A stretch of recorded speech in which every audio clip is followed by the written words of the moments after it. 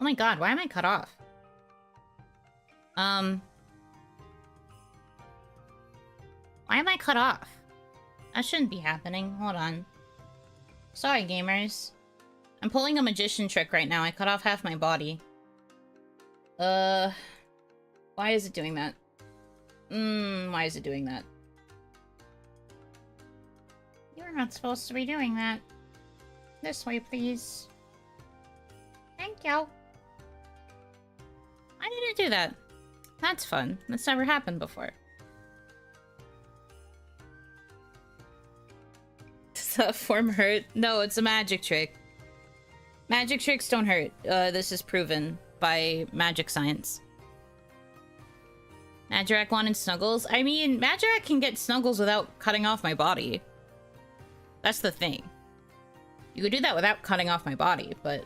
Anyway, whatever. Anyways. Hi. Oh, Hanaki. Did you know that our souls are connected by fate? Well, what do you know? I'm Yuno Hanaki, the one and only Oiran from Yalun. Good evening. Happy OniMon. I'm very tired. Can you tell? Can you tell? I've been going through it a little. No way, for real? Yeah, for real. It's me. Hi. Hope you guys have been good. Hope you had a good weekend. I was about to say you sound tired. Yes, I'm tired. But, like, not in the, like, I'm eepy tired. Just the, like, my brain's kind of tired. I think I'm having a bad mental health day. Which just, you know, it happens sometimes. So, best to power through as best as we can. So, it's just one of those times. Thank you so much. Hi, tired, thanks. I'm dad. Also, Josh Knowles, thank you for the $25 tip. Hope this works. It did, thank you. Thank you, thank you. We can't actually see the total because of where I put the text. Hold on. I should move that down a little. There we go. We're over there now. That makes sense. Did you sleep well after the endurance? I slept for... Let's see, when did I go to sleep? Like, until, like, almost at 9 a.m.? And then I slept until, like, 2. Then I woke up for, like, 2 hours. And then, I took another nap until 6. I woke up right at 6 p.m., which is my dinner time, because my stomach was like, bitch, if you don't feed me. And then I got pizza. And I inhaled pizza. And then, that's about it. The only lights. Have you been thinking too hard lately? Maybe a little bit. I think I've just been doing, a lot of, like, holds my head type of energy. I hold my head when I'm stressed. You guys can't see it, obviously, because this isn't a 3D model and it doesn't track that kind of stuff, but, if I had a 3D model and I had, like, perfect hand tracking, you would see my hand, coming up to my forehead and just massaging it so fucking much whenever I get, like, angy, finky, stress, brain, terrible moment, Shinji. Yeah, I'm Shinji Ikari, actually. I'm actually Shinji Ikari in real life. I get that level of stress and I'm just like, oh, God, sitting in the chair, like, oh, fuck, shit. It's literally me. Me for real, true.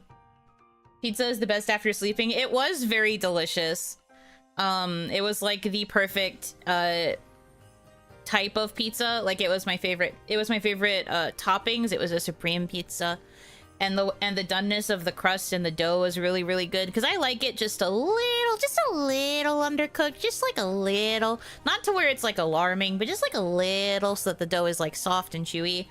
So it was really good quality crust. It was really yum, and all the toppings were good. I was planning to save the leftovers. I didn't. I ate like half the pizza at dinner, and then I ate the rest of it in the middle of the night. Like a gremlin. But it was delicious, and it was worth every bite. Yum, yum, yum, yum.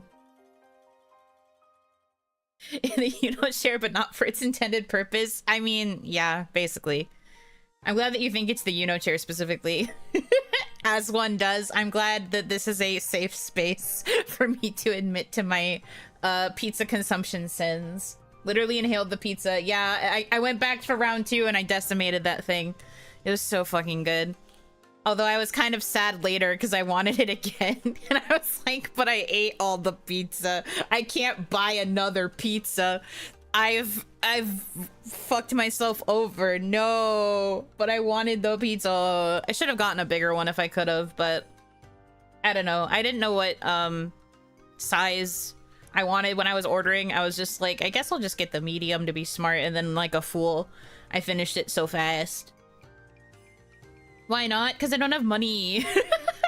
All of my budgeting right now is going entirely towards the rig because I need to pay that off first. And as you can see, we're not at the goal yet. So I can't spend any money until I pay off my rigging. Or I just have to start the counter over again and we have to build it back up to the amount of that is in the goal. And I don't want to do that. I don't want to do all that. I know something silly. One day I did inhale a pizza and later ordered another exactly similar because I wanted more. That's so base. If you have the means to, then by all means you should do it, because I definitely think that that's worthwhile. I've done something similar, but not with pizza. I did it with like a McDonald's order once. I had like really good McDonald's during like early lunch dinner time, and then I decided I wanted McDonald's again in the middle of the night. I don't usually do like 10 p.m. or later food orders or anything, but that was the night where I indulged in a little late night McDonald's. Me and OniMama both did, though. We kind of enabled each other, so we were like, let's just do it. Fuck it, who cares? It was very worthwhile. But I don't usually do it with pizza. Mostly because I am pretty good about saving leftovers of pizza and trying to like portion out leftovers so that they last a bit longer. But I couldn't do it after that endurance. I needed to grip that box for dear life. Gravity Falls as a character wished for an infinite slice of pizza. Everyone agrees it was a good wish. I mean, that's fair. I think it has to be like an infinite, like perfect slice. In my opinion. I don't know if I would, I would have to justify it being like the best slice every time I eat it in order to want that. Otherwise, I think I would just want like infinite pizza box. I think I've talked about this before, but when I was a kid, I used to have this very specific set of wishes that I would ask for from a genie, or like 2 of the 3 basically. But the first one would be a lunchbox that like whenever I crave a food, if I open up the lunchbox, it has whatever I'm craving inside of it at like peak perfection of food. And then I also wanted like a refillable bottle that also filled with whatever beverage I wanted. So I basically wanted to always be fed and always have my ideal drink. I don't remember what my 3rd wish was. I think my 3rd wish was the one that I wanted to save for a rainy day based on like whatever I wanted at the time. But those were always my go-to like first 2 wishes because I wanted to ensure that I would never have to worry about food or beverages for the rest of my life. And it would just like, it would automatically fill. Like if I was holding my water bottle right now and I was just like, what if this was a milkshake? And then it just instantly became whatever flavor of milkshake I wanted. Peak.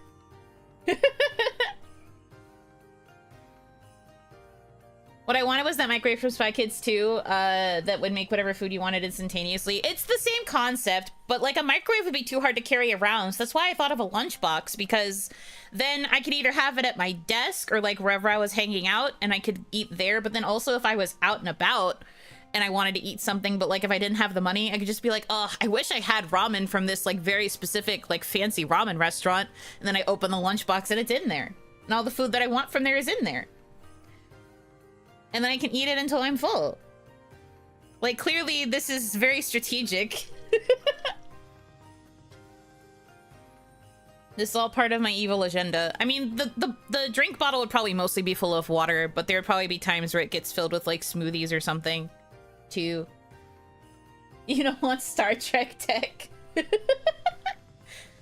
Yes, I do. I want the fancy technology that just takes care of all of my food and drink needs. How do you feel about wishing for a genie with a more open mind towards extra wishes? Considering the 3 wishes is like a very strict genie convention, I don't think that would be possible. Although I do kind of like the idea of doing the first 2 wishes and then the 3rd wish is being used to get like a brand new genie who I haven't made wishes with before, so I get another 3. And then I just keep doing that with the 3rd wish just to like recycle genies, going through the whole genie Rolodex until I've gotten 2 wishes and a wish for another genie from every single genie in existence. Do you understand this theory? Because like 2 out of 3 wishes is pretty good, and then you save your last one for when you're ready to get 2 more. We are min-maxing the wishes from a genie for peak survival.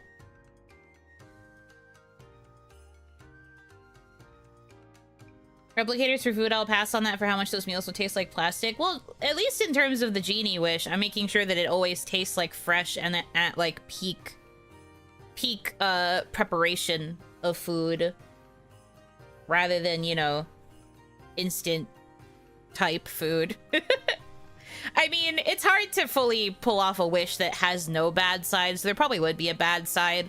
Like the portions in the lunchbox probably wouldn't be that big, but you could just refill it a bunch, so you'd have a bunch of tiny portions.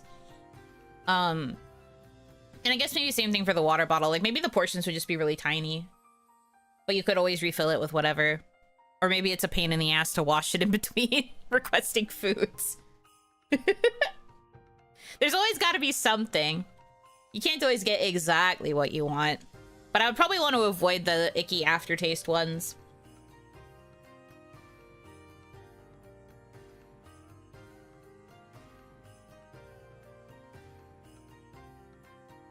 In the show Eureka, they clone the same perfect chicken for food, but eventually it trains everyone's intellect. Oh, interesting.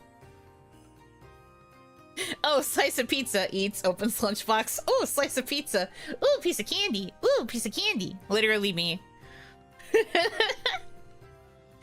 People will never know how much I actually ate because you can't keep track of how many times I'm pulling out a pizza slice from my box.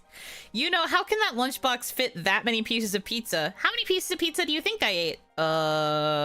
Exactly. Exactly.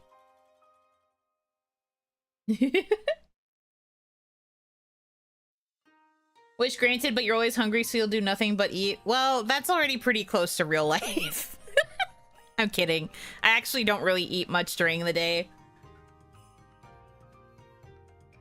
You get the perfect food and drink, but it's 1/10 scale and takes a week to reset. Ugh. I mean, 1/10 scale I could handle.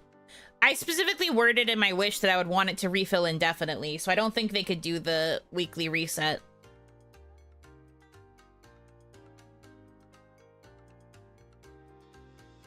They didn't slice it, so it was 1 piece. Me pulling a whole pizza out of this lunchbox. I got this shit. 1 piece. And then I just fold it up and eat it that way. You do be 1/10 scale. Shut up! No, I'm not! I am not 1/10 scale! I hate this place. Can't have anything here.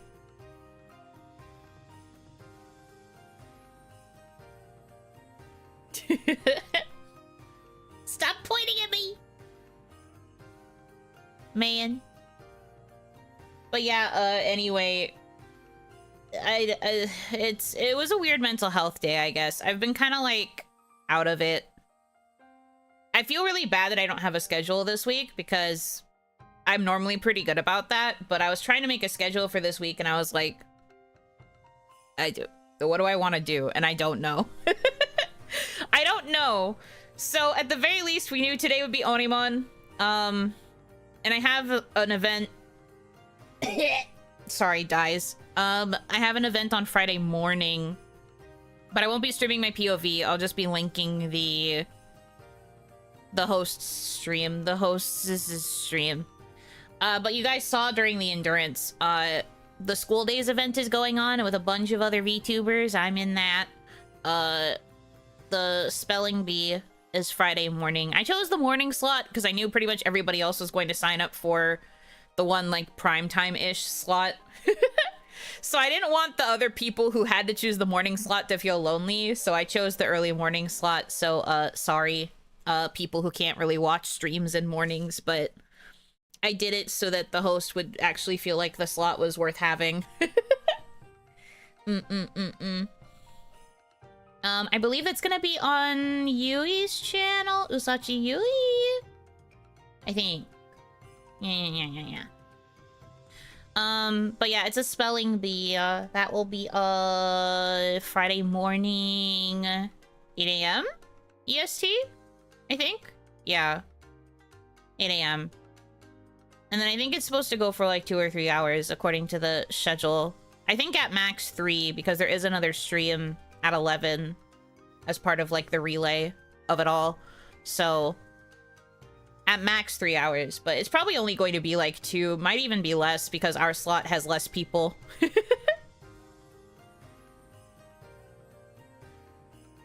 What gave you an ick while making the schedule? I just didn't like it. I don't know.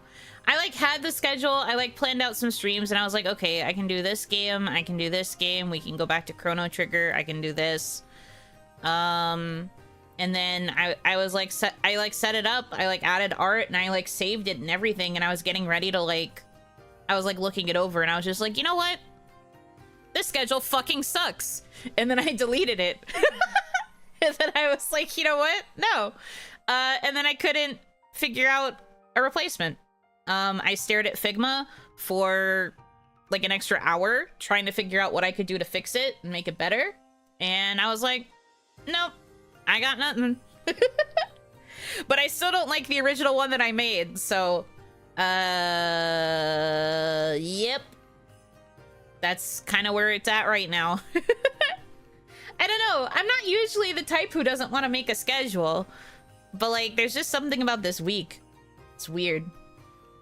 But if you just wing it this week, I'm thinking about that. I was thinking about just like initially when I was thinking about what I was going to do to make up for the fact I don't have like a proper schedule, I was just going to put down slots where I was pretty sure I would have a stream, but I just wouldn't specify what the stream would be. But then I was like, no, that kind of sucks. Because that's hard for like organizing playlists and stuff, like especially if it's a stream where I just do a bunch of stuff in one stream. I guess there's something stopping me from like stopping and starting several times, but I don't know. There's a whole thing, and my brain is a hell that either wants like full organization or full fuck it we ball, and they are currently at war. I'm like, I don't know. It's weird. It's also, I think, partially because I'm worried about the rigging fundraising. I didn't want to do another like freaking raise money type stream. I thought about it, but I really couldn't think of anything else I could do to raise money. And I didn't want to like force that onto people again. I kind of wanted it to be like more just low-key, even though it really shouldn't be because there is a deadline. What are you doing, Yuno, Hanaki? But I didn't want to come up with an idea for that because I was really struggling too, and it was just making me feel too bad. And I don't want to do it if I'm feeling bad about it. I have to at least be kind of confident in what I'm trying to offer, because otherwise there's no point. So I said fuck it, and didn't do that. And then there was like other stuff on the schedule that I was just kind of like, this doesn't feel very good content wise. I think I'm getting a lot more in my head about whether or not my content is good. And like, that's not me asking you guys if you think my content is good, just for the record. But I'm starting to wonder in my head if what I do is good. And so I'm becoming a lot more conscious of like what I want to stream and if I think it would be worth watching or if I think it would be some form of interesting. And I guess currently with the ideas that I've been having, it's not there. I guess it's just not there. So I've been having difficulty coming up with ideas. So I don't know. It's weird, man. I think as long as you know the times beforehand, that would be helpful. Maybe I'll just post a schedule. It's just like stream here, maybe. Don't know. Here maybe. But it also feels kind of bad not being able to, like, give a vague idea of, like, what each stream is, and you just kind of have to, like, tune in for a grab bag. Because I know there's certain people that only like to watch certain kinds of content, too, which is part of why having a schedule is useful, because then you can be like, I want to come to this stream, but I don't have to make it to this stream. Yada, yada.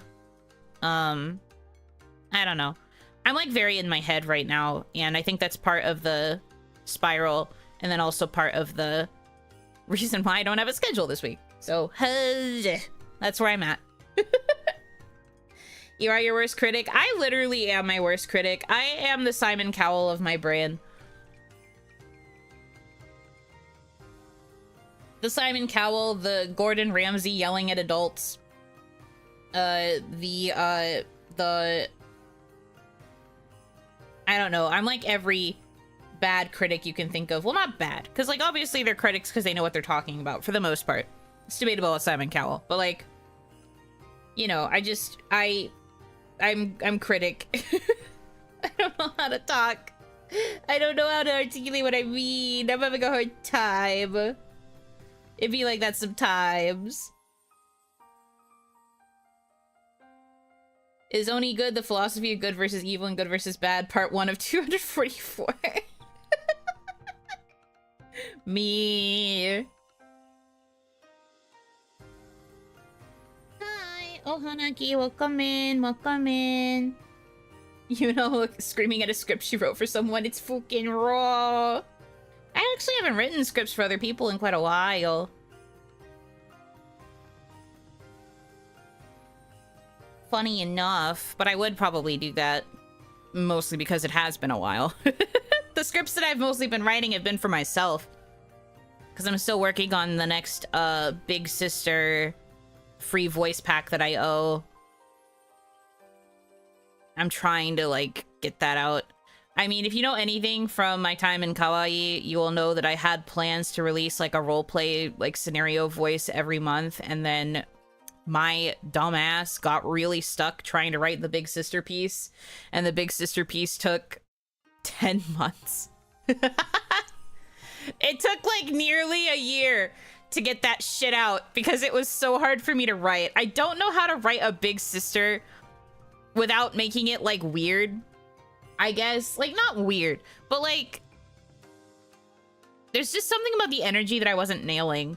Because I didn't really know how to articulate, like, myself as a big sister. I didn't really know how to find a persona to, like, view it through. Like, I just couldn't find the right lens, and it was just taking forever. I was doing literally anything besides working on that project. It was probably the one thing where I was, like, a bad talent. If you asked Sora, if you somehow managed to find him, where he's, like, I think he's, like, staying on a farm for a few weeks. I don't remember. The last time I talked to him, he was like, yeah, I want to go live on a farm and, like, kind of experience rural life and, like, disconnect from the internet. And I was like, you do you, bestie. But, like, if you somehow managed to track Sora down and ask him what I was like as a talent, then he'd probably just be like, Yuno was generally pretty great, except for the fact that she never wanted to finish her own Isan voice pack. Because that was probably the biggest point of contention for us. He would always check in on it during our meetings, and I'd just be like, it's fucking empty. That's probably the one thing that he'd be like, nope, not very good at that. But, like, we didn't really push for it very much.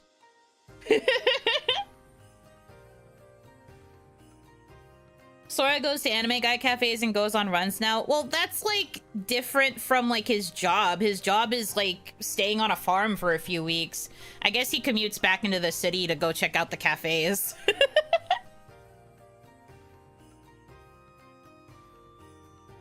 That was literally me every meeting. I'd just be like, oops, guess what's not done?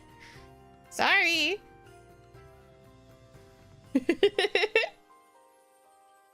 The farm has cats. Yeah, it does. It does have cats. I saw a couple cat pics. They were quite cute. Anyways, hi, Kaya.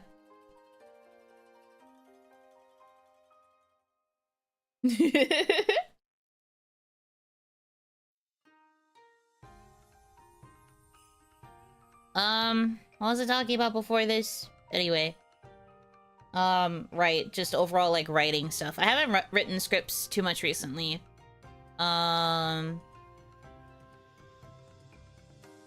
have written something recently, but that's not going to be out for a little while longer, I think. And I can't talk too much about it. There are secrets. But I do hope that that comes out soon, because I'm hype about the work that I did on it, and I hope that people think that it's cool when it releases. Yeah. Hello, Yuno, the anime angel girl. Angel? What? I'm an Oni. That's literally like demon adjacent. I am not an angel. Definitely not an angel, but thank you. It's like when the dentist asks if you've been flossing. I think my actual answer when I went to the dentist, like around that time when I had to get my wisdom teeth pulled, they asked my frequency of flossing, and I was like, not as much as I should. I tried to be very polite about it, which, to be fair, I had been like kind of keeping it up. I got better after that particular appointment. Because they were like, you should pick it up a little bit. And I was like, okay. I can't imagine you holding a more shocking secret than the Bustafellows video, not gonna lie. Well, that's because with the Bustafellows video, I was literally working on that while simultaneously telling you guys that I couldn't take a break until Bustafellows released.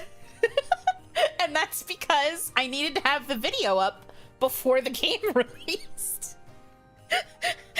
It was very funny timing, all things considered. But you guys knew about the fact that I was planning to take a break to play Bustafellows too. So that was something that's been hanging over our heads as a channel for like ages. That's what made it funny, personally. Like the fact that you guys knew that the break was going to be coming, so I had to keep acting like it was. But then I also had to play the game early. It was very funny. The last time I flossed, you did it. Ugh, I mean, that's not true. I do make an effort. The thing is, for me, like, the flossing was, like,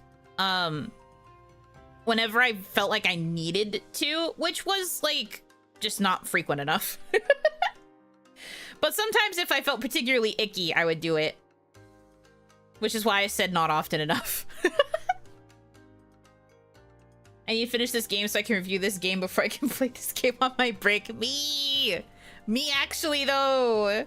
Well, I needed to play enough of the game to be able to give it a review. I had not finished it by the time the review... when I was recording the review, I was only a little bit in. And then, by the time the video was actually up, I had finished the other two routes. Or, not the other two routes. I think I finished one more route.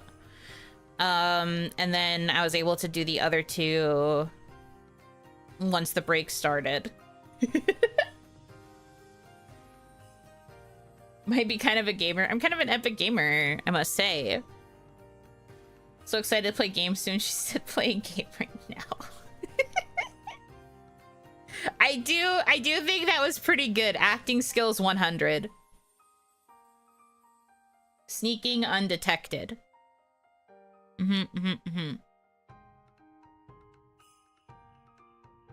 But no, it was good. I'm glad I kept it secret. I think that made it a funny reveal. I technically didn't have to. I didn't sign an NDA for that project. I could have just like announced that I was gonna review it early. But I thought it would be funnier to keep it a secret and then just be like, surprise, I'm going on break, but I've already played the thing that I said I was going on break for, so this is just a real break. Offering. Thank you so much. Daniel Smith, thank you for the $20 tip.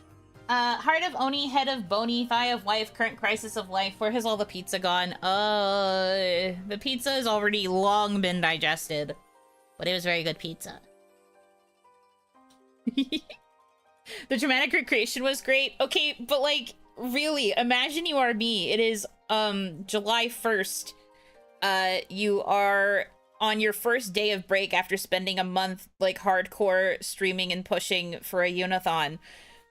it's your first day at your desk getting to just chill without having to worry about setting up for a stream, and then you get an email from literally the P-Cube Asia, not through Keymailer this time. Last time I was contacted through Keymailer to play the demo. This time it was a real person from the team of P-Cube Asia being like, "Hi, Yuno, would you like to play all of Bustafellows 2 early so that you can publish a review?" And then exploding, because that is what happened to me. That is truly what happened to me. They literally just fired it at me, and I was like, what the hell? I've never been more shocked in all of my days. That was truly shocking. Like the last time I got the Keymailer notification during an OniMon, actually, like several OniMons ago. I got the notification from Keymailer that someone on the PCube team wanted to give me the code so I could play it and like showcase it for Next Fest. And that was like exciting. You guys heard me freak out a little bit there, but I didn't want to say anything then because I wanted that to also be a surprise. But this time around, I literally was just like, I did scream. I did a big yell. And then I like screamed at Hitomi. Just like, "Hitomi, you won't believe it. Hitomi, please. This is crazy." It was awesome. And that had low-key been one of like my biggest goals, was to get a chance to work with P-Cube to showcase Bustafellows. I just didn't think I was going to achieve it so soon. Like at the level that I am. I was very surprised. I thought that would be something I probably wouldn't be able to achieve until I was way bigger. So I still think it was pretty awesome. That means wife is now part pizza. Yeah, there's probably a good amount of pizza in there. I was slapping my thighs in case you couldn't tell. It was awesome. I'm glad you liked it. Speaking of mother, is she back from her trip? Yes, she came back yesterday evening. A bit later than both of us thought she was going to, but she is back now. She went back to work today. R.I.P. Back to the grind immediately. But yeah, she's back. Thank you for asking about her. She had a fun trip. Had good time.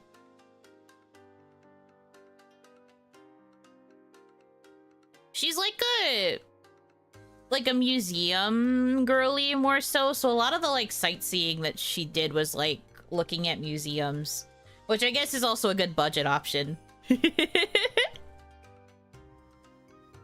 Didn't hear that very well. Can you do it again? Oh my god. Okay, hold on. All right, I've moved. You're not going to believe me, but I'm like pointing my mic down, and I'm already sitting cross-legged, so now I'm just moving the mic closer where my thigh is, okay? Thigh slapping ASMR. This baby can fit like 3 pizzas in it. Aw, yeah. They're happy? They're happy? Ow. Smacked it a little bit too much. Anyways. But that was the thigh that doesn't have wife on it. Sorry to disappoint you. That was my right thigh. With or without stuffed crust? Probably 2 with, 1 without. Wow, 3 entire pizzas. 3 pizzas. No slap big wife. Yeah, I did not slap your wife. You're welcome. The right thigh is the one that got the sacrifice there. There is no smacking of wife today.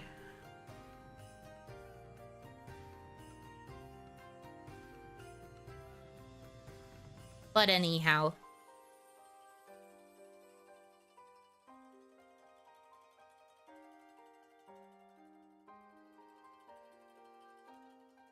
Well, no, I'm glad you guys enjoyed the Bustafellows review when it came out. worked very hard on that because I had to not only play the game to get the footage, but I had to, what's it called? I had to also, like, write the script at the same time, and then I was like, how much of this should I play? I don't know if I'm going to have enough time to beat it. How much do I need to have played in order to have enough of an understanding of what happens in the game? So I was definitely, like, stressing out about it in the background. But I'm glad it turned out good. I think it turned out okay, even though I didn't fully finish it. My one regret, having not finished it, was that when it came to talking about the side characters, it was a very surface level analysis. There is a lot more to all three of those characters that you don't find out until the frickin' endgame epilogue. Ay, ay, ay, ay, ay, ay, ay. But that's still spoilers. I don't know if we're in a point where I can spoil. Game's technically only been out for like a month. Is that normal for a spoiler embargo to go bye-bye? I don't think so.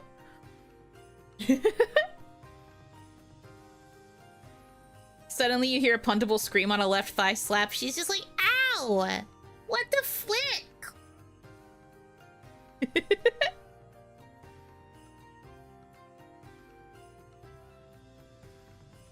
I wouldn't do that to her. I am not going to smack the child.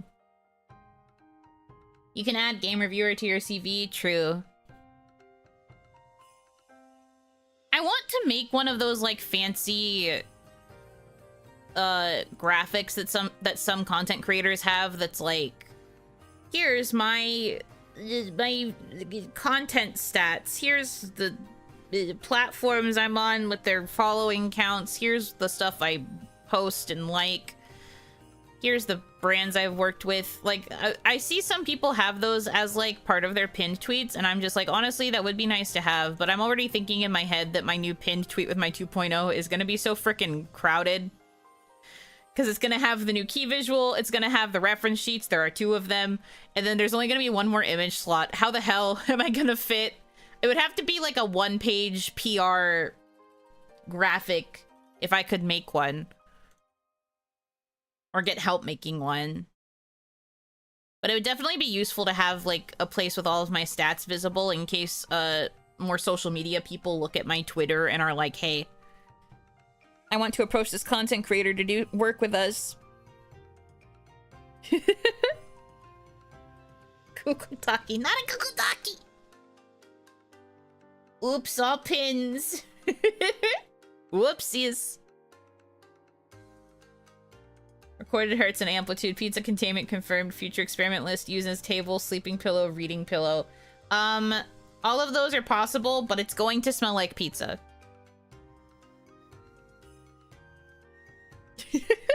I'm joking for the record. I smell very pretty.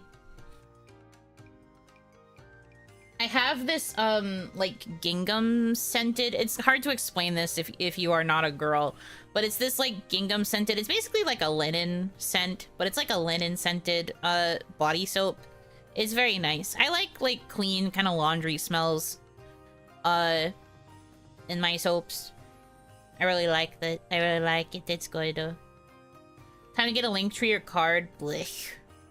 People don't really spend that much time on cards.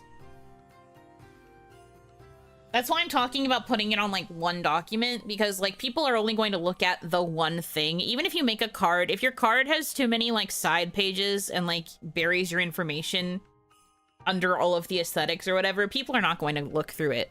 They just won't. You can wish that they will, but they won't. They won't do it. So, I already kind of have that in my head. It's better to just, like, make it as, like, front-facing as possible. It's like how, you know, people, when you submit your resume to jobs, they won't really, like, dig too deep into it, which is why they want you to put all of your resume information on one page. 2 maximum. It's, like, it's a whole thing. You want to make the information accessible and just, like, all there right away. And I feel like things like cards or link trees just kind of obscure it a bit too much. A little bit too obscured for the average person.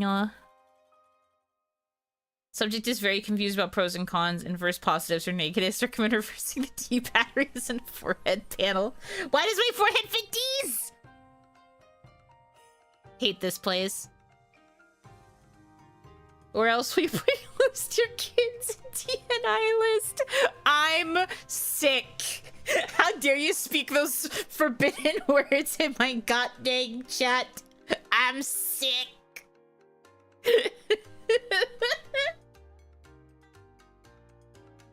Only one page whips out comically large resume page. I mean, like doing the VTuber intro song. I mean, VTuber intro song is like very basic information about like the VTuber concept, less so than like the actual VTubers content. Yeah, it's concept over content. It hurts to type such words. Speaking the dark magics to me. I can't believe this. Freaking DNI list. What the hell? Nah, dude. One page equals 5 papers taped together vertically. Ugh. It like wiggles like a snake, or like it. You know those really old magician's tricks where they reach into their hat and they just pull out like infinite streamers? That's you pulling out your resume. It's just page upon page all strung together.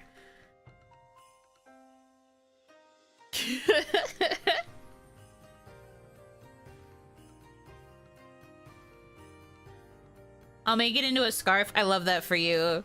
Wear it like the fashion statement that it is. Surely that has to get their attention and make you memorable enough that they'll call you back for round 2. Maybe even round 3 if you're lucky. Have you guys seen that? How people have been like talking about how job application and like interview processes have gotten so annoying. Even if you make it past that initial AI scan of your resume, you then have to do like freaking 3 interviews and like 2 take-home tests and then like 3 personality evaluations, and it's just like, why do you need all this?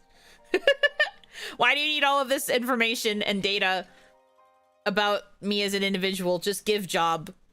Have job, I want job, give job me, please. Oh, to become a Wendy's fryer. Yeah, that's the crazy thing. They're doing all of this shit for like jobs that were supposed to be considered lower tier. I mean, you should not consider food workers lower tier. I'm going to say that now.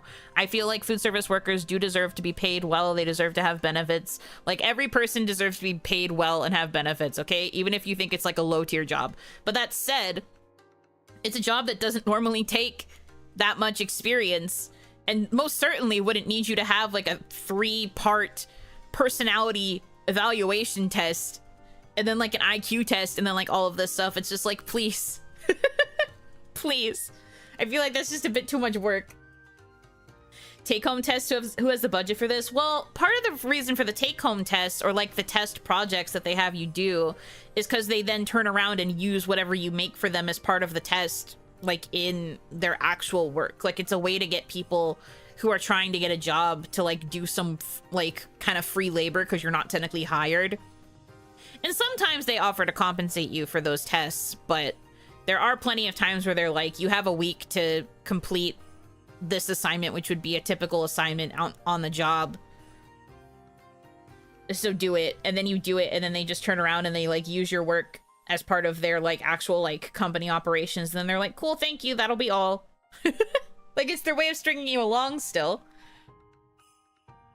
And then these companies then turn around and are like, all right, time to not hire you after making you do all of this testing. Makes sense for like programmers and stuff. Well, I've also had to do stuff like that as like an editor getting editor jobs.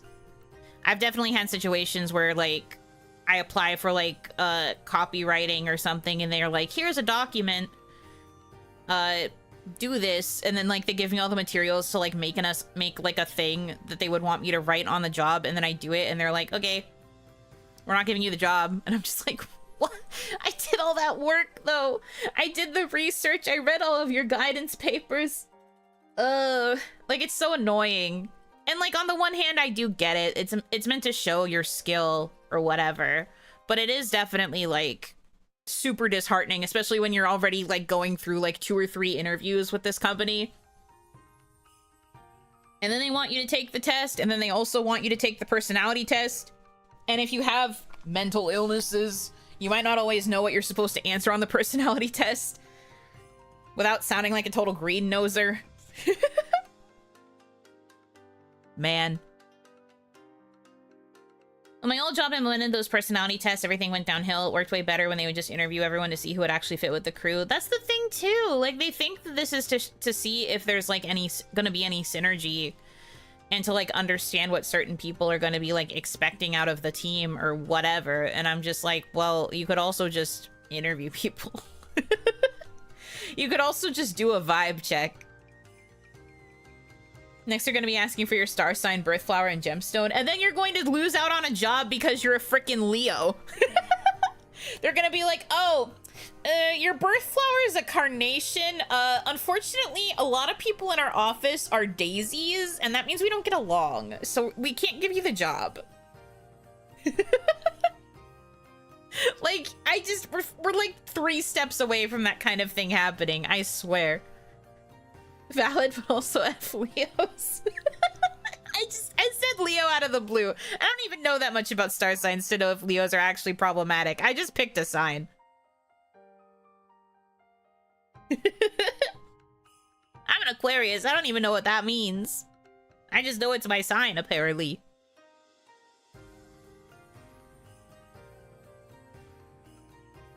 If someone asked me something like that, I would just walk out of the interview and you'd be valid.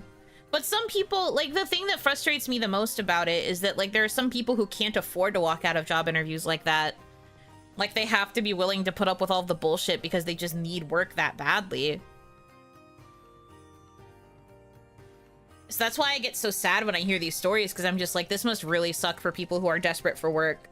And they have to go through all of these hurdles, and it's, like, very exhausting. Like, there's, like, a phrase that goes around that's, like, applying for jobs is in itself a full-time job, and honestly, with the amount of like effort that has to go into preparing for job applications at this point, I can't say I blame them for feeling that way.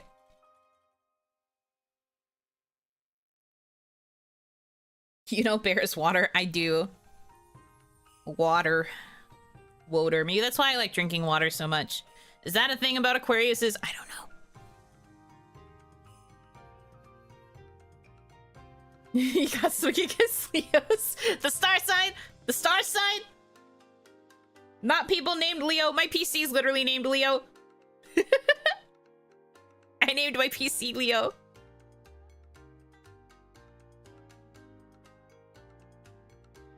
I got my current job as a Porsche mechanic by walking in and asking, are you hiring? I brought my own tools. Damn.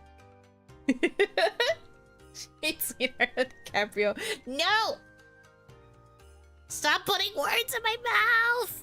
I don't want them in there, Tuli! Get them out! No. I didn't say any of that. No. I didn't say any of that. Man.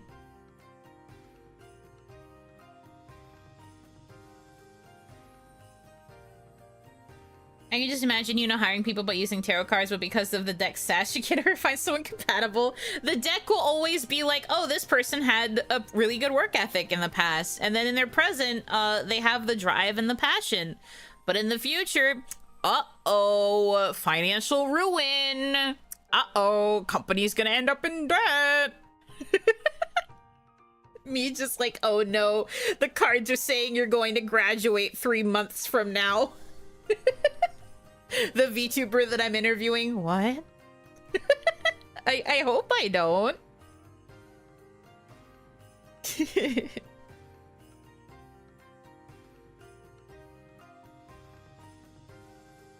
All the other zodiac signs get cool people and animals, and us Libras get a scale. I mean, hey, scales are cool.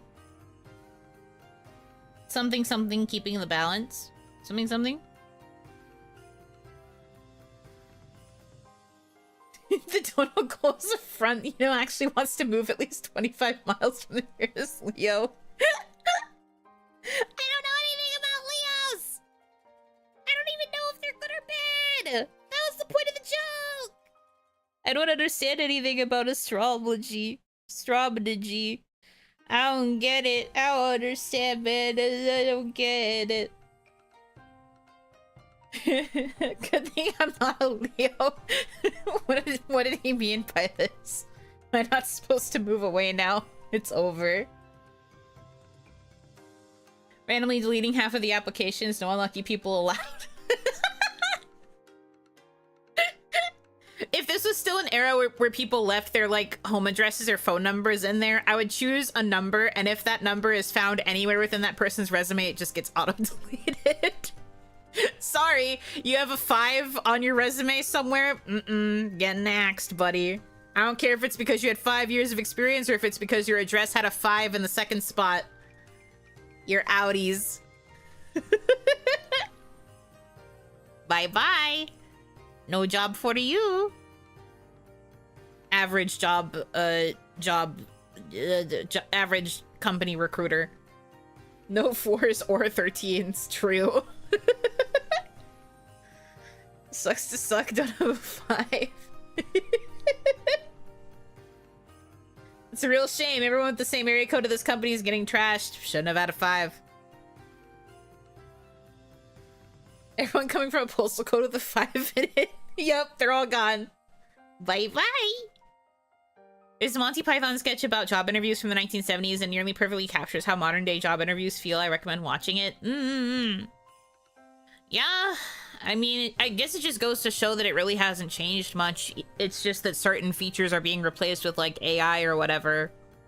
Like the AI scanner for resumes or what have you.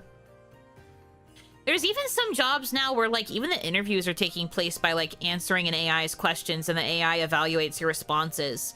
And because we all know this, all the AI does is, like, glaze you up afterwards, even if you don't get the job. But the AI will be like, oh, you did so well answering the question in this way. I really like how you articulated blah, blah, blah, blah. I think that you answered very nicely to blah, blah, blah, blah, blah, blah. And then you still don't get the fucking job because the AI didn't give you any criticism. Because AI's job is literally to just tell you what you want to hear all the time. I'm crazy. I'm crazy and I'm jaded and I hate the job market. Enough of this. Oh, Hanaki, welcome in. No job for you like the soup guy from Seinfeld. That's really just what it amounts to. It's so crazy. Crazy stuff.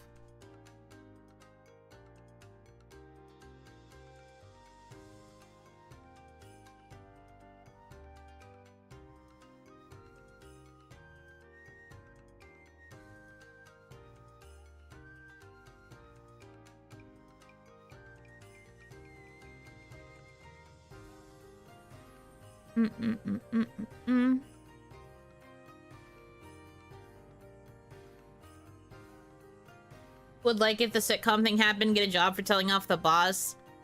Yeah, you would think, but like any sign of insubordination in these companies are so just like terrified of you. Which again is proof that we all have the power, but meh. I don't have to worry about AI, my skills are art and programming. Oh, never mind. It's over. It's never been more over. Art, writing, programming. Don't remind me. I mean, I've seen the... pardon the pun, but I've seen the writing on the wall with, like, writing getting overtaken by AI even before things like ChatGPT became way more common. So I can't say that I didn't anticipate it, but it's still bad. Don't like it, still bad. But I definitely saw it coming. Yeah, but Tish, all that stuff. Just finished dinner, yummy. I hope you had something good. I had a really filling breakfast, and so I have not really been hungry for dinner. But that might change in, like, I don't know, a few hours. I might end up having to eat something late at night. Luckily, I've got food at home.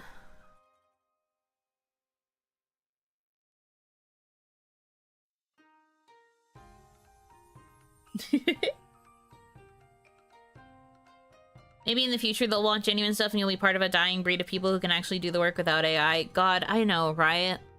I don't want to say this because it's like kind of a bummer, but I guess since we're talking about bummer topics today because of the bad mental health day, I will.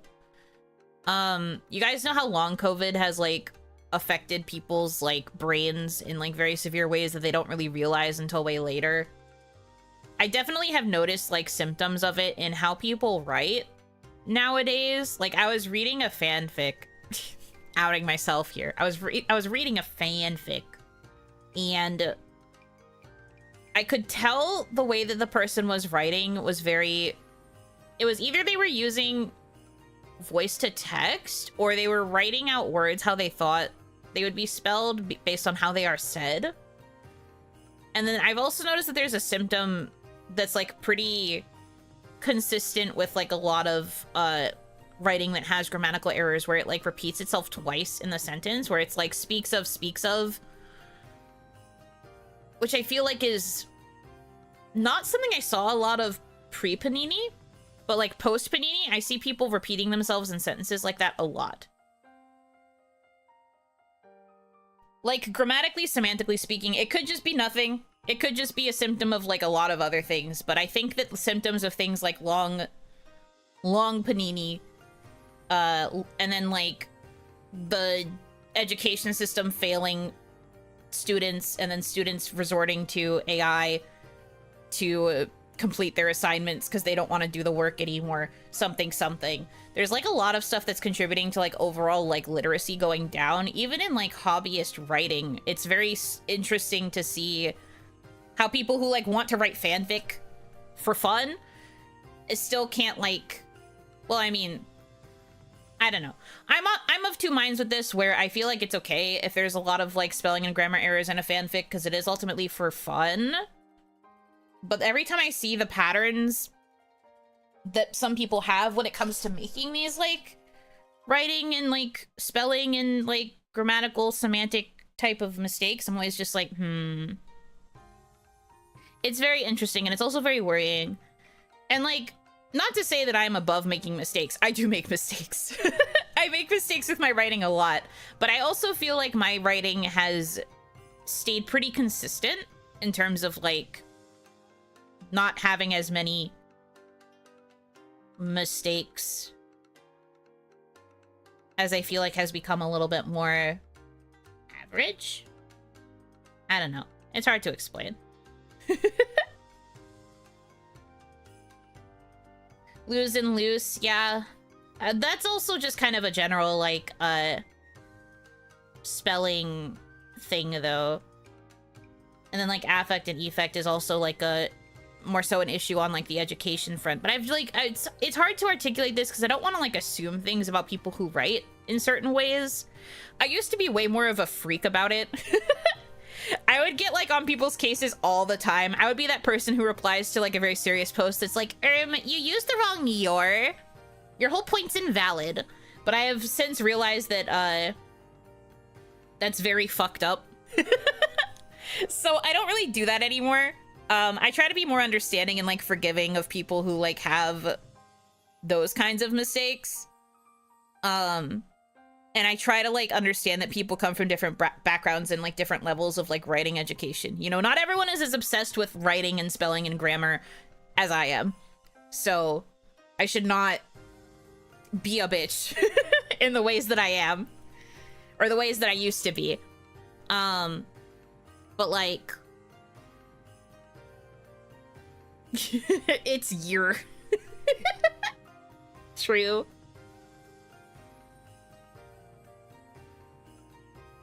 Minor spelling mistake, USP Leo. Shut up! I don't know anything about Leo! It's over. People rely too much on spell check, but spell check won't detect if you're using the wrong word, only if something isn't a word at all. Yeah. And then there's also the fact that some people rely on things like Grammarly or those other kind of like more AI focused spelling and grammar checkers. And like things like Grammarly, can detect things like, oh, you're not using a formal, you're not using present tense, or, oh, you can make this part more concise. Yada yada. Like, it's that kind of stuff, but then that can also, like, really frick over your writing and make it sound improper. Like, there have been several times where, Hitomi will be writing, like, a reply to something that the two of us are, like, working on together, and then she has to take screenshots of the stupid things that Grammarly tries to tell her to correct it to, because it's just so completely wrong. And I'm just like, well, that's because they've started changing their algorithm, so instead of actually being based on, like, grammatical concepts, it's now learning AI style. So when people correct it, it assumes that that is correct now, and it leads to the AI making a lot of mistakes where it should not be. And it's like getting bad. So now Grammarly isn't even useful because sometimes it corrects you with something that just isn't even right. I don't know if I can find a specific example. I know she's like sent a lot in the past. I don't know if I can find an immediate screenshot though. Let me see if I can find something. But there have been examples of it being like really bad.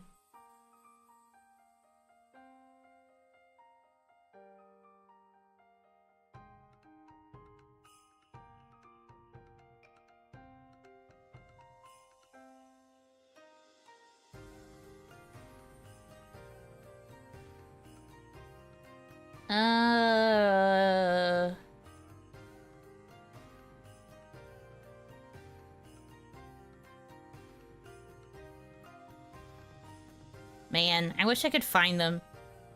It's so hard to find, like, specific... Oh.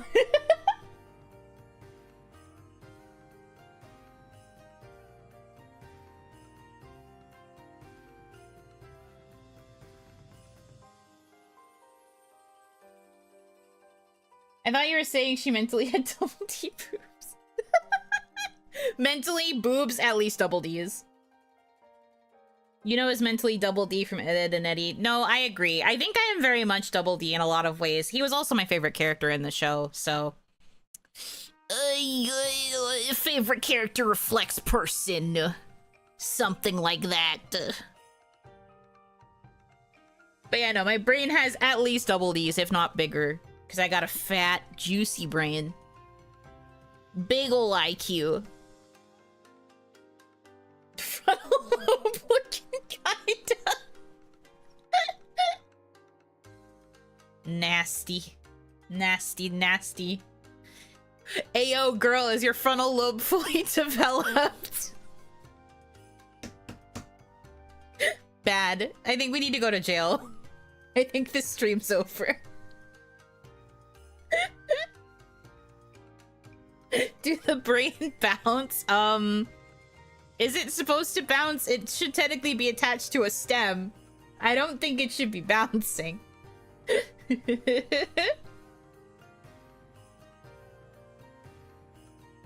Mentally, a TT is getting bullied. I mean, is that not a sign that I am a nerd? Literally, my whole personality is so nerdy, I'm getting bullied on a regular basis. So mentally, a DD makes sense. If it's bouncing, that means you're receiving serious head trauma. That's what I mean. It shouldn't be bouncing. What that medulla oblongata do? What's an oblongata do to get a peek at that frontal lobe, girl? With Riz.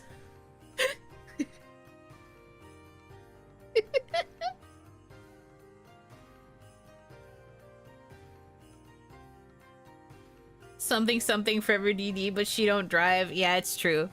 That's what DD stands for, actually. Doesn't drive.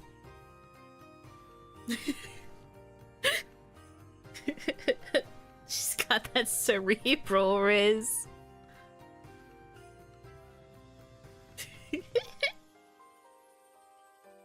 I can't.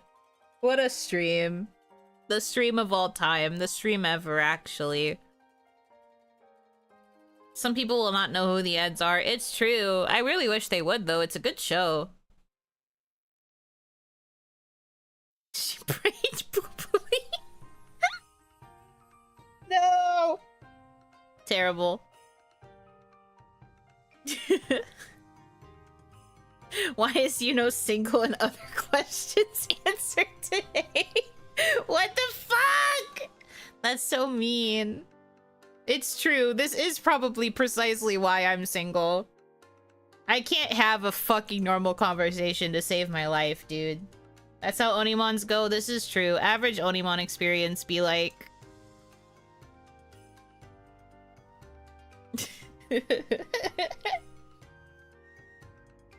Also, she prefers to watch. I mean, that's a whole separate issue. That's a whole separate issue.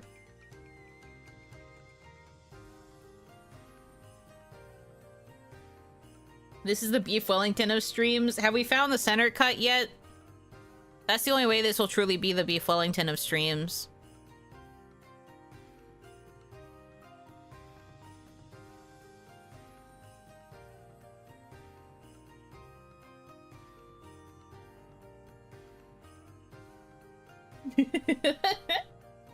What does that even mean?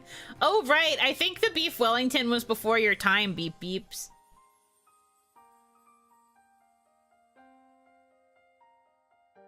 That's crazy. We have someone here who doesn't know the Beef Wellington lore.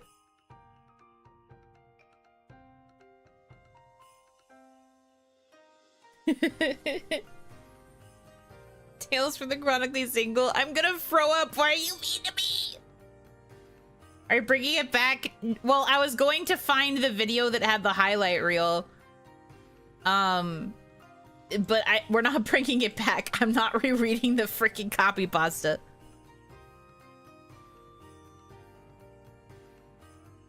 Where can I find it? Let's see. Nice, it's just a clip for an easily digestible version. I know, it's what I'm looking for. I don't remember if I still have it saved. I mean, I should. Let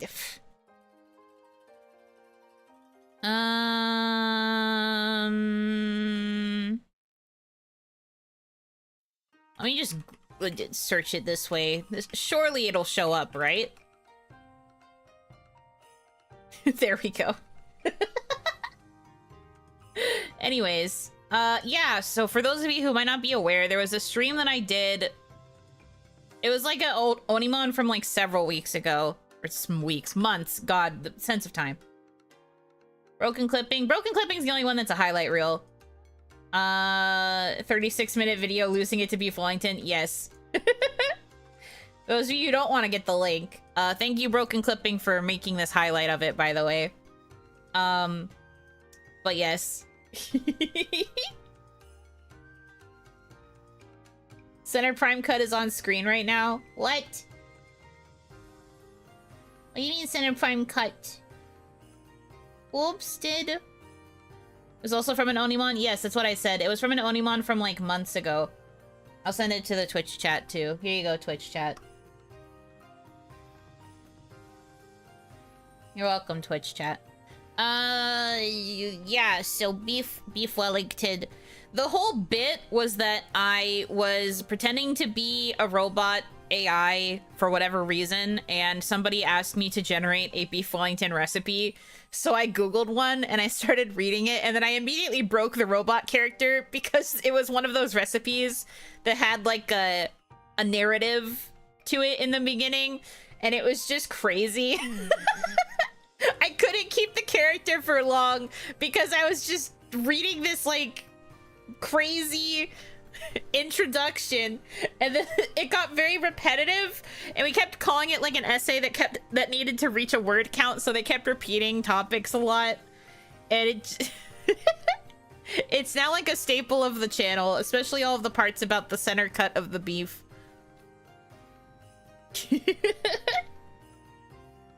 It's definitely very long. The fact that that even abridged its 36 minutes is awful. I think it's on the copy pasta Reddit. No way. No way I made it to actual Reddit. I don't believe you. I don't think I made it to actual Reddit. I don't believe you. What? I don't believe you.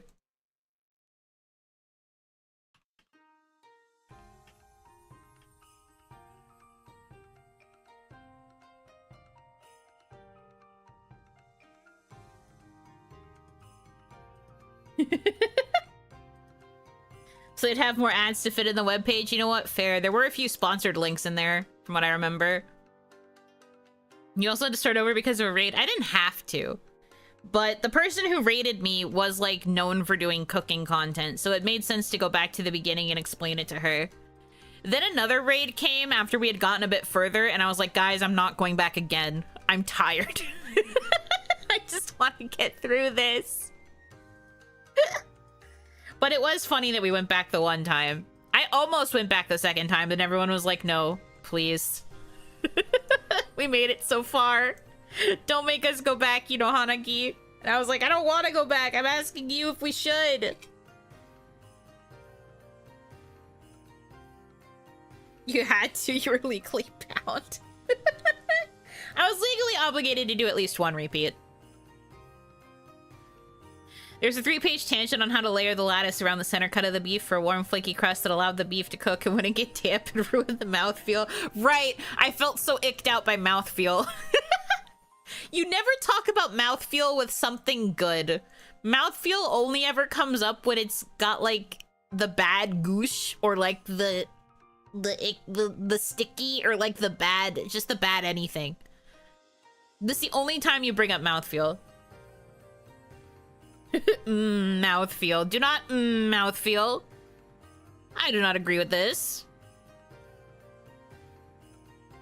I do not agree with this. The mouthfeel of that interview. Yuck. Except the mouthfeel of Yuno's horns. Yeah, the mouthfeel of Yuno's horns is ouch, stabby, stabby. I forgot how much dampness is brought up. I've heard mouthfeel brought up by someone when talking about making out. Sorry, I gagged. Tea reviews mention mouthfeels. Bleh. I don't really like tea, so that tracks. I'm really only an iced tea girly, but I'm the same with coffee. I don't like hot drinks, so I don't usually have to care about things like mouthfeel. I'm just like, is yummy? Good.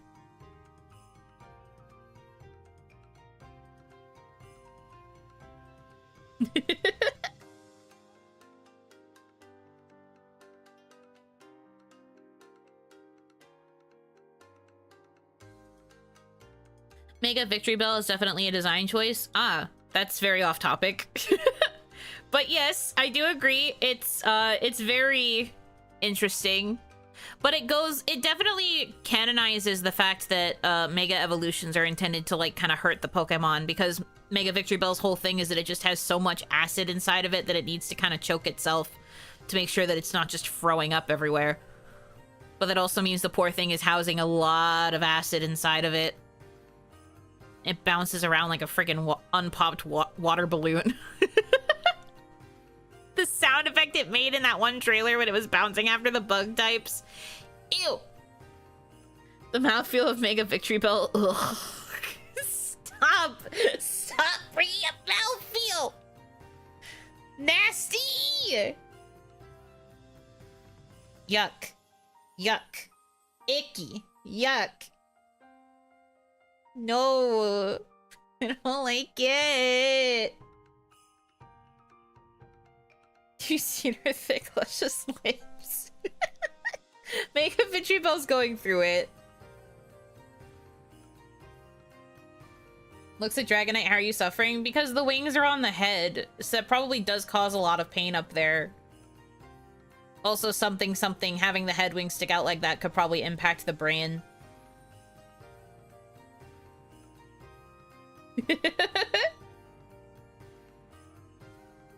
I wonder what Limbo's mouthfeel is. Please do not wonder about my husband in front of me. You're not putting your mouth on him. That's mine, man. Trying to think of a joke to describe the mouthfeel of this stream, but I keep repulsing myself. Yeah, we're not describing the mouthfeel of this stream. Also, this stream is only like an hour and a half in. We don't have to have a mouthfeel yet.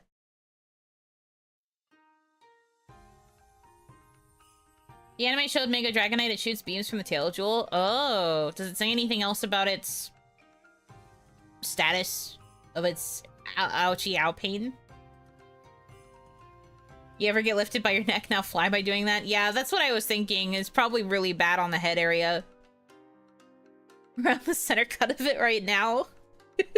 Only mouth feel I want to feel is yo mamas. Hey, yo. My goodness. Dockies do have that peach fuzz texture. It depends on the quality of the pillowcase. Sometimes you can get like a really smooth pillowcase and then it doesn't have fuzz.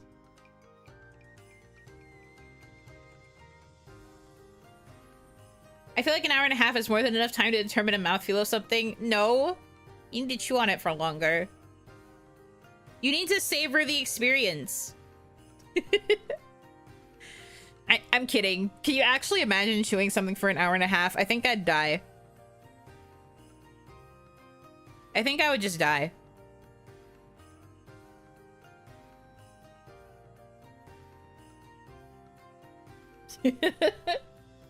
Me deciding on the mouthfeel of a jawbreaker. That's fair. Yeah, I was gonna say, even if you suggest gum, that's too long even for gum. Gum maybe only lasts like an hour tops.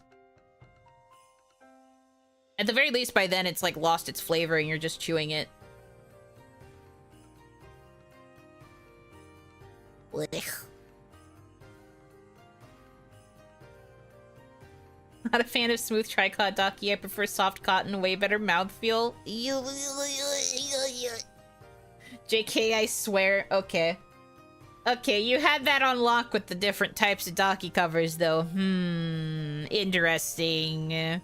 Interesting. I'm gonna file that away. I don't know how much I believe you.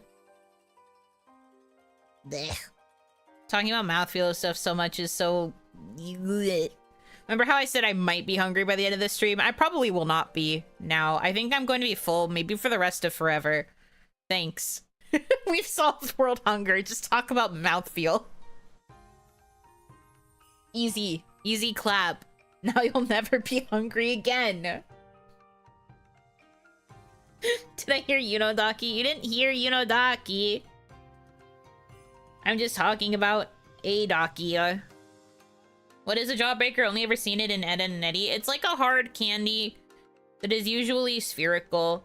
You're not supposed to chomp it or chew it. You're supposed to just hold it in your mouth and let it like dissolve.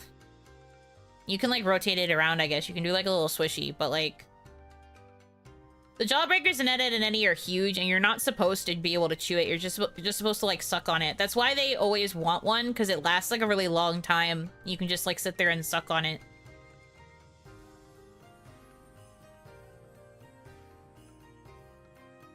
I agree they are low tier candy though. They honestly are not that good, especially because they just have to like sit there. It's kind of blech.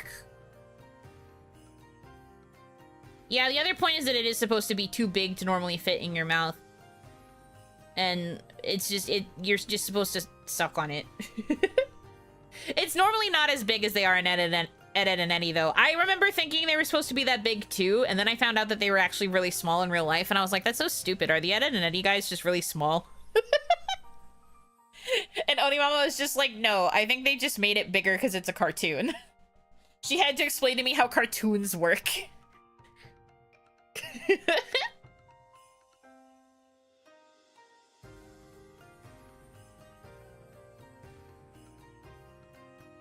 Make sure Ed really is that small. True. Ed is, I think you mean, Eddie.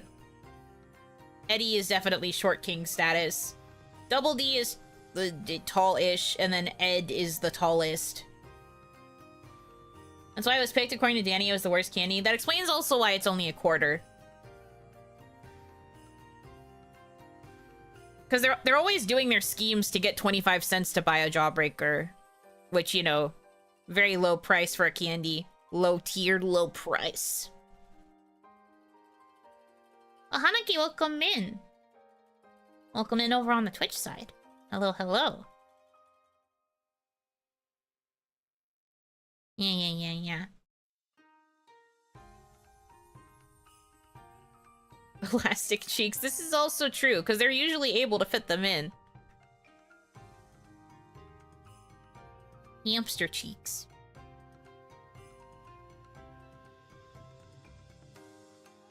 Good show. I think I've mentioned it before, but that was one of the few cartoons Onimama actually liked watching with me. She didn't normally watch a lot of cartoons with me. She usually kind of hated most cartoons that were on TV. But she actually liked that one. I think I've told you guys this before, but it was between, she liked Ed, Edd and Eddy, and then she liked Ninja Turtles. Teenage Mutant Ninja Turtles. The, like, 2005 version? If that means anything. But that was the one that she liked.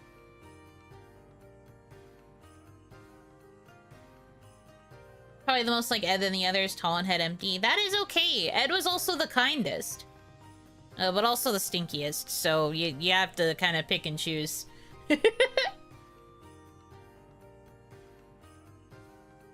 Remember Mythbusters episode on the dangers of microwaving jawbreakers because it might make them explode? There are a lot of things that can explode in the microwave if you microwave them incorrectly. I thought classic TMNT. Nope. The one that I watched was the 2005 cartoon. But Onimama liked that one.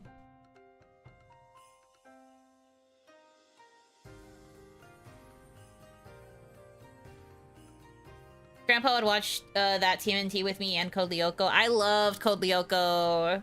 That one was always an after-school show, though, so I didn't really watch it with Onimama. I would watch it in my babysitter's place.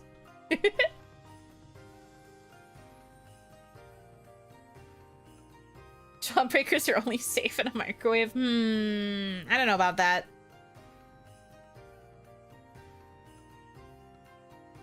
Never watched Ed, Edd and Eddy was too old. I think you'd still like it. I think it's a pretty timeless cartoon. All things considered. I liked it. Watched classic TMNT as a kid. I never really watched the classic. I always try to avoid dating myself too much, so I'm trying to not give too many specifics of things that were airing or the age that I was when I was consuming them. Was Shaolin Showdown during your time? Yes! I do love Shaolin Showdown. I found out the other day, after talking about Shaolin Showdown randomly with, Lynn and I think Kaya was part of this conversation. At the very least, I was talking about it with Lynn. We discovered that there was like a new series, season, something, that they made for it, but apparently it was like reportedly very, very bad. And I was just like, that sucks. I loved the original. But apparently the new one is bad. New series bad. But like also, I think you could say that about most things.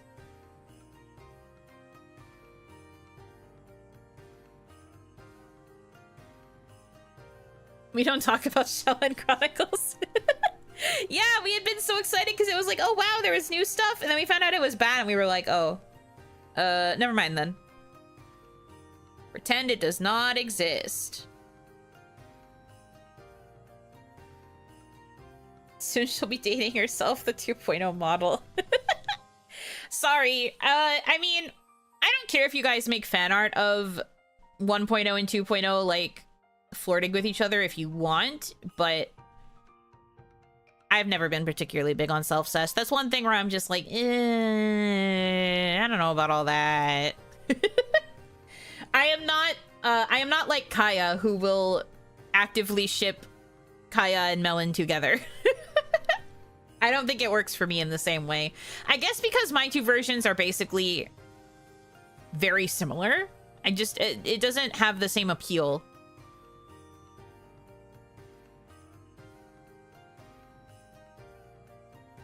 Couldn't get the trademark from any of the Shingongu and they made Dojo yellow for some reason. I remember seeing the screenshots of him being yellow and I was like, why is he yellow? Kaya made so obsessed. I like how that's the main, not the fact that she will kiss literally every woman that isn't me. It'd be like kissing a mirror, not that I'd know. Kissing a mirror is cold, not that I'd know.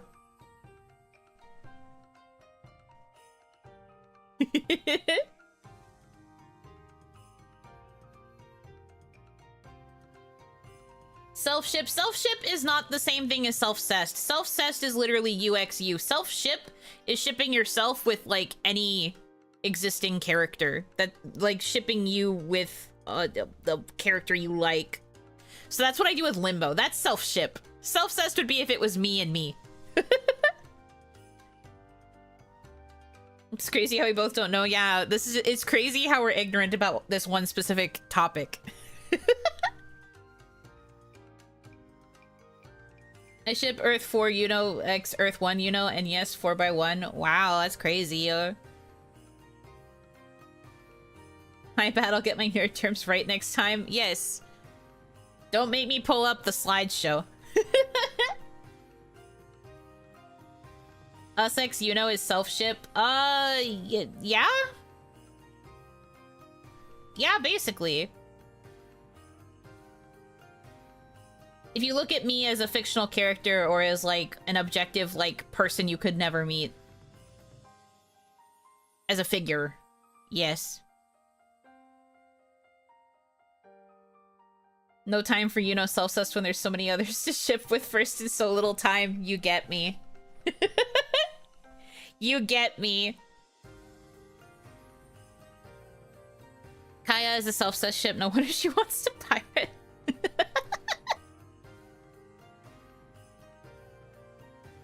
I mean, I don't know if she's necessarily, like, all in on self-cest, but she seems open to it.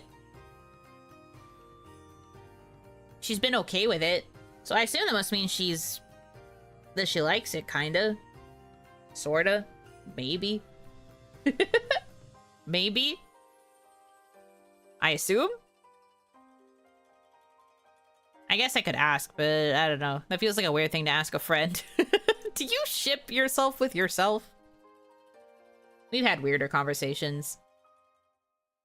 She very much welcomes it. It's true. But like I said, she'll kiss basically any woman that is pretty and also not me. I think the only time she'll put her foot down is if anyone tries to ship me with her. Didn't she draw it herself? I mean, yeah, but that doesn't mean that she ships it. At least not in the same way. She knows that a lot of you are into it. So she might have just been doing that to pander. Who knows? You ship yourself with yourself. Also, can I watch? Ew, I wouldn't watch. No thanks. What if she puts her head on your body like that one Twitter thread? I guess that does make her me in a way. But like me if I was yassified. Because I don't know if you've noticed this, but the Kaya Nishikino face is rather yassified because she's wearing a lot of makeup. This face, I'm not wearing makeup. That's yassified, you know.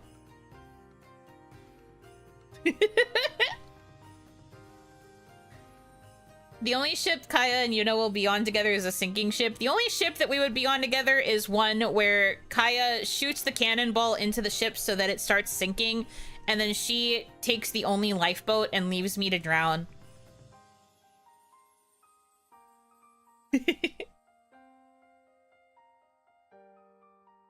Wasn't there a Greek god that did love himself? Yes, Narcissus. That's where the term narcissist comes from. Sorry, I should enunciate. Narcissus, which is where the term narcissist comes from. I had to emphasize the T there because of my accent. They made it God after a word. Other way around. You got it backwards, buddy. It's okay. Just other way around, bud. You got it. You got it. You're there. You got it. Kayuno x Yuya, best crack ship. Fair enough.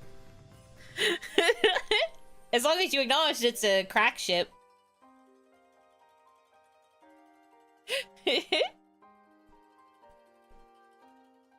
Oiran with no makeup. Yeah, I don't have makeup. I mean, there's like a lot of things on this model that are not super Oiran coded. So I'm not that surprised. I will say though, I saw a video of like an actual Oiran procession the other day because Hitomi linked it to me and was like, look, it's Yuno. And I was like, oh shit. And the thing about it was that the geta that she was wearing are actually thicker than mine. Isn't that crazy? So like the thickness of my geta isn't even accurate. Can you believe? Can you believe? That was crazy. Hold on, let me see if I can get a screenshot of it. Let me get a screenshot of these freaking geta, because it was crazy. The long way or the highway? The highway. They were very tall. Hold on.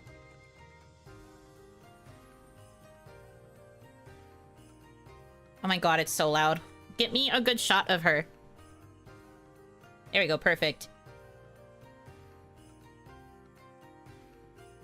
It's gonna look kind of small, but trust me, you'll understand.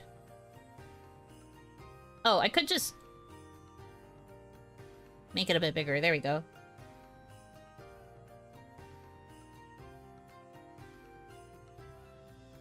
You're so tall.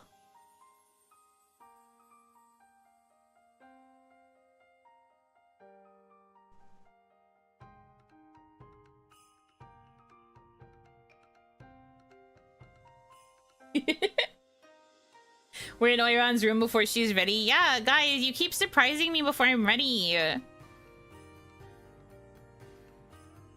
How could you do this to me? I'm not prepared.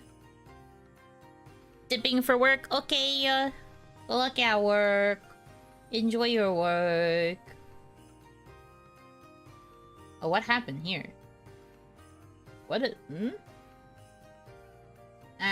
Okay. Sorry, I'm trying to figure out what the heck I'm organizing my files with.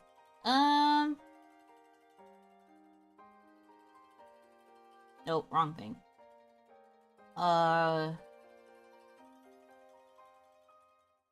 Where? Ah, here we go.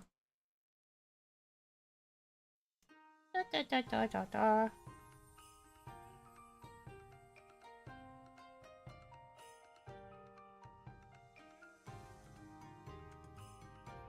Where is it?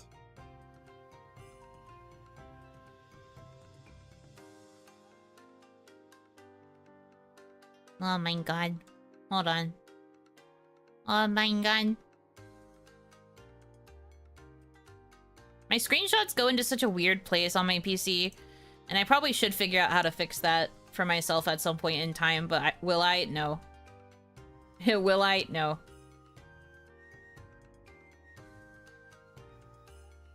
No, not what I wanted.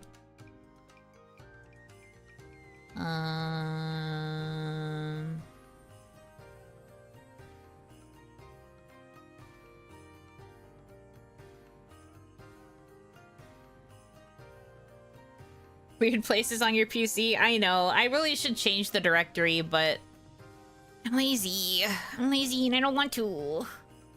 I'm lazy. It takes a lot of effort. Bleh.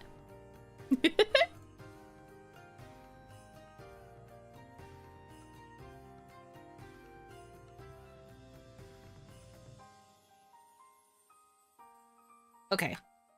I know what it is now. All of this to show a singular image. The things I do for you guys. You understand? You understand how much work I do for you?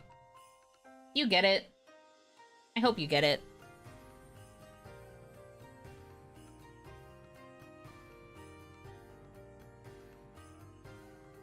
Okay, this is like mid-procession while she's like doing like a swerve with one of her feet. Look at how tall those things are. That's taller than mine. Cinder block looking ass. Tall shoe. Yeah, so you can't make fun of me for my geta because they're like smaller than this one. Basically stilt at that point. I know, they're crazy. They get so tall. Look smaller. They're not. The inside of my geta is like 2 levels. These are probably the equivalent of like 3, if not 4.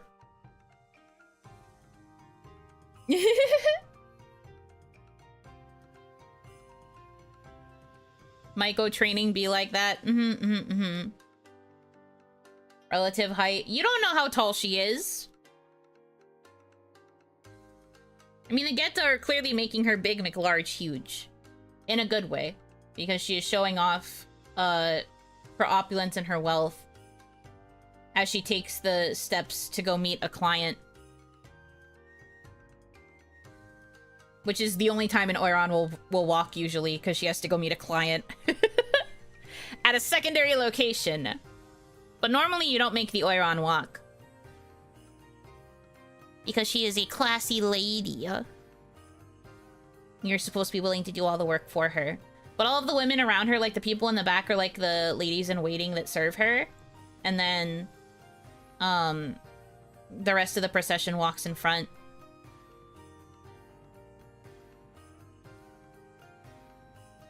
Yeah. All part of the training. The other girls are probably Michael, while she is the Oiran, which is the top tier. Like me. I'm an Oiran.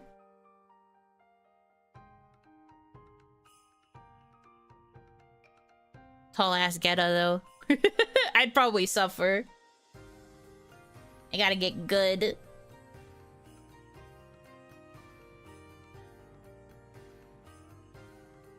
What do Oiran do with their clients? They have sex. Not always. But they do partake in conversation. They'll have tea, like little tea ceremonies. They'll like read or they'll recite poetry to their clients. They'll talk like politics and like high arts. Because the thing about being an Oiran is that you're one of the few like super well-read women in the area. Yeah, they'll do things like play Uno. You can play games with them. You can just spend time with them. But they are very, very, very, very, very expensive. You have to be willing to put down a lot of money in order to get certain kinds of interactions. And normally, you won't actually get to have a conversation with an Oiran until, like, 3 conversations in. So, like, you have to prove to an Oiran that you have a lot of money to spend before she will even have a conversation with you. Or even, like, look at you sometimes. Like, usually there's, like, a partition dividing you from the Oiran. And you can talk at her, and you can, like, spend all of your money, like, buying drinks for the rest of the people that work at this place. But, like, she won't speak to you. And then the second time, she might, like, peek out and will, like, look at you, but still won't speak to you. And then you have to, like, prove your wealth again. And then the third time is usually when you can have a conversation, but you still have to, like, prove your wealth once more. And like buy drinks and like get food for like the rest of her staff as well as her, all of that kind of stuff. If there are any interactions after that, that's where like the other things happen. Looking is a privilege that costs big money. So glad you just went straight with my obvious bait. I don't have to hide it anymore. If anyone were to ask me things about Oiran when I was in Kawaii, I would have to be like, oh, you know, they just have, like, really nice conversations, and, like, maybe she'll, like, put on a play and perform for you or something. But I don't fucking care, dude. That's what they're about.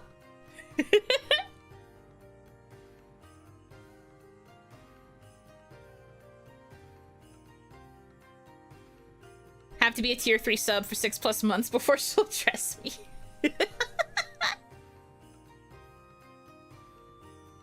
Is it a thing similar to hostess clubs in Japan? Oh god, no. Hostess clubs are way more casual. Hostess clubs, you could probably get to sex a lot faster. Well, actually, a lot of hostess clubs in Japan are look, don't touch. But like most Oiran stuff is completely outlawed in Japan. It's been outlawed for, like, ages. You can't really find, like, an actual Oiran that would perform sex acts anymore. But you can still, like, occasionally find people who do the performance aspect of it. I'm shaking and crying and stuff. Oh my god, shaking and crying and ring up. Oh my god, my streamer mentioned sex. That's so scary here.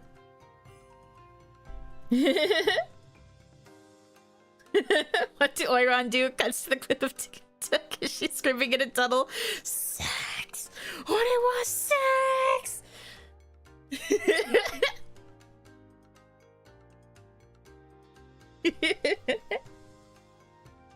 Yuno is illegal. It's true.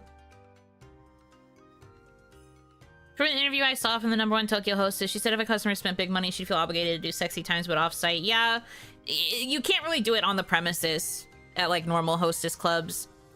The thing about, like, the Oiran and, like, the Maiko, they are quite similar to, like, the geisha from, which is, like, the more common form, I guess, nomenclature. They literally, like, do their work at brothels. It's literally, like, a brothel. The lower level, hostesses, like the lower level girls, it would be a lot easier for you to charm them and like potentially partake in sex acts with them. With the Oiran, it just takes a way longer and like a more consistent showing of wealth and dedication to trying to get the conversation with her.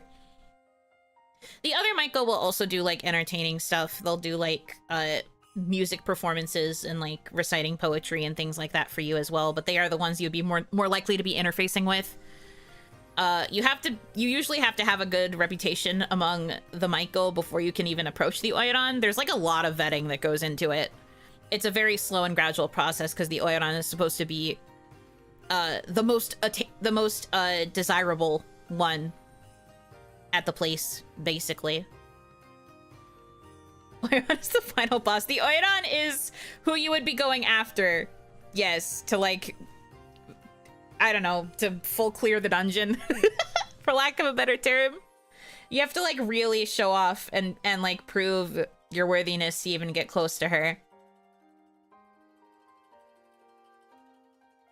She'd also only be available during very specific like days or times. Usually just like, she will usually be like hanging out in the back. It's rare that she will avail herself to new clients in that way. came for segs, but Ume has her shamisen today, so change of plans. Let's go! Shamisen performance! Gotta drop 10 G's only to finally ask her taste in waifu and husbando and have a heated discussion. Exactly. And you will find that she is very well cultured. Like, the Maiko are also, like, pretty well educated, but the Oiran is, like, one of the most educated. She can keep up with you when it comes to discussing things like politics, economics. Like, you have to have, like, a really solid understanding of, like, a lot of subjects in order to, like, prove your opulence. Because it's as much her proving her opulence to you as it is you proving your opulence to her. Like, both of you kind of have to prove that you are, like, smart and rich and worthy of the amount of money that's being dumped in this situation to like pay her for her services. So it's like showing off on both sides. She has to prove that she's very knowledgeable and that she can like be entertaining and like really nice to you and all of that stuff once you reach the point where you have a conversation with her. It goes both ways. It's just that, you know, the clientele do usually have to put in more of the work. The clientele have to put in more of the work and also a lot of money just to get the chance. It's not a pay-to-win scenario. It's definitely pay to get a chance. I don't think it's pay to win. Because, like, there is a chance that the Oiran could turn you down. It might be rarer for her to turn you down, especially because the amount of money you invest, but it could still be like the vibes don't work and like the person who the client could also decide that he doesn't find her to be as worth it anymore either, like that kind of stuff.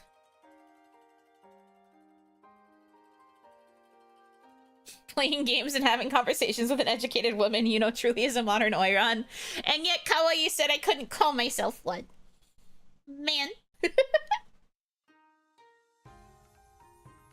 Man. But, you know, it's probably because of the whole sex acts thing that they are associated with. But, like, a lot of the time, these clients weren't always coming to them for sex. Sex was always just kind of, like, an option that would eventually be put on the table. They didn't even always take it. Sometimes they really did just, like, want to hang out with an educated woman. Sometimes they really did just want to have a conversation about, like, poetry or plays and just have tea and hang out. That's the fun thing. Did you know this much about Oiran before you became one? I knew a little bit more about, like, I knew more about Oni than I did about being an Oiran. Management brought up what I was based off of. They said, like, Maiko and Oiran, and I was like, interesting. So I looked up what it was, and I was like, oh, that's actually super cool. Because they did explain it to me a little bit while I was also Googling it. Very interesting conversation. But they mentioned the fact that Oiran were known for, like, being, like, super well educated and, like, kind of princess-like in behavior and, like, actions. Like, they wanted kind of a more, like, princessy vibe from it. Because, like, I think one of the things they were really hoping I would go for was, like, Oni princess rather than full-on, like, leaning into the Oiran vibe. But I don't feel like I look very princessy, even with, like, the headdress. But they did explain, like, what Oiran were, like, known for being smart with, which was, like, plays and poetry and, like, performances and, like, all of that stuff. Like, they thought that giving that kind of, like, well-rounded performer angle to like, a VTuber concept / talent would be pretty epic. They thought it would be unique. And I agreed, so that's why I was like, oh, cool, so I could, like, include that as part of my lore, and I could do, like, da-da-da-da-da. And they were like, well, maybe don't say that you're an Oiran, because that's not very kawaii. And then that's where, you guys know this already, but I literally was in my head like, then why did you base an entire character off of a concept where you can't even say the concept? I was like, what are you doing? But they really did want that angle, I think, in particular with it. They hoped most of the audience would not look it up. They hoped I would keep my mouth shut and never mention the Oiran reference. They just thought that I would take it and, like, either go more princess, like, nobility type, or just stick to being a performer and nothing else. But I thought that the concept of an Oiran was so cool. And then when they were talking about having me be, like, half Oni instead of full, I was, like, thinking about what would cause someone to become half. And then I had all of these ideas for my lore. And then I had to shut them all down because I couldn't say the word. It sucked. It was a bummer.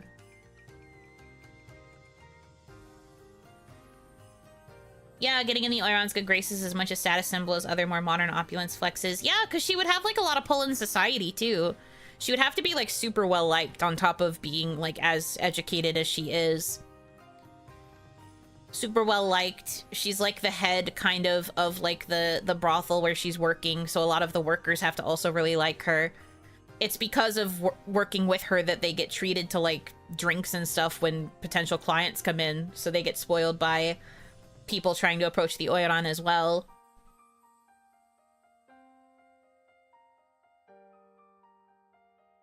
And Oni managed to charm an Oiran, and that's how Yuno came to be? No. I was not born like this. If you recall my lore, I was converted after I got banished to Onigashima. That is not... I am not the spawn of an Oni and an Oiran. Technically, by all accounts, narratively, Yuno wasn't ever really going to become a Maiko at all. But that's story spoilers. You technically would only know the story if you read any of the lore writing that I did for Patreon. That's currently Patreon exclusive.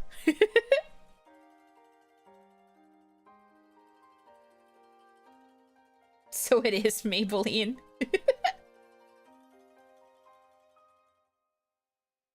You see, Tamadashi with an Oni and an Oiran love each other very much. No!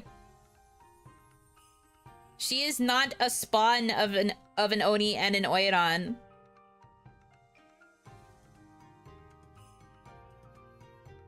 I do prefer your outfit now as opposed to a Maiko outfit. Yeah, I think when they gave the references to my mama, they mostly linked Oiran concepts, but like also Oiran a la Korean artist. There's like, I don't know, there's a lot of elements that I think are not normally on Oiran outfits. You know, especially considering my skirt is short to show my thigh. Like, considering my skirt is short, most Oiran would be wearing something like way more like body coverage, but also like drooping at the shoulders, like bare shoulders. Probably showing a little bit of booba on the top, like top boob. This outfit is not as common. Even Maiko's wouldn't wear anything this short. But they also wanted it short because one of their main goals was to have the tattoo be they wanted the tattoo to be like a charm point. I remember that conversation during the initial like lore meeting too, where they were like, we wanted charm points to be thigh tattoo because not many VTubers have thigh tattoo, and forehead because not many VTubers have pinned up bangs. And I was like, I understand the pinned up bangs, but people aren't really gonna see this. This part of me gets hidden all the time on streams. So silly. Not that I hate it though. I do really like the tattoo. It's just that it's not really something you think about or realize unless I purposefully like draw attention to it. So that made it a bit hard to like really sell it as a charm point.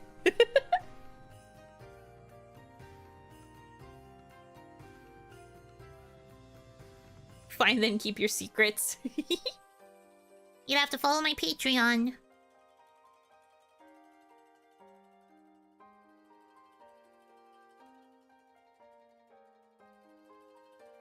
Yuno uses thighs to entice. It's super effective. Well, there is a reason why quite a bit of poses and like art that I get do emphasize the leg. While this is not traditional Oiran garb, it can certainly be used to entice.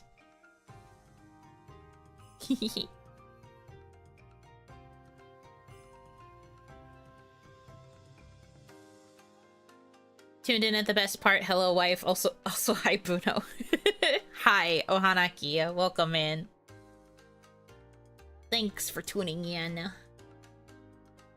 Welcome, welcome. If you get a Yuno piece, it has to have thigh. I mean, I try my best. Since when could you move your eyebrows? I've always been able to. I just don't usually. I've always been able to. I only save it for bits. Plus, in order for it to track with my phone, it has to be like really exaggerated. So if I was doing it all the time, it would kind of hurt. But I have to do like... I mean, you can't see what I'm doing, but like it's a lot of pressure. But I've always been able to. Leg so hot if fry egg. That's my leg. That's what's good for. Fry egg. Absorb pizza. Be wife. Yes.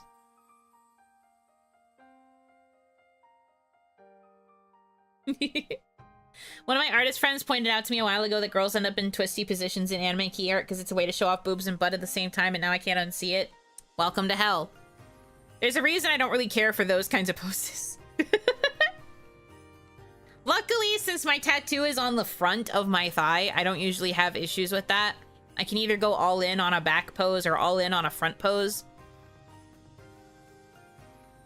But like, that is indeed why anime girls are posed like that. Because people want to be able to see boob and butt at the same time, even though it's not realistic. Those poses hurt. Ouchie owie. But the people want to see everything. So, you gotta appease both the boob enjoyers and the butt enjoyers. Tis what it is.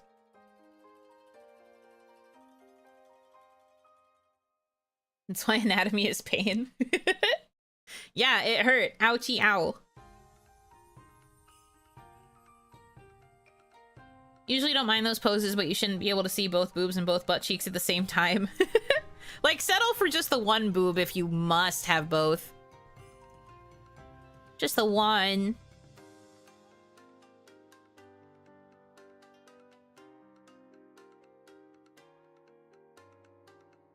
Posing is such hell for art ideas. I do my best to avoid super exaggerated ones. It's so hard.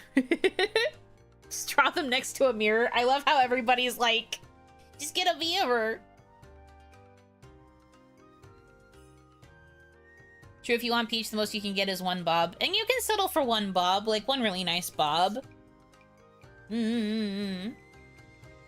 What about a pose where you can see boobs, butt, and personality? Sorry, girls don't have those. In the view of the typical consumer of art of women, girls don't have personalities? I've never heard of those.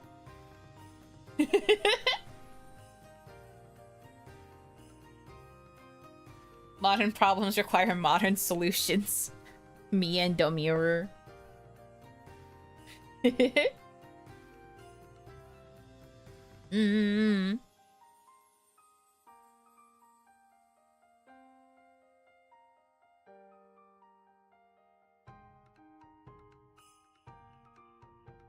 Usually there's two personalities. It depends where you're looking. But in this particular example, they were talking about personalities being separate.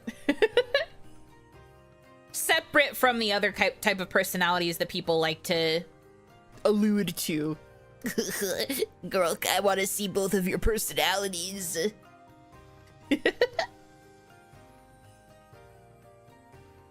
Much harder to convey personality in drawings, though not impossible with the right facial expressions. Yeah, that's true. But I feel like, I mean, it depends on the type of art we're talking about. If it's just generic art, it's a lot easier. But when it comes to the more fan servicey art where you're trying to show off the bobs and the butts, it's not gonna be, it's gonna be harder just because people are going to want to focus on the body parts and they don't really care as much about the facial expression. Me though, I'm built different. I think good facial expressions sell that art a lot more. That style of art, I mean, type of art.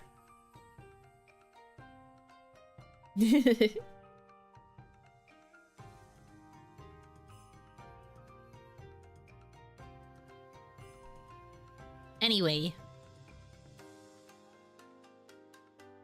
Thank you for coming to my Oiran tangent. I did a lot of research when I first found out what an Oiran was, and then management was like, but maybe don't say the word.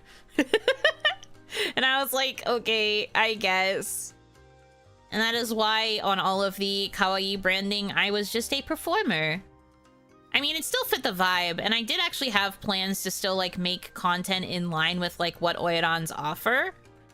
I was discussing it a lot with my manager at the time. We were coming up with, like, a lot of ideas for, how we could do kind of more typical Oiran performances without being lewd. They just never fully came to fruition.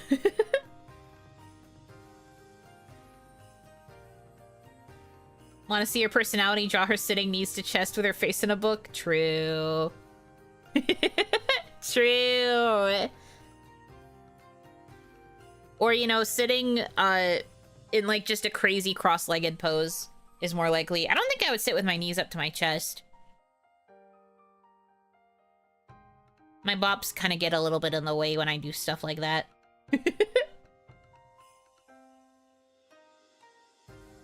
Fancy headdresses look like it would fit in a theater performance. I said I often looked like I was doing, like I was doing something kabuki adjacent, which obviously I can't because kabuki is primarily for men. But I always said I kind of looked like I was doing a kabuki play. I am more kabuki core than like, Oiran core.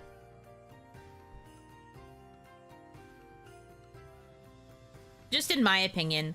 Like, I can understand the Oiran because of like the exposed leg and like some elements of the kimono, but then I look at the rest of my design and I'm just like, I really don't know where they got this. Uno upside down in chair, book in hand, legs kicking. True.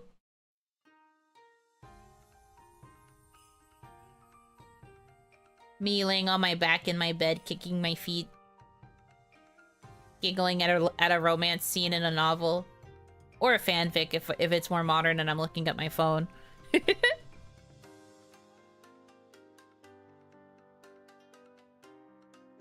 Very true. I do forget Kabuki was exclusively male for the longest time. Didn't that eventually change at some point? I mean, in some ways, it still wasn't really common for women to do any acting in Kabuki.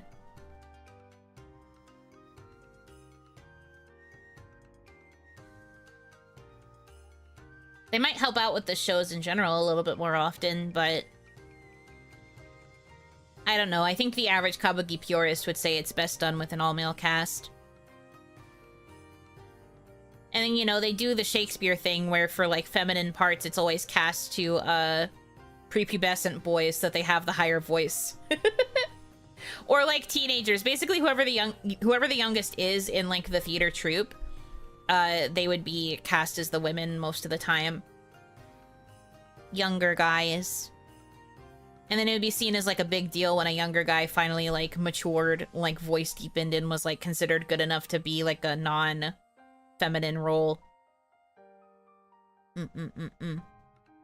Slay.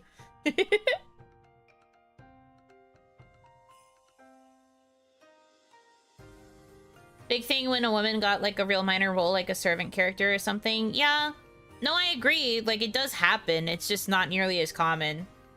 Graduated to man. Congrats on your graduation, bro. Well, there's, like, a whole other troupe that does something similar in Japan, like, without having to be part of Kabuki.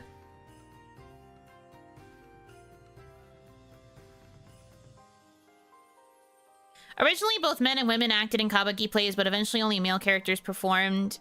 A tradition that remained to present day. Yeah.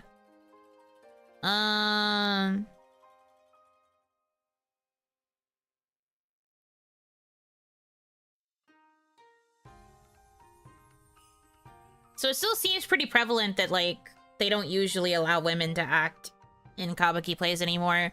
But there is, like, a version, not necessarily of Kabuki, but there is, like, a...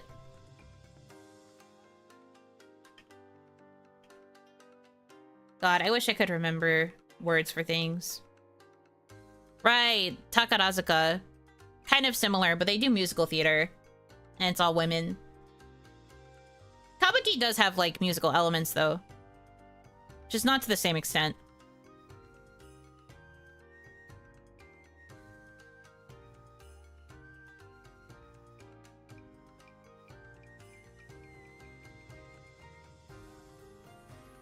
Yeah, you were thinking of Takarazuka. Takarazuka Revue. Known for musical theater, but they do all kinds of stuff. Did theater in high school? Ah, a theater kid. I mean, I think most people who are into VTubing or who are VTubers were some form of theater kid. I was always almost a theater kid, but I would always chicken out when it came to actually auditioning for plays. But I was really good at, like, the vocal acting of things, and I would always get approached by kids that were in drama club to be like, why don't you audition for plays? You're so good at acting. And I'd be like, the minute I'm off book, I would die, I think. New term to me, how is it spelled? Takarazuka? Takarazuka Revue. Hore. But yeah, that's all female musical theater. It's kind of like... I don't want to call it female Kabuki, because Kabuki is, like, very rooted in, like, Japanese tradition. But it's, like, a similar-ish vibe.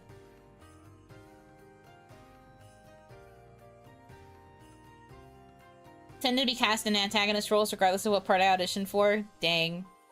You must have just had vibes of being an evil, evil man. I'm sorry to hear that.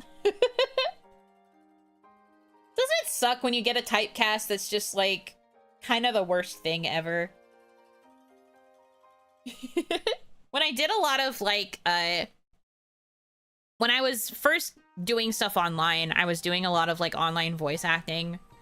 I will reveal nothing about what I did because I feel like some of the ancient texts might still be possible to find, and I don't want to do that to myself right now.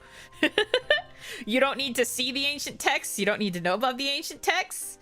But I got typecast as the babies, the kids a lot. So I was always doing the like really squeaky baby kid roles. I occasionally would get to play like a younger boy, which meant I could do that more like a shonen protagonist Ash Ketchum voice.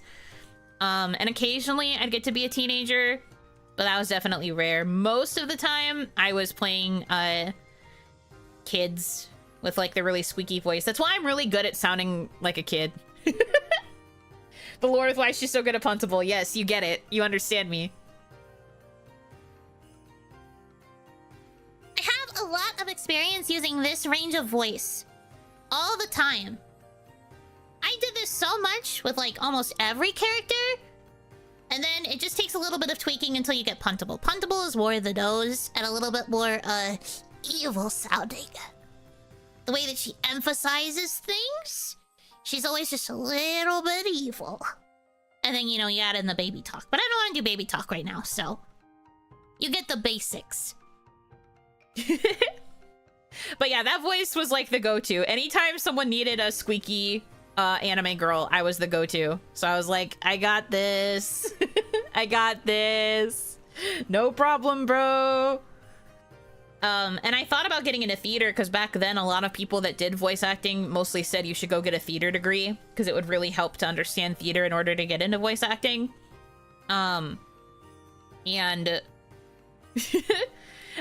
anytime I tried, I would chicken out because I was really comfortable reading, doing basically voice acting, like reading from the script and acting and emoting with my voice. But that was where I found out that I wasn't very good at facial expressions. I was not very good at conveying what I was feeling on my face, even if my voice was showing it. And with theater, you have to be very exaggerated so that people can see you from all the way in the back, you know? I was not good at that. I could get it in my voice and I couldn't do it anywhere else. So I did not do super well. And then I would get stage fright whenever I had to go off book. I could memorize, like it wasn't hard to memorize. It's just that it got, really difficult to express when I couldn't hide behind the book.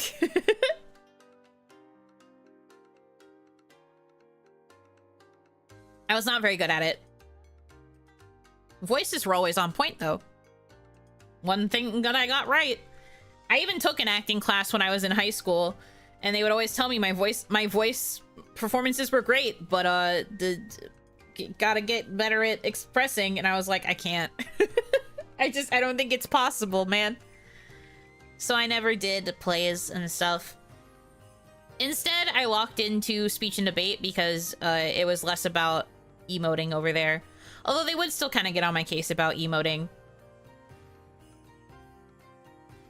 But that's also why my articulation got a lot better. And I also caught on to certain vocal tics that I have and learned how to fix them to like get them out. Technically, there is also a whole event in the speech and debate universe where you're literally required to stay on book the entire time, and it's actually considered bad if you memorize it.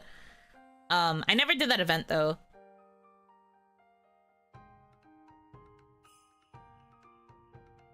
Sometimes I wish I had, because it always seemed fun, and I liked the idea of always having my book with me. But it was hard in different respects. Staying on book is different from memorizing. Yes, staying on book means you're like looking at the script. Going off book means that you have memorized it and you don't need the script and you don't need to be like prompted with the book to perform the play.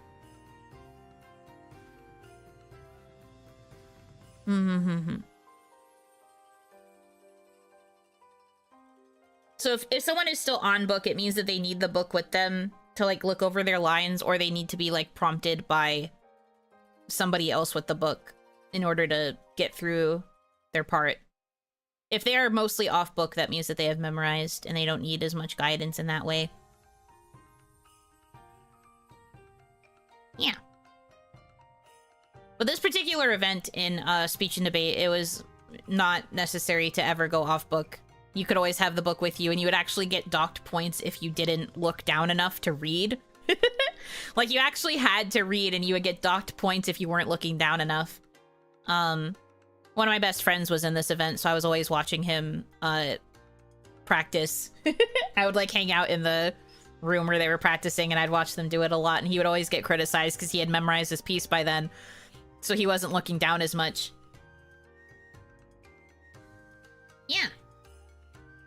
Not a super popular event. I'm pretty sure a lot of the people who did that event stopped and like dissolved into other groups. At least at my school. But I did always think it was cool. It was called Prose and Poetry, and basically the way you would do it is you would have like selections of short stories or like script excerpts, and then you would also intercept them with like a poem. And you'd write like little interpretive statements that's like connecting all of them together, kind of. So like you have like an introduction, then you like read the first passage, then you read a poem, and then you step forward and you like connect the two of them and then connect it to like the next things that you're reading. You have to fill up like I think 10 minutes of time with like a compilation of the like prose excerpts and the poetry excerpts. And then you also do like literary interpretation, like explaining how it all fits together in a theme. So you have to pick pieces that like all can fit together in a way that illustrates your point or illustrates your concept. I probably would have been pretty good at it if I had ever decided to do it. But I liked dramatic interpretation too much. It was seeing a dramatic interpretation performance, I guess, for lack of a better term, that made me want to even join speech and debate in the first place. So I was very attached to being part of dramatic interp. That's where all the serious and sad boy speeches go. As opposed to humorous interpretation, where you're usually reading from funny works and you're being funny, silly. But I would go to drama so I could read all the dark stuff.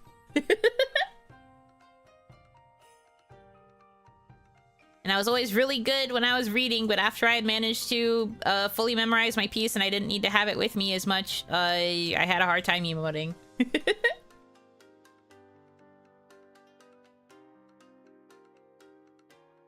Normally I'm very quiet and reserved, so I took theater in hopes of getting out of my shell. Easier to do when you're playing a character. Oh yeah, absolutely. Whenever I would play characters for voice acting, it was so fun to sound like completely unhinged and silly behind the mic. Especially because I didn't have to worry about people like seeing me and judging my lack of facial expressions. It was always fun to just go absolutely bonkers and like not have people know about what I look like. I find it easier to do behind a mic than it is to do on a stage.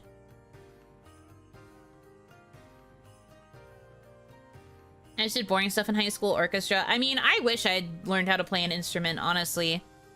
I'm kind of jealous of the people who did.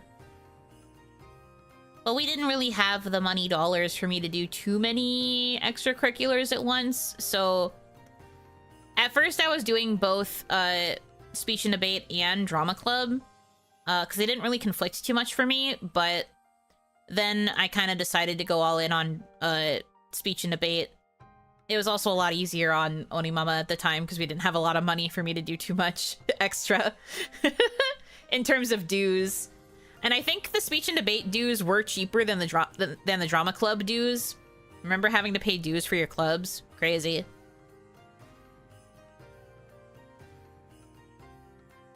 I took theater because it gave me extra points for etymology and I didn't want to memorize Greek Latin. That's fair. I imagine it's a similar thing for speech and debate, timid people doing it to be more assertive. Oh god, no. If you are shy and you're trying to get into speech and debate, you will fucking hate it.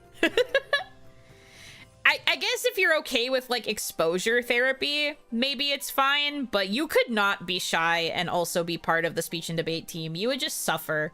Literally everybody who excelled the most on the team and was like consistently placing were extroverts. Extroverts or smartasses who were on the debate team and just could not shut the fuck up. They just loved arguing. You either had to love arguing or you had to love being the center of attention. You could not do this shy. I know because I struggled. I was just ambiverted enough that I was able to handle the social interaction parts and not be totally in my shell. But I needed to recharge my battery way more than everybody else on the team did.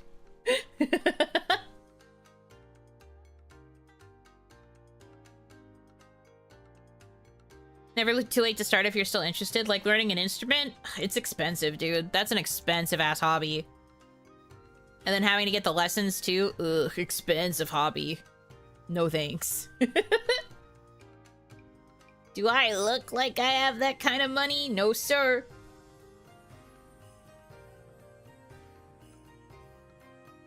Had a really strong girls volleyball team and a few strong sports teams, but nothing really special club-wise. Yeah, our sports teams were not very good. We were actually more known for our, like, artsy teams. Our drama club was one of the more prolific ones in, like, the entirety of our area of Onigashima. Especially for set design. Our set designs were always, like, crazy good compared to everybody else, in this part of Onigashima. I think our band was pretty high ranking too. Speech and debate we had moments. When I was there, we started placing a lot more in like states and nationals. I don't know. I think that has also continued after or since, but I don't entirely remember. I kind of stopped keeping up. You only had 130 people at mine across grades 7 through 12. Ah, small school. Yeah, we did not have that. I think our total student population when I was in school was like 400. We had a lot. Way more. Everything bigger. But yeah, our sports teams were pretty notoriously bad in comparison to our, like, artsy-fartsy clubs. Those were all the kids that were winning all the awards.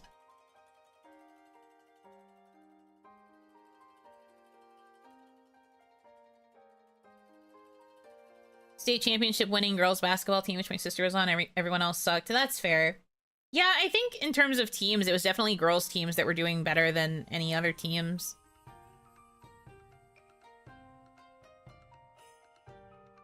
Also went to a big school. I think there were like 200 kids in my graduating class.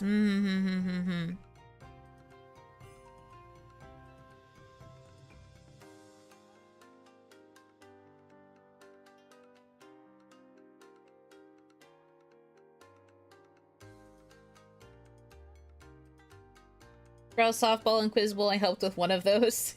Gee, I wonder which one. I kind of always wished we had like a quiz bowl team of some kind. I always thought that would be awesome.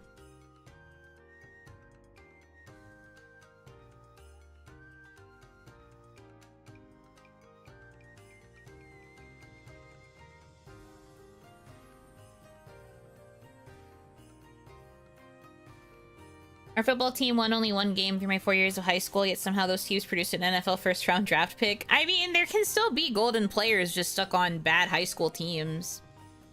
My graduation had over 1K, I think. Holy frick, dude. I don't think I can handle over 1K. I do not remember how many was in my graduating class.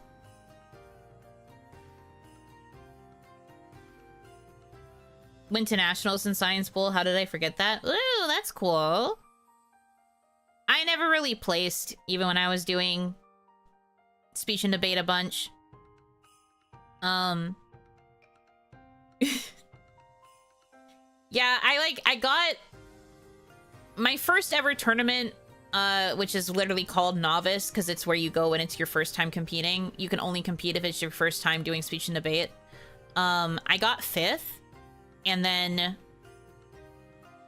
I think I got 6th the next tournament, and then I never ever placed ever again. I would get pretty decent scores per round, but my averages would never be enough for me to place, because I would usually get something that like tanked my scores.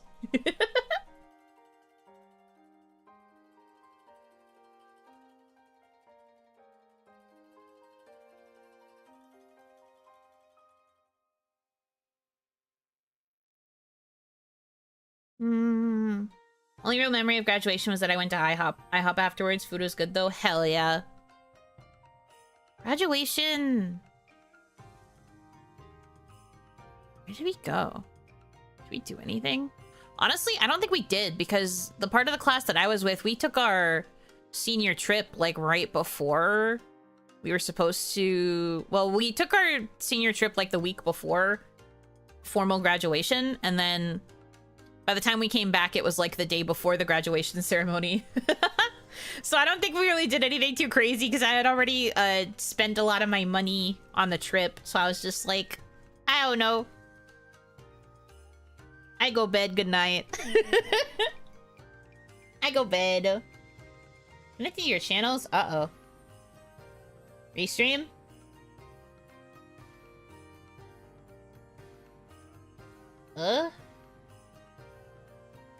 What's happening? Well, they look like they're fine. Jump scare? Jump scare, I guess. God, please. I don't need you to be annoying today. I will destroy you. Weh.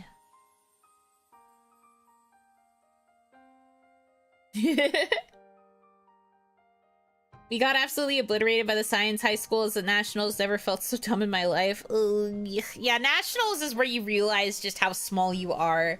Like you can easily feel like big fish, small pond in like your local school, but then you actually go to the big leagues and you're like, oh god.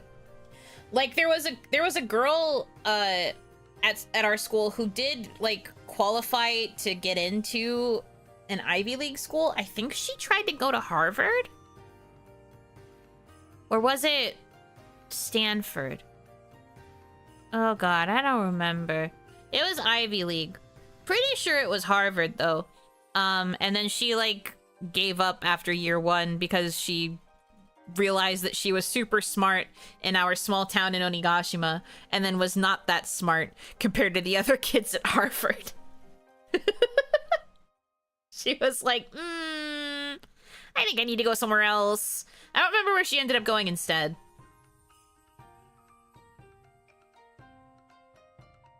Stanford is an Ivy League. There was another school that was also Ivy League. I just can't remember what it was called. I realized that Stanford was the wrong name. But like, I'm 90% sure it was Harvard, because I remember it was like the talk of the class. No, not Yale.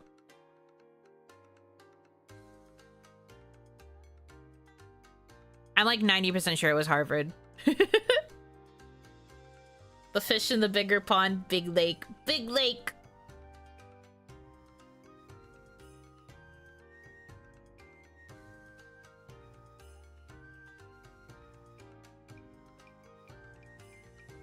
I went on an all-inclusive beach resort trip for college graduation. The relationship drama that happened on those couple days. For college grad?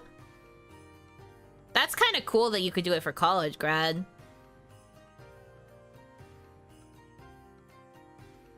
My college would never. Your friend was Charlotte? No.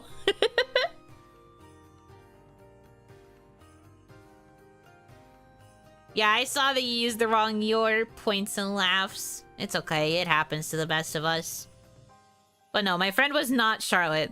Also, wasn't Charlotte's whole thing that she almost got into Harvard? Not that she did get into Harvard. This girl did get into Harvard and she was there for a year. But then was like, too hard. And then transferred somewhere else.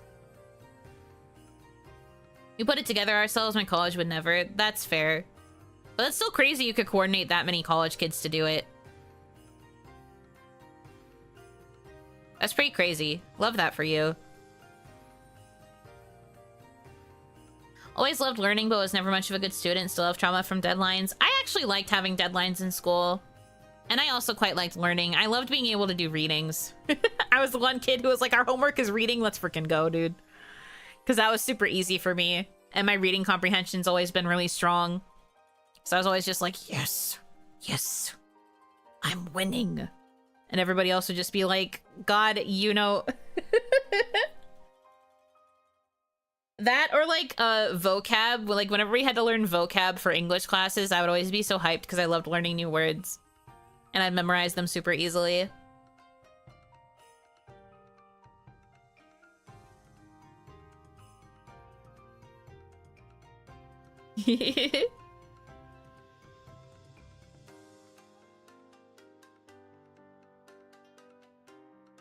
Still have nightmares that I missed an important assignment or failed a class. Well, that's common, though. That's not necessarily because you have trauma from deadlines. That's a very common type of dream to have.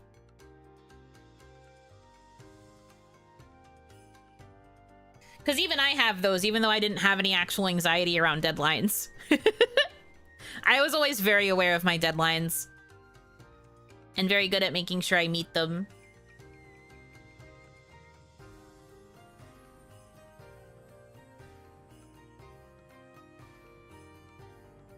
I was the kid that the teacher used to catch up when we read out loud. I'm assuming that was you too.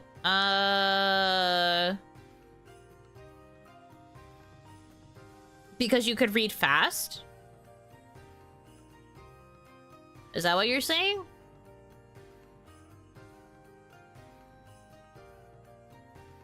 Yeah. Oh, okay. No, I would be called on if they wanted someone who could add, like, spice to the readings. Most of the time when I got called on to read, it would be because I could lock the frick in and I could emote the writing and it would help people pay attention. It's the voice actor in me. I'd be the one person who could, like, actually read it and not make it sound like a chore. So if they needed to wake the rest of the students up, they'd be like, you know, can you read this? It was to the point, this happened to me twice in the course of my high school career, but the first time, we were reading... Oh my god, what was the name of the book? Oh god, I can't remember. Hold on, let me see if this is the right title. I have a title in my head, but I don't remember if this is the right one. Yes! Okay, it was this one. It was this one. It was this one. It was this one.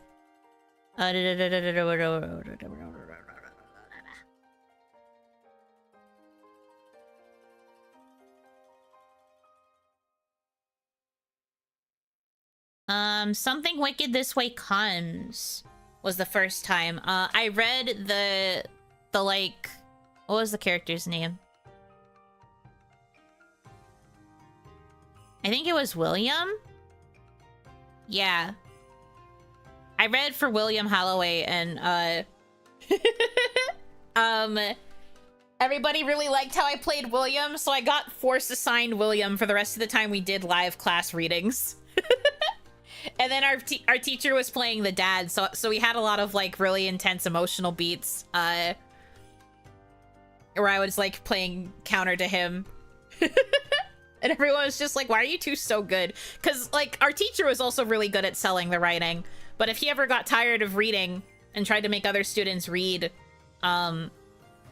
he'd be like, okay, we need to pick up this energy. Yuno, can you read this next part? You do popcorn reading? Sometimes. We didn't call it popcorn reading, and I don't think we really did it in the typical popcorn style. But we would have times where we'd, like, all have to read, like, a page or, like, a paragraph on a page, and then it would get popcorned to the next person.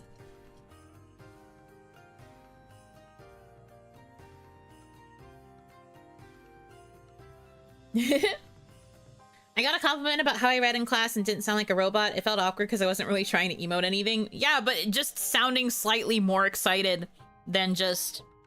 And then he said, oh no, I can't believe this has happened to us. Like, that's better than, like, the average student trying to read.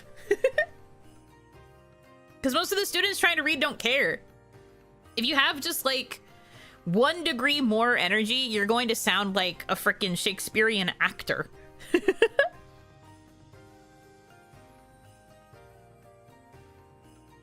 But yeah, that was the first time I ever got, like, force assigned a character. I had to play as William, like, the rest of the time we were reading. And then the other time... Oh my god, will I be able to remember the name of this play? Let's see. Oh my god. I remembered the name of it, like, forever ago. And now I have forgotten it again. Freaking help me.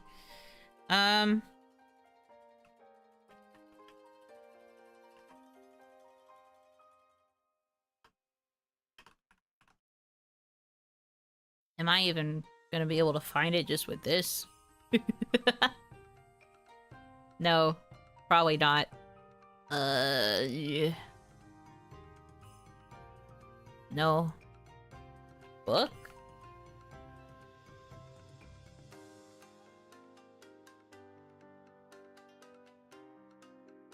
No.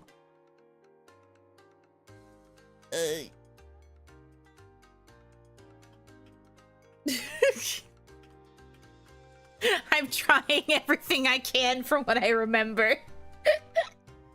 Old age coming to bite Yuno? No, it's not because of old age. I promise. But it really has been a while since I've thought about it. I can't believe there's actually a category on Goodreads for this. Books with drinks on the cover. Thank you, we're so back. Surely I will be able to find it if I go based off of this, because I remember it had a drink on the cover.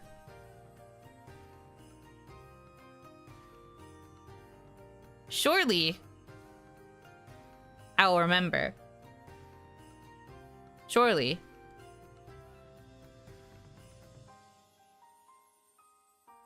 The other problem, though, is that this might show a lot of books that just are about drinking or about, like, making drinks. And that's not what I want. Because this was a play. Oh my god, I just wish I could remember the name of the play, though. It's over. I'm gonna be doing this for the next, like, 10 minutes. You guys remember that other time I wanted to remember the name of a book series? And we were looking for it for, like, 20 minutes, and then we managed to find it, and we, like, freaked out because it was awesome. We're going to have a similar moment as soon as I can find this friggin' book.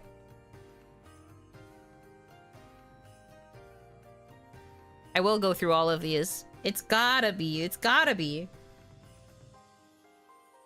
I like to think someone had a similar situation to you and just added all the books with a drink on them to a list to try and figure it out. That would have taken even longer.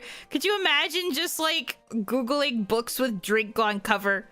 Oh my god. Is this it? This looks like the cover. Wait, is this it? Oh my god, this is it. I found it. I found it. Guys, I found it. Guys, I found it. Guys, I found it. Guys, I found it. Long Day's Journey into Night. This was the other play. I read for the mom because, like, the way we were going through this play, everyone was kind of getting assigned in, like, random shuffled groups. And one of the times we got shuffled, I played the mom. And after I read as the mom, I had to read for the mom for, like, a very serious, like, intense scene. And I kind of popped off. And because I kind of popped off, everybody was like, can we just have Yuno play the mom all the time now and then just make everybody else shuffle? So what ended up happening is I was always cast as the mom, and I would always have to read the mom's parts and the mom's, like, stage direction and everything. And then everybody else got to play everybody else. Because even my teacher that year was also like, yep, we have to have Yuno play the mom forever. And I was like, okay, that's fine with me. So I was, like, always reading. There was, like, one time where I didn't read, and that's because I had gotten sick that day. But other than that, I was always reading for the mom character. I popped off.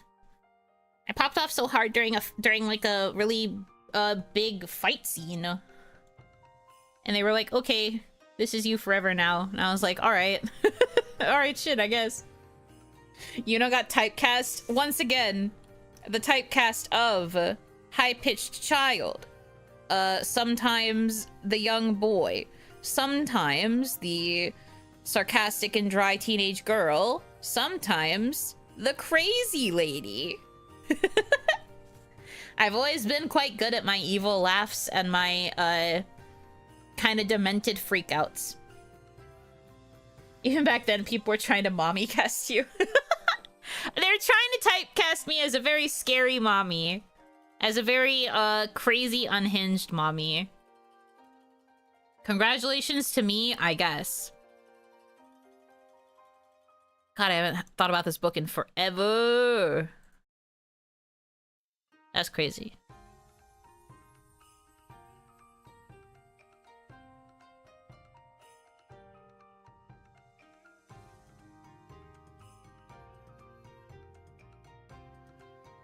My favorite role I did in school is Reverend Paris from The Crucible. Lord Capulet from Romeo and Juliet was fun too. That's fun. I think similar to what happened with Long Day's Journey, I also got typecast during a reading of the Crucible too. I don't remember who I was though. But I think I got typecast there. As for Romeo and Juliet, that was a situation where I didn't get typecast. But I was very excited to play Juliet. Midsummer Night's Dream, I really wanted to play, am I getting this name right? Hold on.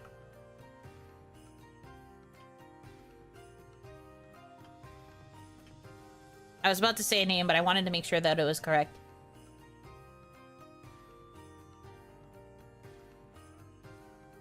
No, not him. Okay, it was there was somebody in Midsummer Night's Dream that I really wanted, that I really liked playing. It was one of the love interest guys, the more angry one. I really liked him.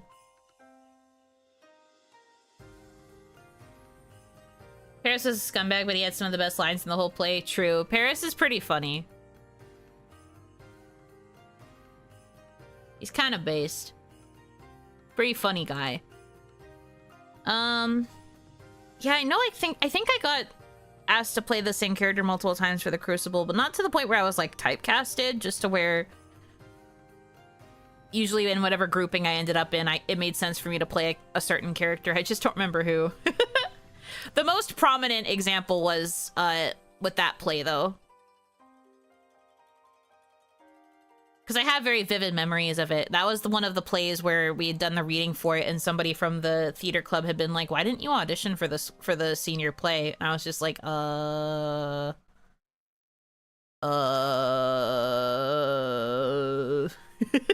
because I didn't know how to answer.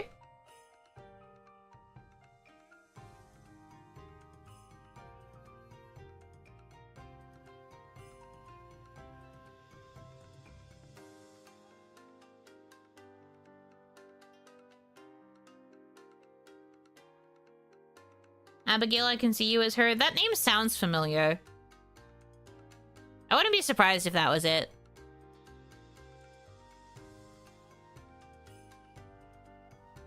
Oh, Hanaki, welcome in. Just getting off from work. Hope you're doing swell. I'm doing okay. Today was kind of an icky mental health day, but I have been doing better now that I have been hanging out with you guys. Smile.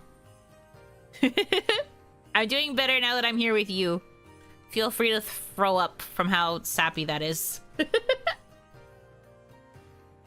Main accuser girl, I saw X of the Devil. Oh yeah, if that's the case, then yeah, that was probably definitely me. Because again, I'm the one that can sell the crazy energy.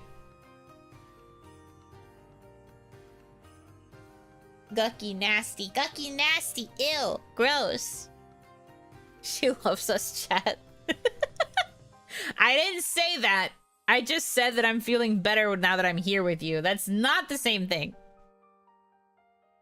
You could read into it, I guess, if you want. But that is not directly what I said. That's you huffing copium.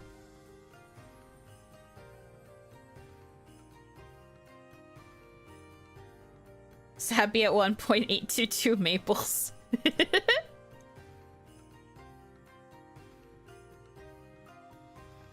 Extra syrup.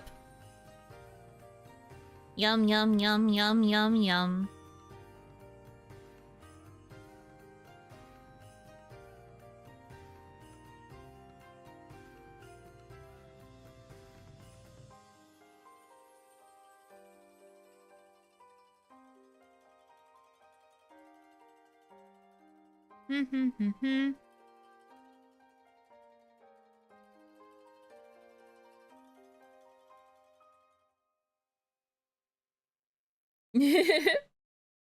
She says she doesn't love us, that means she hates us. She's just happy to talk to someone other than herself. Don't get it twisted. That's so mean. What the fuck? That's so mean. I'm literally just a little guy. I'm just sitting here. Why are you guys so mean to me today? First you said this is the reason Yuno's single, and then now you're saying I'm happy to talk to people that aren't myself. Why are you coming after my ass today? What did I do? Is it because I talked about sex? Are you guys mad? Are you guys mad at me? Are you mad? This is so freaked up.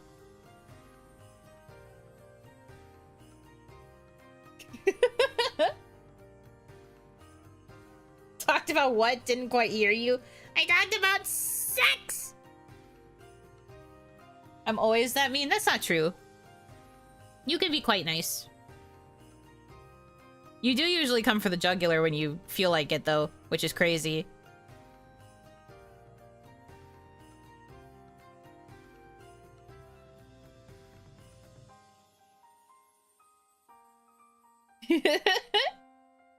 You're laughing, right? That's why. True.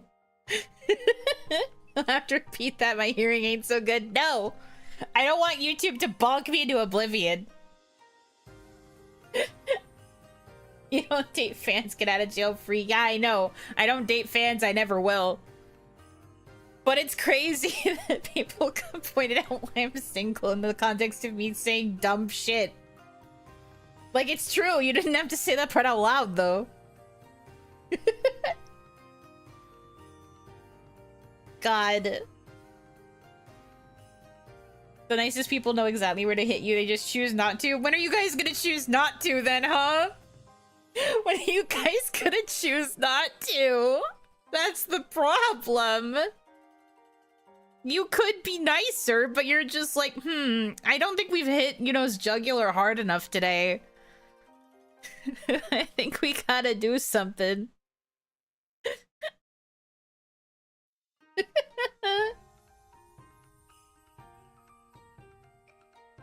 Crazy. Wouldn't hold my breath. I know, man. I know, man.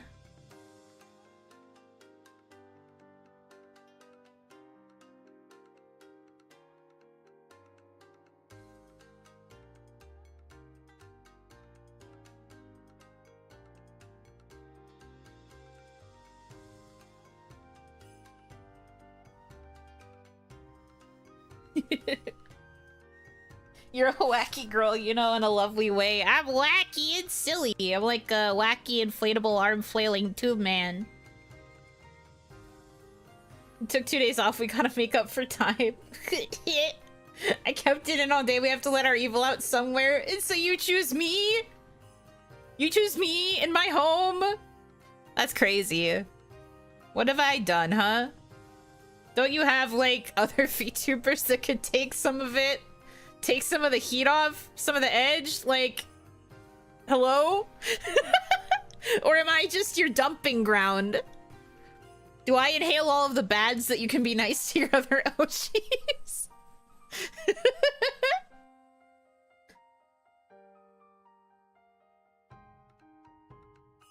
Not the size flips emo bangs. Your entire statement is invalid because you left that at the end. Would rather see Yuno flailing around at the car dealership. I'd definitely be less obstructive, but also you'd hear me complaining about how tired I got.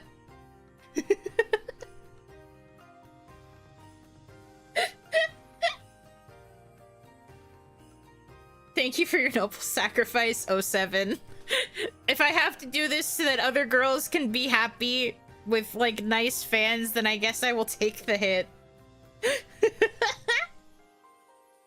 If this is what must be done. It's that meme of the soldier, like, T-posing and taking all of the, like, flaming arrows for, like, the person that's sleeping in bed. The person sleeping in bed is all your other Oshis, and then the soldier is me.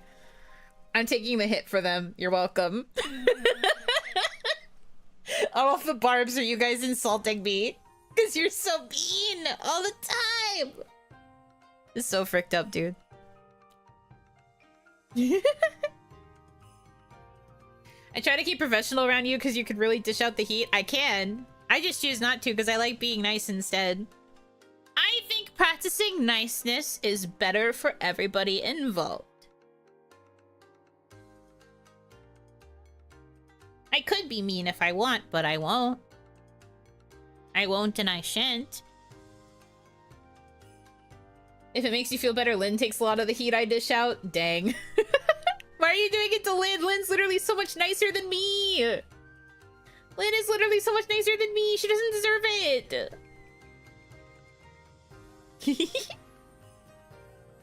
Oni roast second only to beef Wellington. Wellington makes it sound like a noodle. Personal rule is to only heckle people who I know are okay with it. That's valid. That's very valid. I think that's for the best. You guys know I can take quite a bit of heat. But it's mostly because I already know you guys and I know how you are with your heat. So I know how to take it. It's a lot harder when it's like new people. New people being cringe and crazy.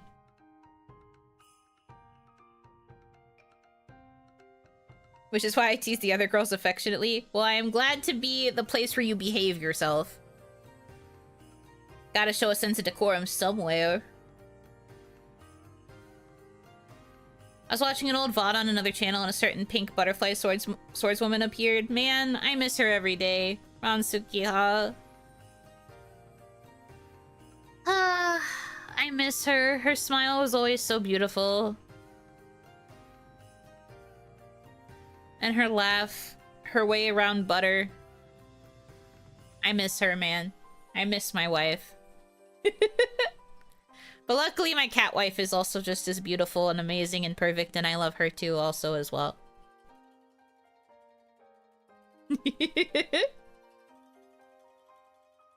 Yeah, well, your face should be better at being bullied. I thought we moved past the forehead jokes. That's crazy. I thought we moved past all of that.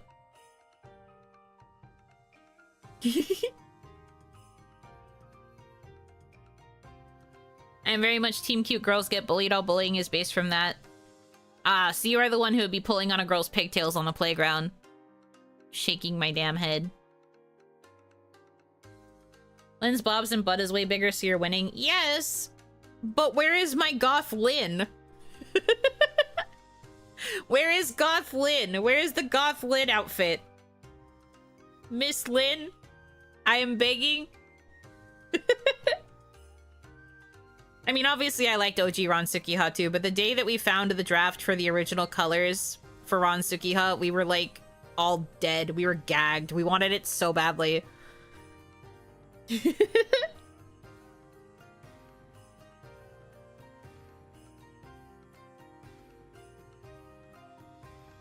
Best we can do is Midwest emo. I'll take it.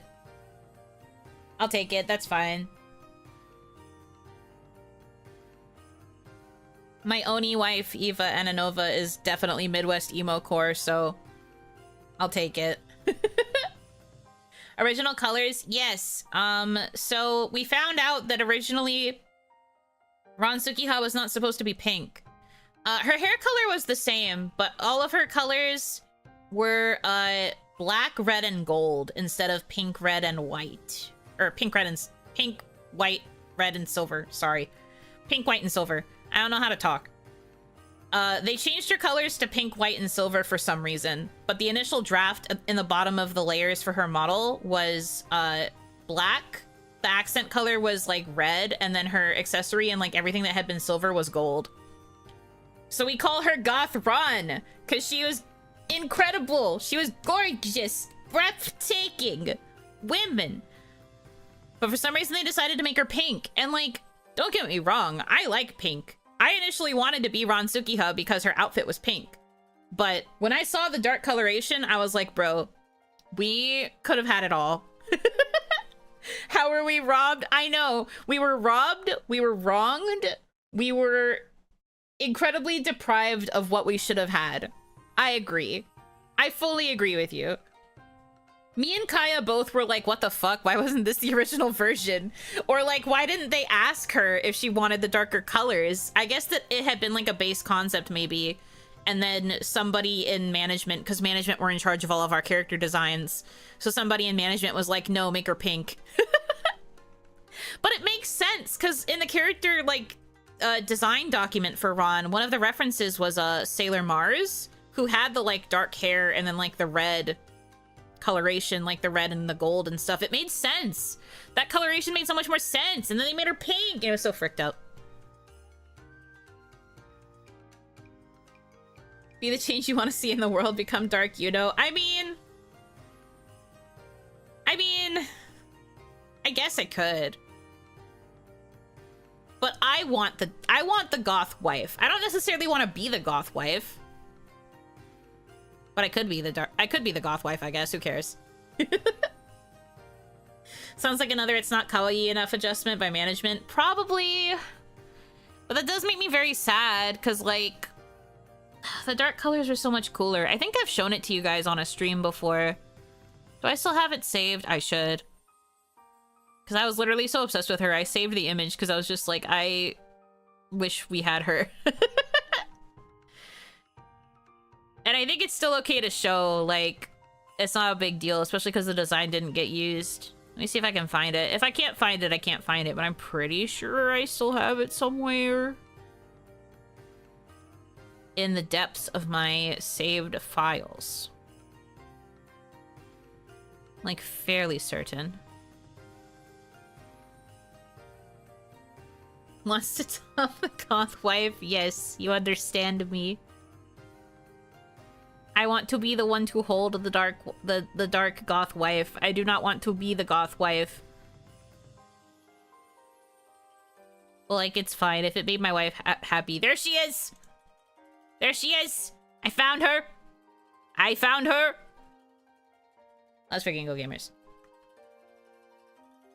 You posted her or replied to Kaya posting her? We were talking about old Ron's design. I don't think we fully posted... Oh yeah, no, Kaya did definitely use goth Ron's base body as part of the memeing we were doing, but for those of you who haven't seen the actual one, I will show you the full, like, proper version of she. Oh god, she's gonna be giant. Hold on. Big Mick, large, huge. Big Mick, large, huge.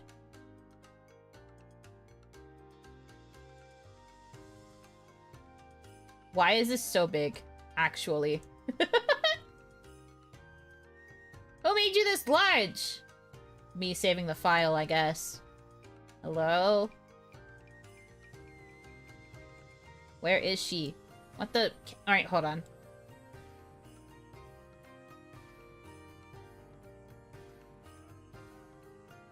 There we go. Look at her!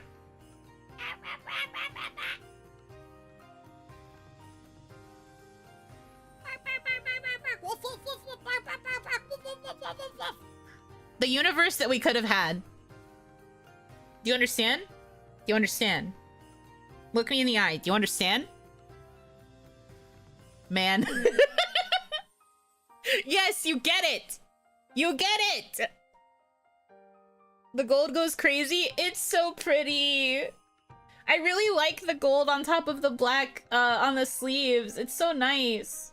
I think the red looks really cool too. There's just something about this energy that I just love, dude. Darth Ron. Darth Ron would have been so awesome. I'm telling you, man. Oh, oops. Part of her shoes is transparent. Anyway, that was kind of how we could tell this was, like, always a whip, because there's parts of this that are transparent. Look, I'm seeing through her stomach right now. Hi. There are parts of this that weren't finished. But, like...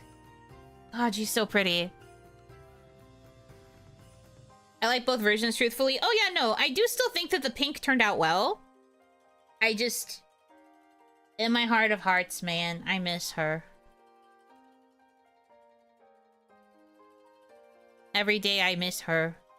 Why are you sending me 5 versions of her? Thanks, Kaya.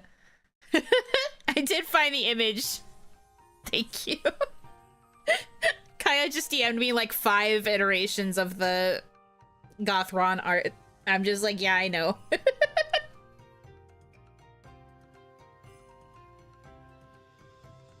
Dark and red is always a nice combo. So true. Very correct. So true. But no, I really thought that it suited, like, Ron's design specifically, especially because of the dark hair. I just think that it felt more cohesive in that way. What if, like, management was like, no, Kaya is supposed to be red? What if I robbed her? Kaya is supposed to be red. I mean, my manager always warned me that I probably wasn't going to be allowed to get rid of any of the green. Like, I don't know how strict they were with you, but with me, I was always told that I was probably always going to have to be green, and then I probably was going to have to always have some sort of Japanese, old-fashioned Japanese aesthetic to any of my future outfits. Because apparently the odds of management and the suits were going to be, like, super strict about how our outfits looked because we had such a strict theme. Because I had asked them if I could change my hair color like some of the other girls had, and they were like, you're probably going to be asked to stay green for the sake of branding. And I was just like, but I could do it. And then when I brought up the idea of changing styles of outfit, they were like, well, you could, but you're probably going to have to keep the Japanese elements to it. And I was like, I am? Why?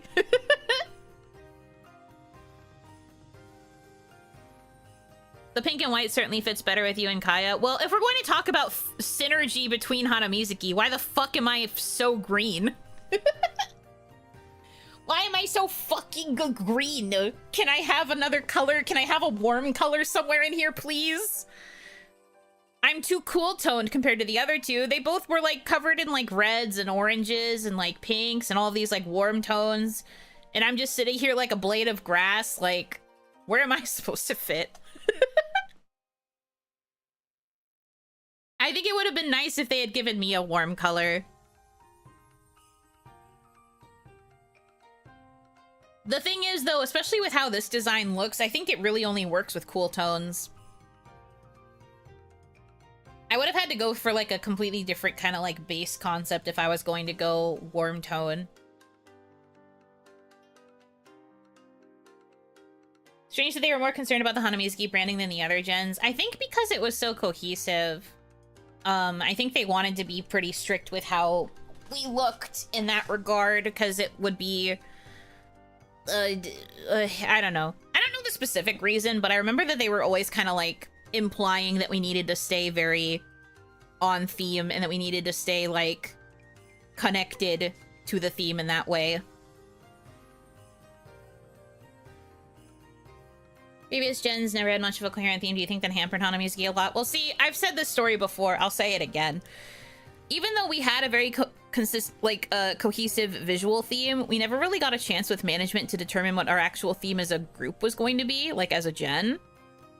They had promised us a meeting very early, and then I think they kind of locked in on the next incoming gen, because they pretty much started working on the next gen almost as soon as we finished debuting, basically. So I think they kind of just left us to our own devices and then started focusing on the next gen coming. And they like put all of their attention into that basket, and we never really got our chance to have a meeting to like solidify what we wanted to do as a gen, like how we wanted to market ourselves, what kind of content we wanted to focus on as a gen. We never got that meeting. They never let us.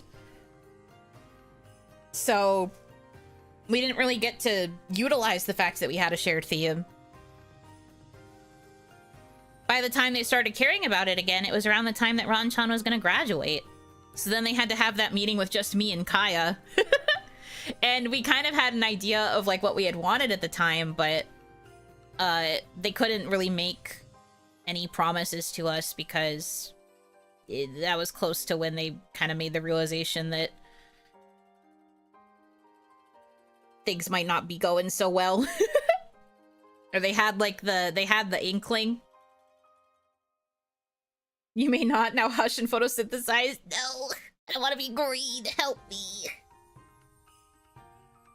They promised me a new outfit and here I am. Yeah, they promised both of us new outfits, man. We didn't get nothing. Is what it is. But at least you have the skill to make your own new model, you know? And then you can put all the outfits you want on it. FMUR's theme was train. Well, Yeah, it is correct to say travelers. The idea was that they were supposed to be like Honkai Star Rail adjacent from what I heard. Back in like the initial talks. I don't know if that was truly what they went with, but I think they wanted to capitalize on Honkai Star Rail's popularity at the time. So they wanted everyone to be traveling on like an astral train. And they were supposed to be like interdimensional travelers that came from a bunch of different worlds that were all united on the same train as like a RPG-esque party, I guess. Because they all were supposed to have like different roles like on the train, and then they were supposed to like have roles that could like help each other in their adventures or whatever. I don't entirely remember. Something like that.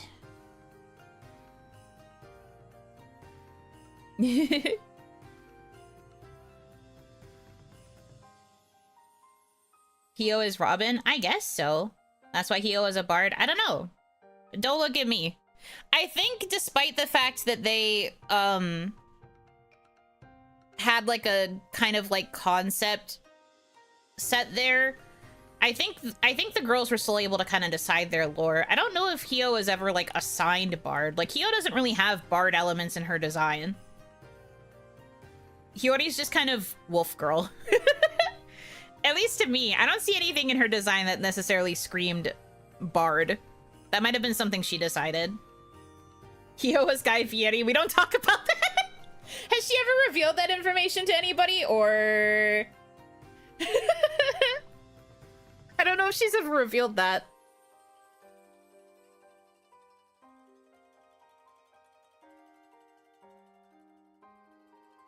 Not sure what Nano's role would be. Well, she kind of made it for herself, but she went for, like, being the navigator of the train, so she was probably the one, like, setting where the train was gonna go throughout the galaxy, especially because she's, like, space alien cat girl. I don't think Hio's ever brought that up. Yeah, that's why I was like, oh, I don't know if that's ever been said. Oops, Kaya! Oh, no. Holds my head. Well, this stream's getting nuked. Well, say goodbye to this, OniMon. Wasuderu beam. God damn it.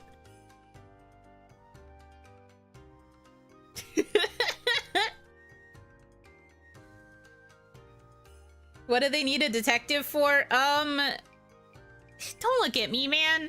I wasn't in charge of their concept. This is just what I knew from what I remembered management briefly mentioning about their concept, and then, like, that's about it. Like, that's all I really recall. No, don't ask her about it. Be polite. If she ever decides to share backstory stuff, she can. That's her right. Just don't... don't ask her about it. A murder on Toboe's train happened. Ugh. I mean, can't you use a detective to, like, solve mysteries when you're traveling to new places? You guys gotta earn money for your interdimensional travel, after all. Gotta have someone who can do the groundwork to research each planet.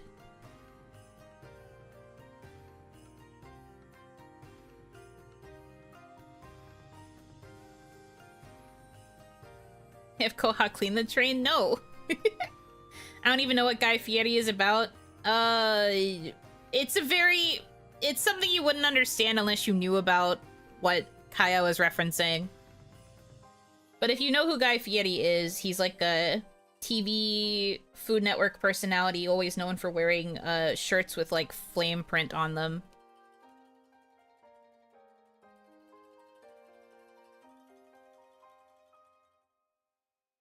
Famous work with a detective on a train. Maybe that's the inspo. Do not ask me about Ephemera. I truly don't know. The only thing I can tell you guys is I remember when I was being told by my manager about how I was going to be expected to kind of stay pretty much on theme as much as possible with my outfits in the future. I was like, does Ephemera have a theme? And they were like, actually, I think Ephemera's theme is more like strict and solidified than Hana Musickies, and I was like, fucking how? What the hell do you mean? Because I did not agree. I looked at them and I was like, are you sure? Are you sure? That's all I can tell you about their concept, okay? I really don't know anything else. But I just remember being like, what? How is their theme stricter?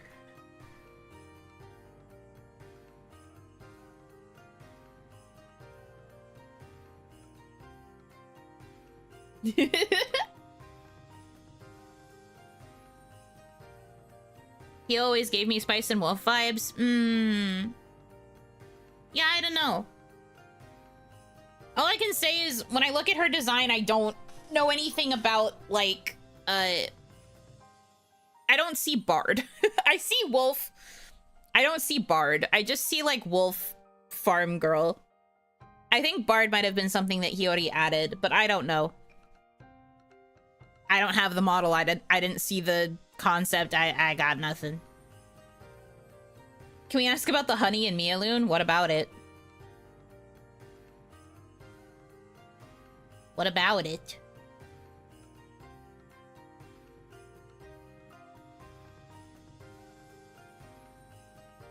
You can ask if you want, but I don't know what you're specifically asking about. Doesn't she play an instrument, Hiyori? I mean, sure, but like again, if we're looking at her design, it doesn't really say anything in the design. It doesn't read as Bard. I think she like got her own assets for instrument playing. Sure, her debut is near the Spice and Wolf remake, so capitalization.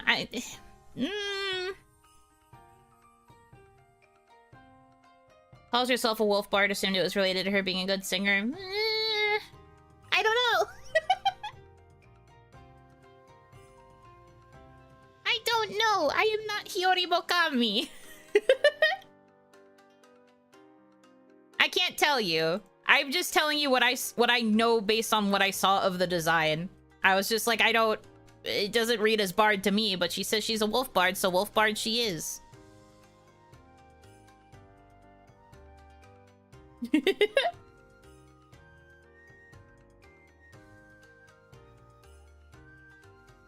This isn't Hio's channel. I think I made a wrong turn. Yeah, go watch Hiyori Mokami if you want answers about Hiyori Mokami lore, maybe. I don't know if she'd really share anything, though.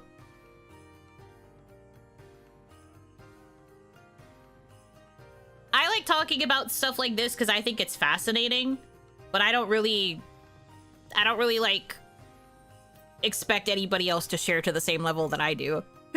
I just like sharing stuff about character designs and like vibes and unit stuff. I just like it. You know, Hanaki of Mialoon, subject matter expert of Ephemera. Me in tears, like I really don't know. I don't know. Can you give us all the juicy details on Ionia?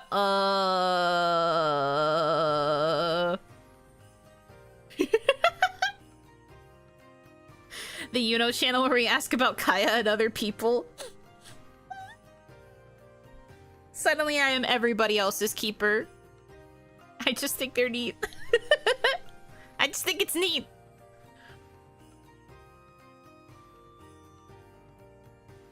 Lore keeper, design expert, kind of done with green, Oiran, wife keeper, writer. There's like 6 other things before writer, but yes. I just find many of the Kawaii staff decisions really interesting and questionable. Nah, same. Nah, I get you. Same. That's part of why I remark on it. And for the record, I am not disparaging management at all. I just think it's interesting to talk about.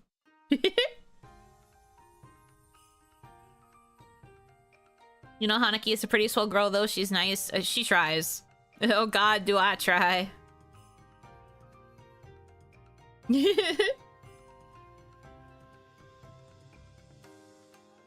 Ionia juicy details. You know Hanaki, am I right? True. What's the theme of Mialoon? honey and moon. Something something sweet singing voices, something something. A lot of us are still very night themed. I actually don't know if Kaya is planning for Melon to also be night coded, like a nighttime pirate, but like Lynn is a nighttime phantom thief, and then I'm still an Oni of the night too as well. Yeah, no. Right. Yeah, so I guess Melon is breaking the theme. But like we were all like night oriented at the time, because I think this was technically before Kaya decided to plan out like a re-debut with a new character. Half and half. Well, I mean, yeah, now it's half and half.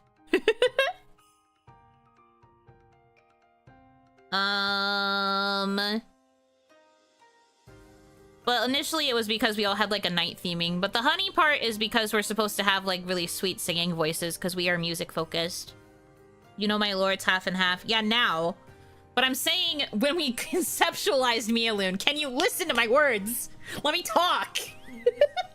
In the beginning, before you decided to go back to Melon, you were still using the Kaya model, and we were all like, oh, even with Lynn being Lynn, we're still like night focused, so we could do stuff with like the nighttime and the moon still. And then instead of flowers, because the flower theming was no longer consistent between the three of us, we were like, what's stuff that's associated with the moon? And honey came up, and so we were like, okay, we could do honey because we've got like sweet music, sweet singing stuff, singing. So yeah, that was kind of where it went, basically. And then we decided to make it Mialoon because it sounded prettier as a unit name. Do you know the origin of the term honeymoon? Like the actual term honeymoon is in like the retreat that couples go on, or you just mean as a concept? I try to look it up and the first result I get is honeymoon grill. No, pretty sure that's not it. Etymology, yeah.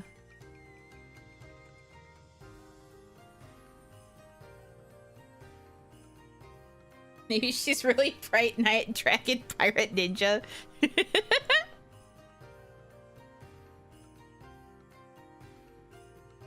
The name itself. Well, honeymoon, it's not meant... The term is literally honeymoon. It's not based off of the term honeymoon, like as a word.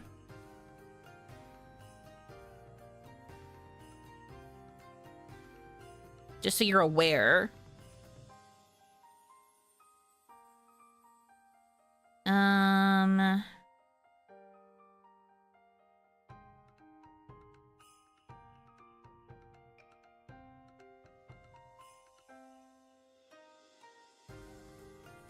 Comes from a medieval European tradition where newly married couples would drink honey wine or mead for a month following their wedding, known as the honeymoon or honey month.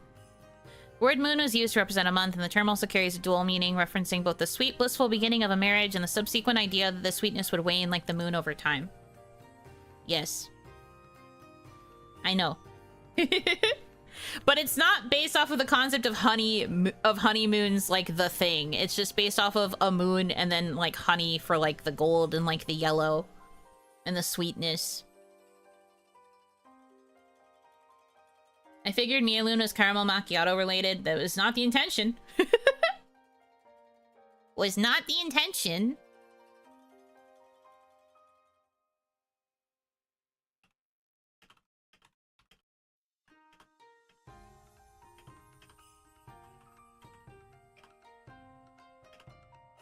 And we found out later from you guys, after we chose the name Mialoon, that there is a phase of the moon that happens in June, where, the moon turns like amber, like an amber gold color. Unfortunately, our anniversary is not in June. Would have been perfect if it was. But there is actually a phase of the moon that is called the honeymoon. And it turns like an amber color. It was because our Soonscoops flavor was honey. Well, not fully because. We did still choose Mialoon because of like the moon concept. We actually chose honey before we decided to become Mialoon because it was going to be just you and me. And we were going to be calling it Honey Mizuki. Because it was cute and it would be similar to Hana Mizuki, but Honey Mizuki. And I think it was initially going to be... I think it was going to have like a flower flavor as well, since we were also like the flower gen, but then everybody else was picking florals and we were like, ah. Maybe just honey. But we were going to be Honey Mizuki. Because it was before we had reconnected with Lynn and before we decided to become Mialoon. But then we were able to include Lynn later. And then Mialoon happened. It wasn't because of the ice cream flavor, but the ice cream flavor, because the ice cream flavor had been decided before. I don't know if anyone else has shared the timeline, but we were kind of like low-key working on the plans for Soonscoops, like even as Kawaii was still in the process of blowing up. So it was decided before we reconnected with Lynn and decided to form Mialoon.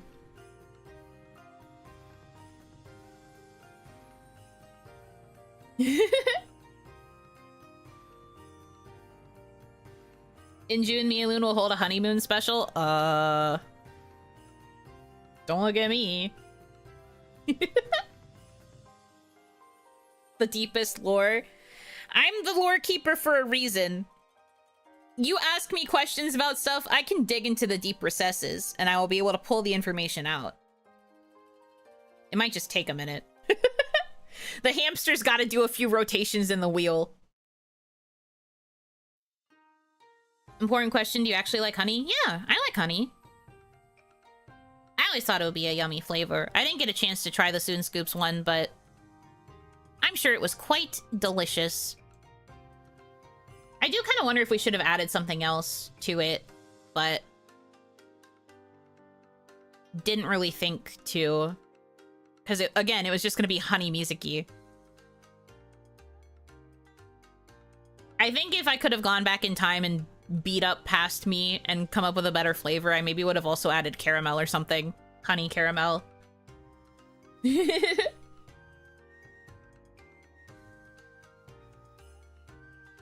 Will they ever do a rerun of the flavors? Doubtful.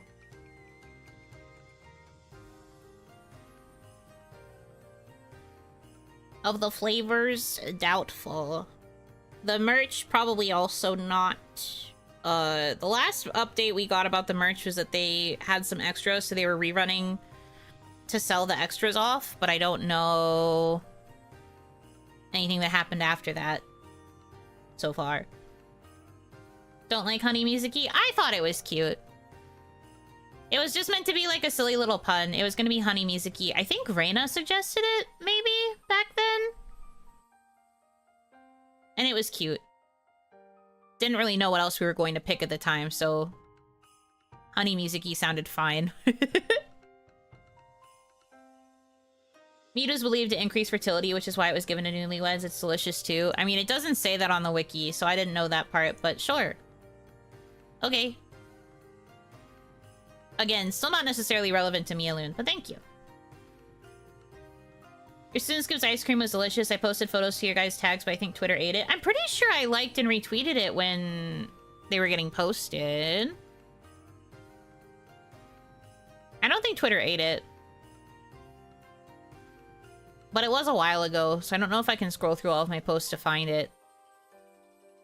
But I'm pretty sure I liked and retweeted every time someone got the merch or got the ice cream. I have memory of it, and I remember showing it in the group chat.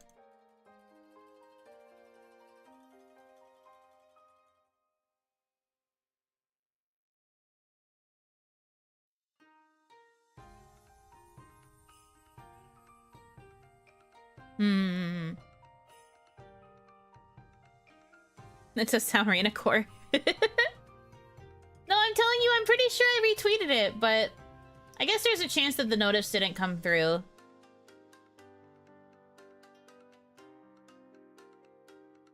At any rate.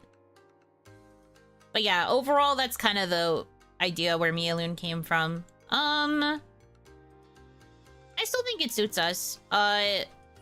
There's like other reasons to like kind of because like the coloration's changing, especially now that Miss Kaya is going to be yellow instead of red fully. Or well, her image color is going to be yellow. Technically she's still wearing red in her outfit, but her image color is yellow now. But our colors are more like night aesthetic colors. Because of like the yellow and then the blue and then the purple. The purple's me, by the way, in case you couldn't tell. I'm purple. So our colors are gonna kind of be more like night, I guess, too cool tone and a warm tone. We've kind of reversed it. Instead of it being too warm and a cool, it's too cool and a warm. Now that Miss Melon's gonna be yellow. But I think these colors work together really well. And at the very least, it fits together better than the freaking... Oh, do you guys know that we tried to ask them to change the colors in the original Hanamizuki logo to match our image colors? And then they got mad and said that they needed... Well, not mad, but they were insistent that the logo should only have the model colors because it made more sense for association. But we were like, but we don't use these colors. The only one it makes sense for is Kaya because she's red. Help. But it would have looked good with our normal colors too. But they were really insistent that they'd stay with the pink and the green. And it was just like, ugh, it was so frustrating. Anyway, what I wanted to say is these colors look really nice together and they work well in the Mialoon logos and stuff. It actually feels like we match more.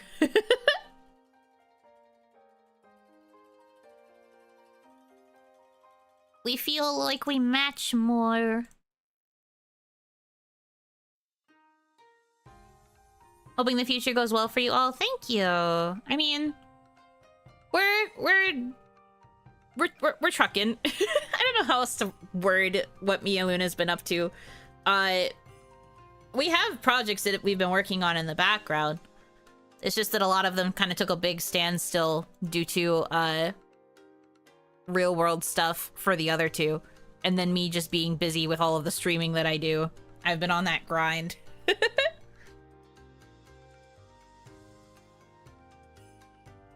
But we have stuff that we have cooked, things that are in like various states of completion. There's just certain things that need to be handled before we can start releasing. But we do have stuff that's been cooking.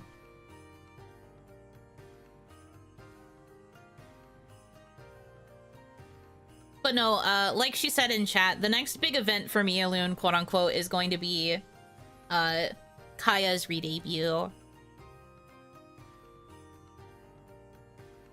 She will be first. I'll be later. I won't give you any details about the date unless she's leaked it already, but hers will be finished before mine.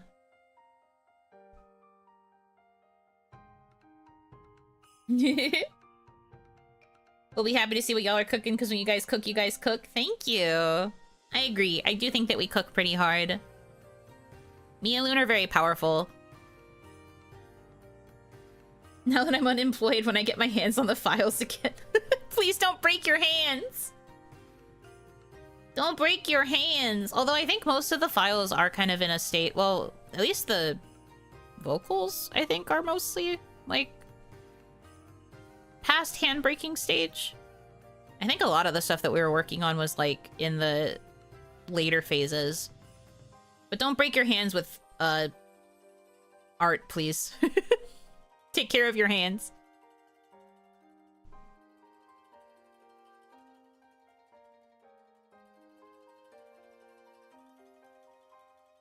The vocals can be sent off. The visuals, I'm going to die. It's over.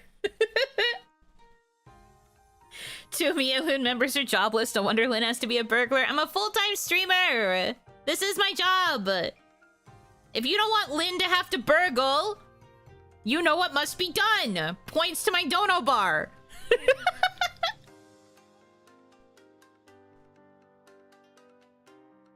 Do you want to prevent Feline de Rouge from freaking having to burgle, then help me, bro. In case you can't tell, I'm joking.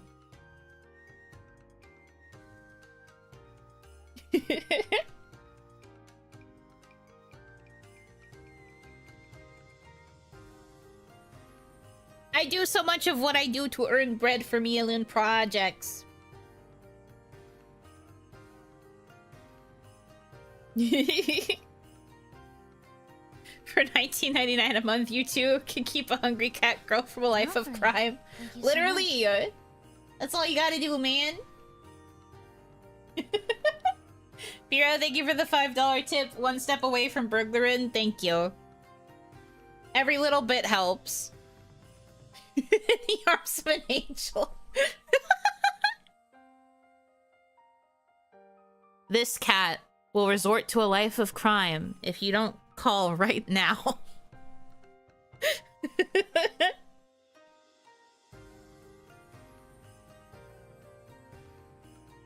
Buy my silence permanently. Just $1 a day. $1 a day is a bit too cheap.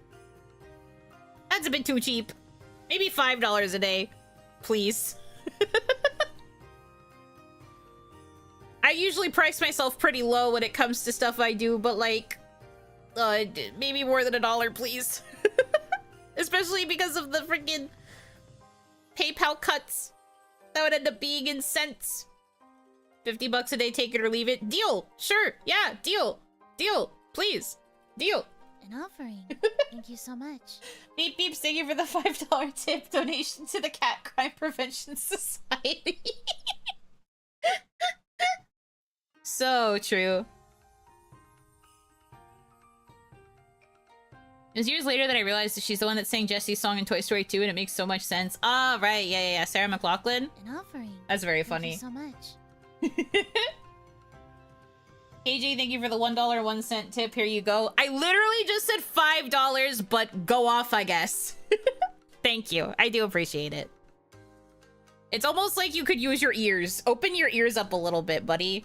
I think you got some earwax in there. You mistook a 1 for a 5. That's crazy.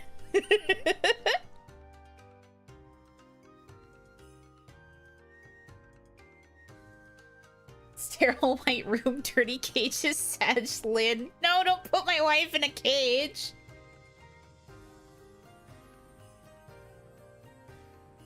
You said you need more than $1, and then I said 5, at least. There's 2 sentences there. 2 sentences that combine together to make a full statement. Maybe we need ear cleaning ASMR. I don't have a setup where I can simulate cleaning ears. I don't even understand how people do that, to be honest. All I can think of is smushing a Q-tip up against the mic, but I don't think that's how it works.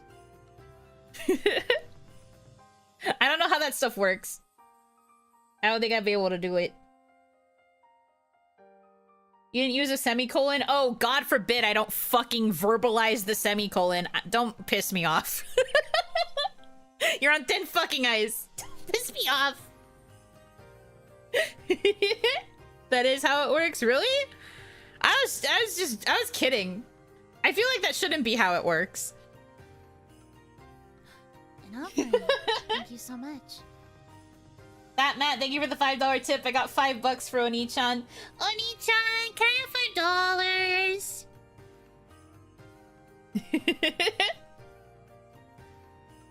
When is the cutoff date for the goal? I've got a holiday booked, and then when I'm back from that mid-September, I should have a little to spare. I told my papa first or second week of September, so you would probably be getting back around the time that it's due. But also, I haven't really gotten any updates on the rig yet, so I assume the payment plan is still going to be in effect for the second week of September because that's what I said. If I need to push it, I'll see if maybe doing it just sometime in September will still be good. But I have no idea, honestly. I'm gonna have to grind a lot regardless. Ooh, I have to grind so much. Dinglesmith, thank you for the $5 tip. So Lynn can get her shots updated at the CCPS. Can we? Man, it's true. She does. We do need to make sure that she's taken care of. If she's updated on all of her shots, it means that she doesn't have to burgle.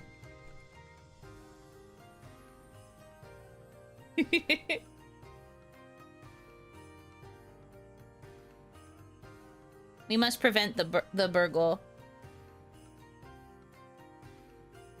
Then again, if she burgles, then she could probably come back with a pretty decent sub. So who knows? Maybe we do need her to burgle, actually.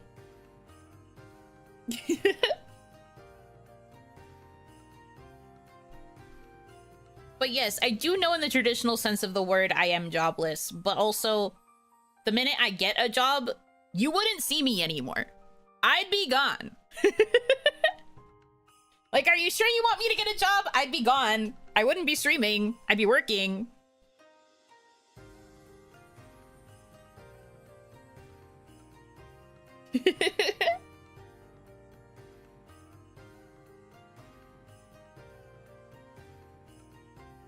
You're fine. I'm messing around. All of this is a bit.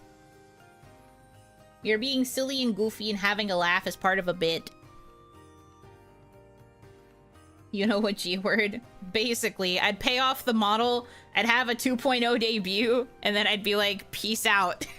I gotta work. I gotta earn back this bread. And then I'd be gone. Gone. Working.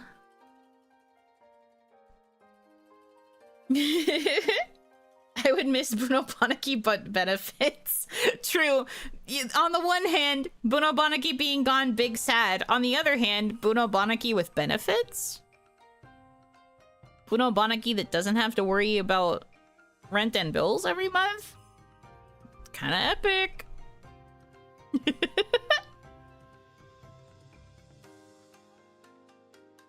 Can't believe Yuno would bully us like this. Defenseless, pure little Damadachi. Okay. No one has ever said any of those words in relation to you. You have never been called defenseless, pure, or little. Actually, no. I've called you little. I'll take that back. That's my bad. I have called you little. Defenseless and pure, though? That's where the debate is. We have been called Tamagotchi. True. Good point. Spare not be foreshadowing. It's not. I'm fine. Everything's okay. I am looking for a job, if you're asking. But, like, I haven't had any luck. So, until I have luck, you're kind of stuck with me. We are pure redacted.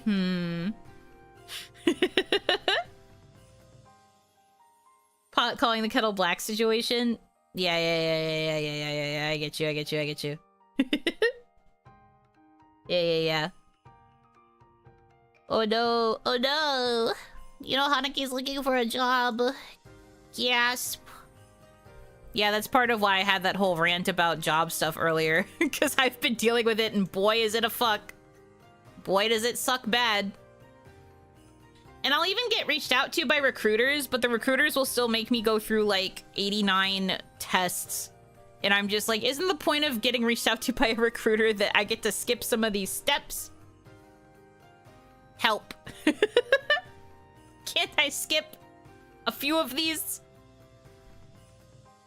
And they're also always wanting to schedule during times where I'm busy, either because I'm streaming or because I'm doing something else related to, like, working and streaming. And I'm just like, man, can you please be available other times?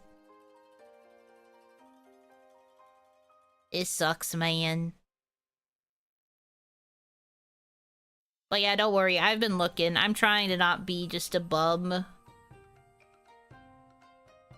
Yuno doesn't necessarily like being a bum either. My desire is to keep doing this full time, but it is reaching a point where I'm not sure it's feasible anymore. But boy, is it hard to find a job, especially because there's like gaps in my resume from when I committed to frickin' VTubing. Adulthood is a fluke. This is also true. Adulthood is stinky, smelly, bad time.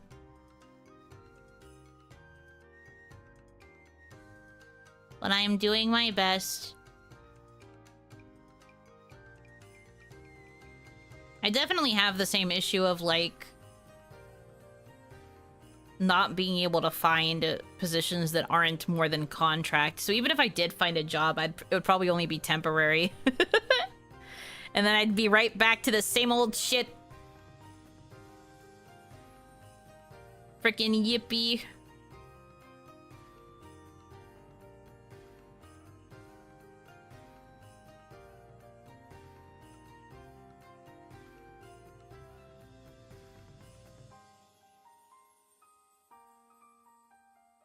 I lied and said I did graphic design and content strategy at Culture Entertainment. I mean, hey, if that's how you gotta interpret it.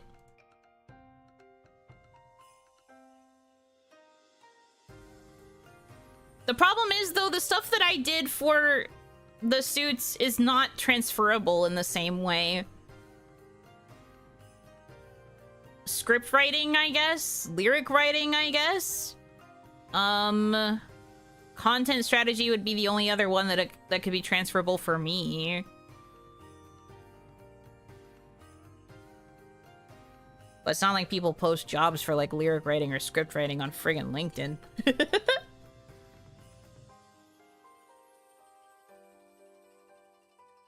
Evening entertainment and culture entertainment. I don't think I should fucking say that.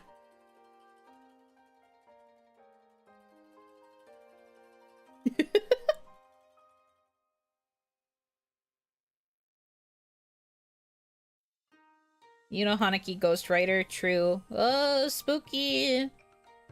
I wrote a lot of content, but I did it with a sheet over my head, so that makes me a ghostwriter.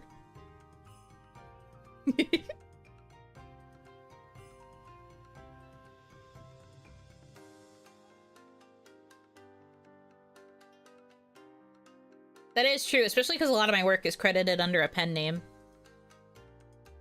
Oiran is hella shorter. I am not calling myself an Oiran. Ay, ay, ay.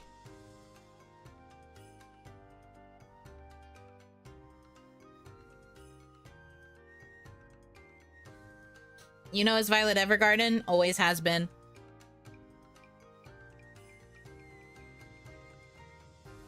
Can't believe it took you this long to figure it out. I've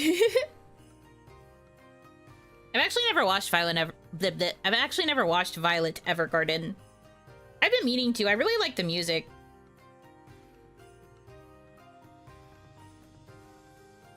But I never got around to watching it. What? Yeah, I know. It seems very unicorn, doesn't it? But I've never watched it. I saw it. Congrats, you want a medal?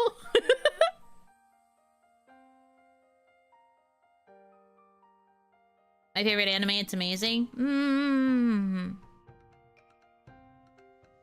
All about what to do once a war is over. I know that there's something about, like, letters. Like, there's a lot of, like, letters that either the main character writes or that she, like, receives or delivers. I don't know. There's, like, a lot about letters. Main character looked a lot like Saber from Fate, I believe. Even though she's not. Did you ever watch Vampire in the Garden? Doesn't sound familiar, so probably not. I'll look it up just to make sure, though. Ah, yes. No, I did not.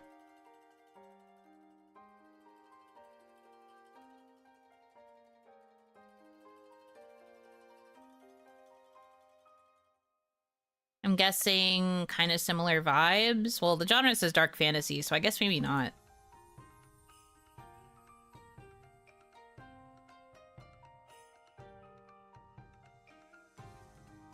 Voiced by Mikasa from AOT. Yeah, I know. I like Ishikawa Yui. I don't know her for... Well, I didn't know her for Mikasa particularly. But I do like a lot of other roles that she plays. She's a really good voice actress. I love her singing voice too.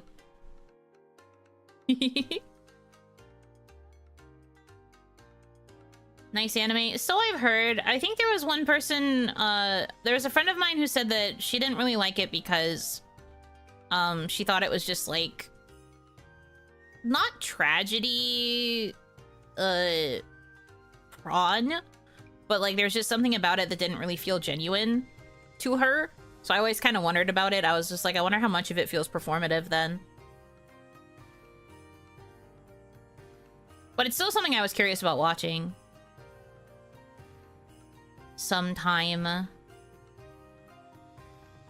You just need time to sit down and watch stuff, though. Usually the only time I'm watching things is when I watch them with Hitomi, and I don't think Hitomi has any interest in this one. So that would be a me watch, which I don't usually get a chance to do. I'll fight her. Don't do that. It's a bit hit and miss for me. That's fair. It can be hit and miss for people. I think that that is valid. Most people that I knew really liked it that watched it. She was like the one who like had the dissenting opinion, and I do usually agree with her hot takes, so I was like, huh. Wonder if that's how I'd feel. But I don't know. I have to watch it to find out. I don't want to just assume based on a friend's opinion. I would still give it a watch. Vampire in the Garden also looks kind of... I mean, I didn't really read anything about it. Aesthetically, it looked kind of cool.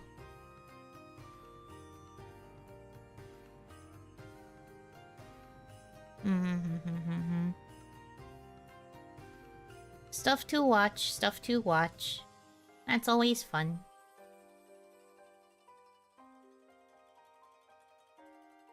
I will look into it. Violet Evergarden was very pretty, that's all. Oh, I see, I see.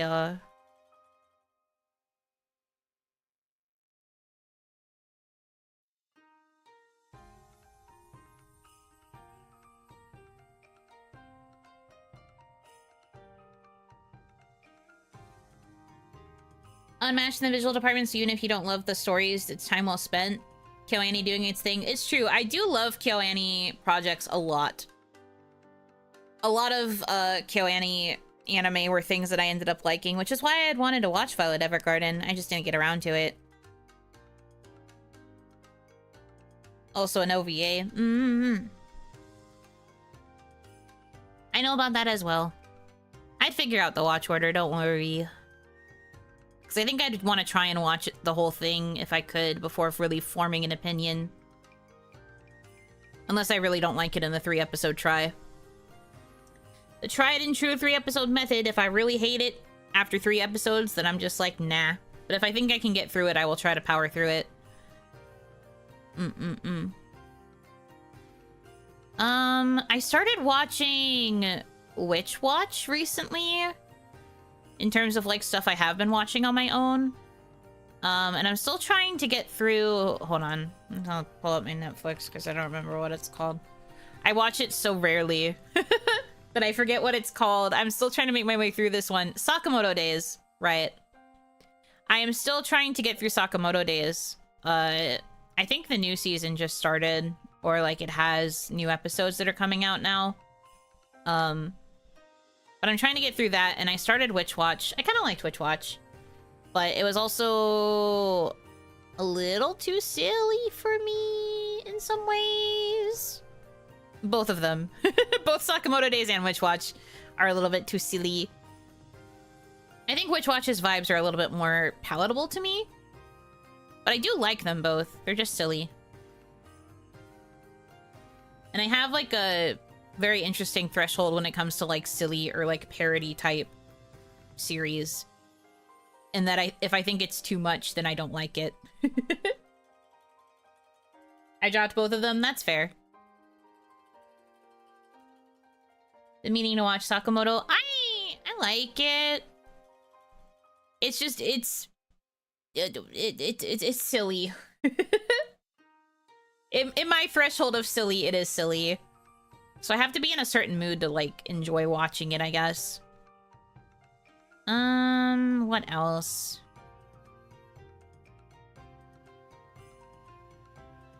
Everyone has that silliness limit until you get to Looney Tunes and it comes full circle. Well, Looney Tunes, its whole thing is silly. And it, like, defines, like, silly cartoon. My thing with, silly in anime is if it's, like, parody. There's, like, a certain level of, like, goofy, silly parody that I can handle before it just becomes random XD humor. And I don't really care for it when it gets to the point of being, like, random XD. I want there to be, like, just enough seriousness. And, like, Sakamoto does have seriousness. I don't want to imply that it doesn't at all.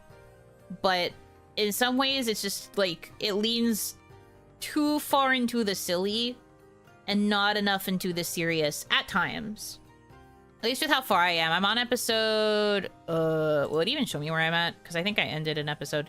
Yeah, I'm supposed to be on episode 4. I need to start 4. So I have technically given it the 3-episode try, which is why I'm unsure if I'm going to continue it. And then for Witch Watch, I'm definitely not that far. Oh, I did watch 4 episodes, so I'd be on episode 5. So I guess, yeah, that kind of confirms that Witch Watch is more my palette. Because I watched a little bit more of it when I tried it.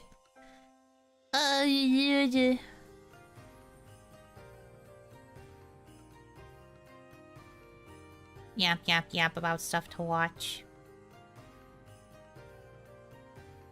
If I can give you guys a recommendation in return, I really liked the anime Kotaro Lives Alone. That one's also on Netflix if we're talking about Netflix anime. You might be able to find it other places. I don't know. I'm not going to judge you, but I really liked Kotaro Lives Alone. It's so cute and also kind of depressing, but so cute and also just kind of depressing, but really cute, I promise. It's good, trust. It's good, trust. It's also only 10 episodes, so it's a good watch. That one was so sad. I know, but it's so good. Free Rent is on Netflix. We already watched Free Rent together in Members. That was a members watch. I saw that. Pretty good. It's kind of depressing. I know, that's why I said kind of depressing, but it's good, but it's kind of depressing. But it's good, but it's kind of depressing. Like, you gotta understand, it's depressing, but it's good. Do you get me? I really liked that one. But there's my counter offer if you haven't seen it. It's good. It's only 10 episodes. Very quick binge if you ever have time. I like it. I think it's good.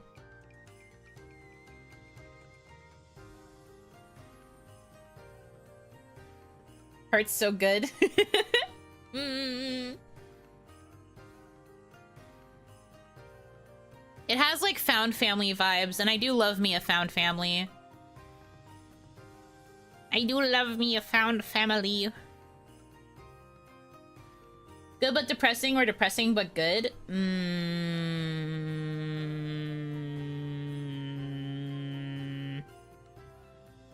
Good but depressing?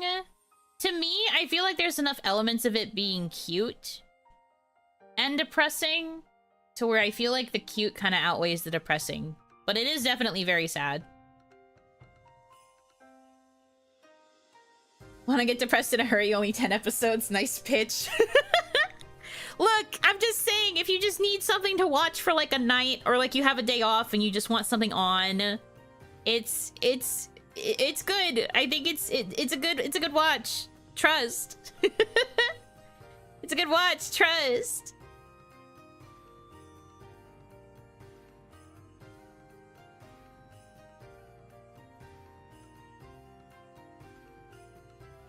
So it's depressing, but it's good. But it's depressing. Me, look, I'm trying to convey to you it's good. Depression with Yuno Hanaki. I liked it. I thought it was really charming. Even if it was sad. And sometimes you need a bit of sad to go with your charm, you know? It is what it is. It is what it is.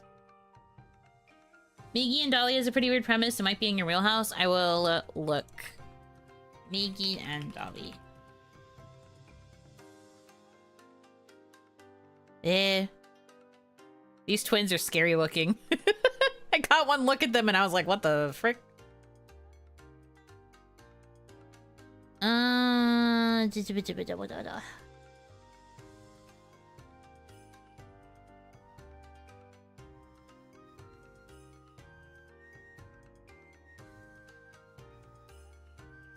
Oh, Dottie, like Hidari. Oh, they're literally named like left and right. Mystery, surreal comedy. Huh. Want me to get depressed on my days off? I already get that on my work days. Okay, but more cathartic depression. Sad doesn't affect me anymore. Clanad thought of that. Aw, oh, man, Clanad. I still need to get Hitomi to watch After Story with me. We watched through base Clanad. We still need to watch After Story, I think. We never finished it.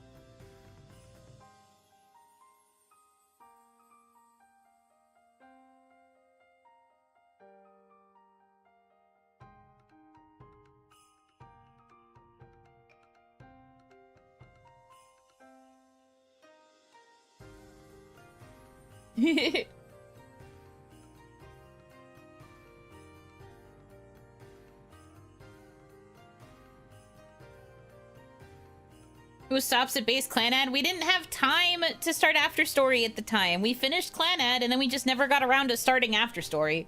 The desire to watch new stuff versus the urge to rewatch Tsuritama. I want to rewatch Tsuritama, honestly. I haven't seen it in years. But I remember me and Hitomi loved it. We really liked it a lot. I think it would be nice to rewatch it now. I think that one, like, really towed the border between my tolerance for silly and my tolerance for, serious. You make time for After Story? I know! It's Hitomi who hasn't had time! I can't help it! She works, she makes bread! I have all the time in the fucking world! She's the one that doesn't!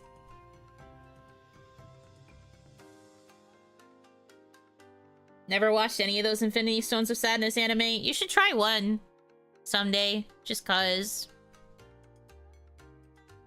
It's silly, it's sad, it's cute. Fishing anime has it all. It, like I said, it towed the border. I think there were moments of it that were very silly, and I was just like, I wasn't sure if I can handle it. Anyway, I'm like looking briefly at the description for Migi and Dottie, and maybe I would like it. Maybe I will give this a shot. Looks like it's a Crunchyroll show. Yeah, okay. Noted. Put lid on the Berkeley job again and make Hitomi take a break. I can't. She just got back from a vacation, and it was a vacation where we couldn't talk. She was busy. She can't go on a break again.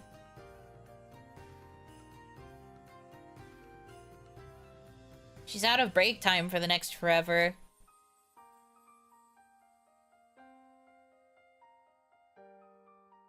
We have so much other stuff to watch too. It's so hard.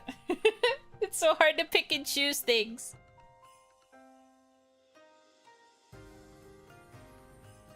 We haven't really sat and watched a lot of anime in a long time. We only recently managed to watch anime, and it was to watch the new Panty and Stocking. Which is fun. Fun show. I liked the original Panty and Stocking. I like the new one too. It is extremely fucking silly though. Like, I know I just talked about having a silliness threshold, but there's something about Panty and Stocking that I just enjoy a little bit more. Stalking his wife, by the way. Obviously. Maybe the only person on the planet who doesn't have Netflix. I only have Netflix because my aunt decided to get it around the same time that Onimama and I got iPads. So my aunt is paying for the Netflix subscription. She doesn't use it though. It was originally like primarily Onimama that was using it. So now we kind of just have it. And neither of us really use it. I think she wants to start using it, but I have to set up her devices for her. My aunt, I mean.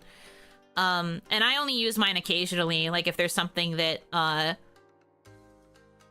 if there's something I want to watch that is on Netflix, which doesn't happen super often.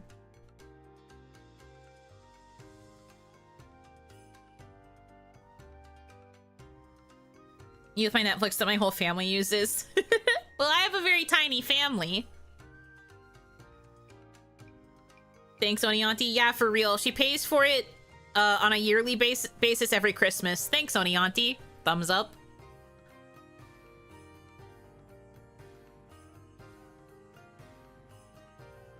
The Fast and Furious parody they did had me on the floor. That part was completely lost on me because I've never watched a Fast and Furious, but I could tell that's what it was parodying. They're all short. No! Tiny as in numbers. The members that were using this Netflix were 3, and now we are down to 2. And honestly, since my aunt doesn't use it at all, it's basically half, because I don't even really use it that much. I really should watch more stuff, though. I feel like I have a lot of, like, time that I just spend idling that I could use to, like, watch more media. And I feel like I should do that.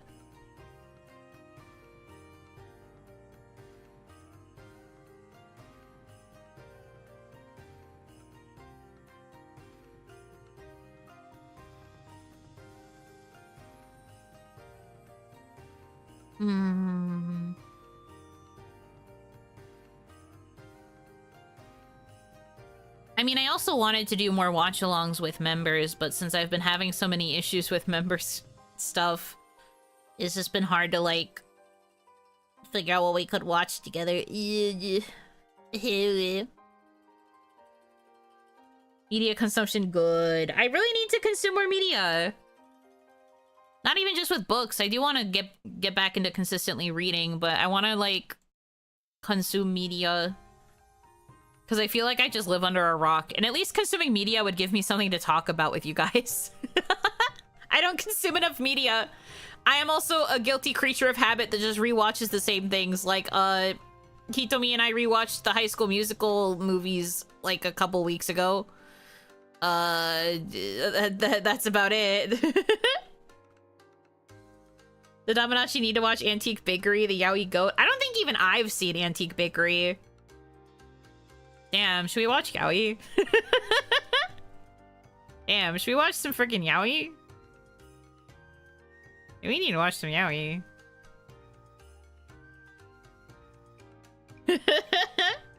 High School Musical, the movie, the musical. Yup. 1, 2, and 3, baby.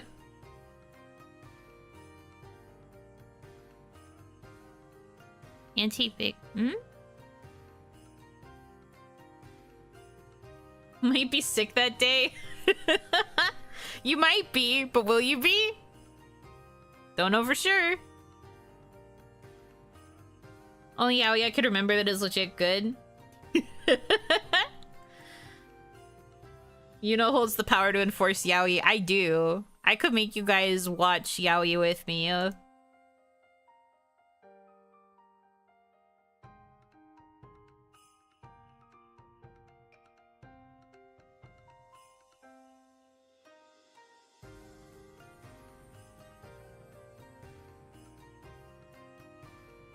What the fuck?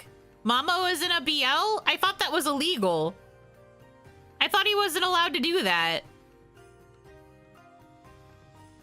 Oh, BL content is minimal. It won't satisfy those expecting a full-fledged gay romance. I was gonna say, this was back before Mamo left his agency that forbade him from doing any sort of, like, romantic-coded shit. Because I was about to be like, this man cannot be in an actual BL. In the year 2008. His agency didn't allow it.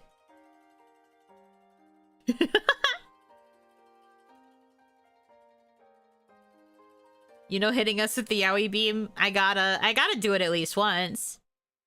Whom's to the what now? So Mamoru Miyano is a pretty famous seiyuu. He's known for doing a lot of like various roles. He's also known for playing a lot of crazy people, and he does a lot of dubbing of American movies too. Anyway, but like one of the things he's most prolific for is the fact that he worked for an agency that he like he was contracted to them when he was a kid. I believe this also happened to the Seiyu Ken. Also, at a certain point, maybe there was somebody else. There was another Seiyu that was under the same agency. But basically, because they signed the contracts when they were minors, they were not allowed to participate in anything not safe for work. And specifically, were not allowed to be in things like BL for a long time. Because their contracts didn't allow it because they were minors when they signed. And the terms never got updated, even when they became of age. And were very much, like, of age. They were just not allowed to do any, like, romantic coded with men BL stuff. And definitely not any, like, not safe for work stuff. I think only very recently Mamo finally left that agency and is technically free to do BL if he wants to. He also totally has the right to not do it. But that was, like, a thing for a long time. That's why I was surprised. I was like, Mamo is a main character in this, even though it's a BL. But then I looked at it, said that there's basically no BL elements, and I was like, okay. It's 100% a gay story, so I guess they found the Mamo loophole. I was gonna say, that has to be the loophole. Like, he's allowed to pair with a guy as long as there's no actual romance on screen.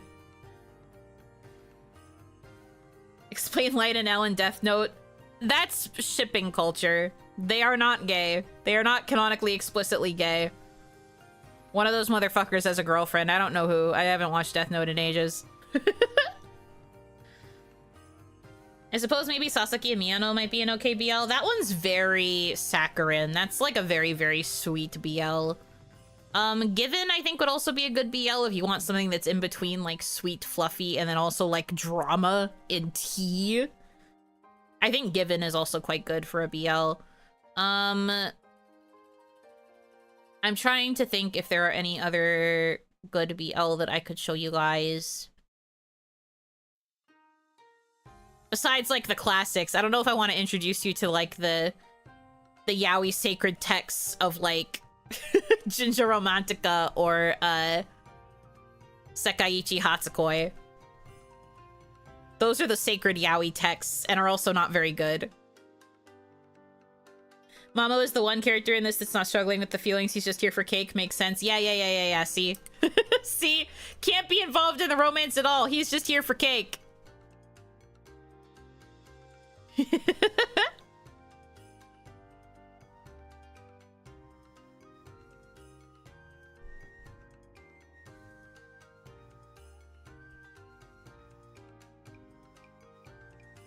Gravitation is the yaoi sacred text for me. That's fair. I like your funny words, purple woman. I know, I'm outing myself pretty badly here. I think I watched like half of Gravitation, but I never finished it. The first yaoi I ever watched was Junja Romantica.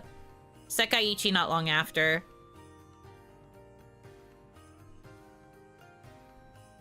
Those are very like tropey BLs.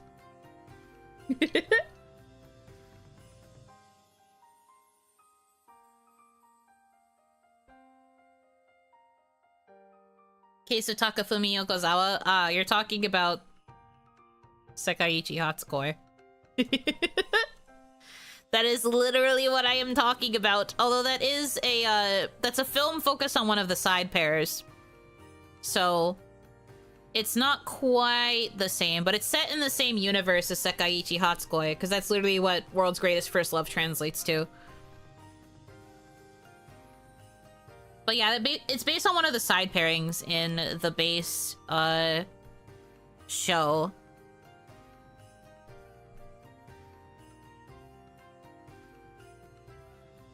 Local woman loses last bit of in the closetness she didn't even know she had. I'm pretty sure I've talked about yaoi to the same extent with you guys before. I am pushing a little bit further out of the closet in a way, I guess, but I am fairly certain we've talked about, at the very least, Jinja Romantica and Sekaiichi before. Looks at my hands. Anyways.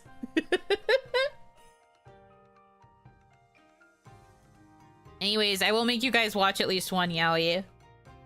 At some point. Not anytime soon, but I will make you watch at least one yaoi. You owe this to me. You owe this to me. This is your fate. Our souls are connected by fate, and your fate is watching BL with me. What BL will we watch? I don't know, but we'll figure it out.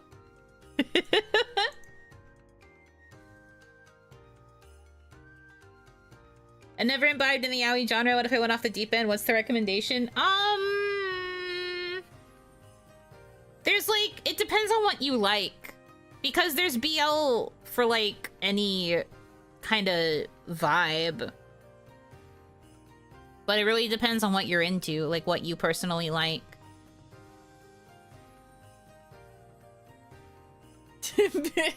Pulling on the soul chain, I've got you captive. That's what fate was all along. Fate was just BL. Yes. Yes.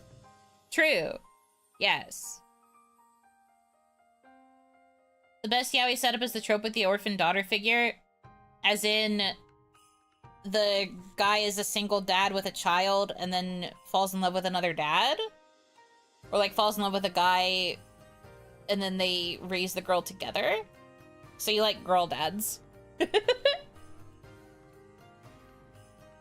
Google best BL anime. First on the list is Banana Fish. No, did not understand the homework. I know, I get so pissed off whenever Banana Fish is always like talked about for BL Rex. I get it, I get why, but it's not only a tragedy, but like, it's one of those series that's not fully marketed as a BL. It's one of those that's just like, got a gay pairing in it. Not quite the same thing. It's more plot focused than it is focused on the romance. And I feel like in order to be a good BL, it should be focused a little bit more on the romance. Never watched any BL. Only one I even heard of was Yuri on Ice. Oh god, Yuri on Ice. I didn't really care for Yuri on Ice, just vibes-wise. But I know it was like very popular, both for the BL and also just in general. It was like very like world-shifting for a lot of people. Not me though. Also, I was more invested in a side pairing that didn't get that much attention and wasn't even really fully confirmed to be a side pairing. I just really liked them. And then I got mad that they were not really getting as much attention as they deserved. Punches my wall. I was not invested in the main pair at all. Victory were not my goats. I'll be beating on the glass, screaming for the neighbors to save us, but they won't hear it.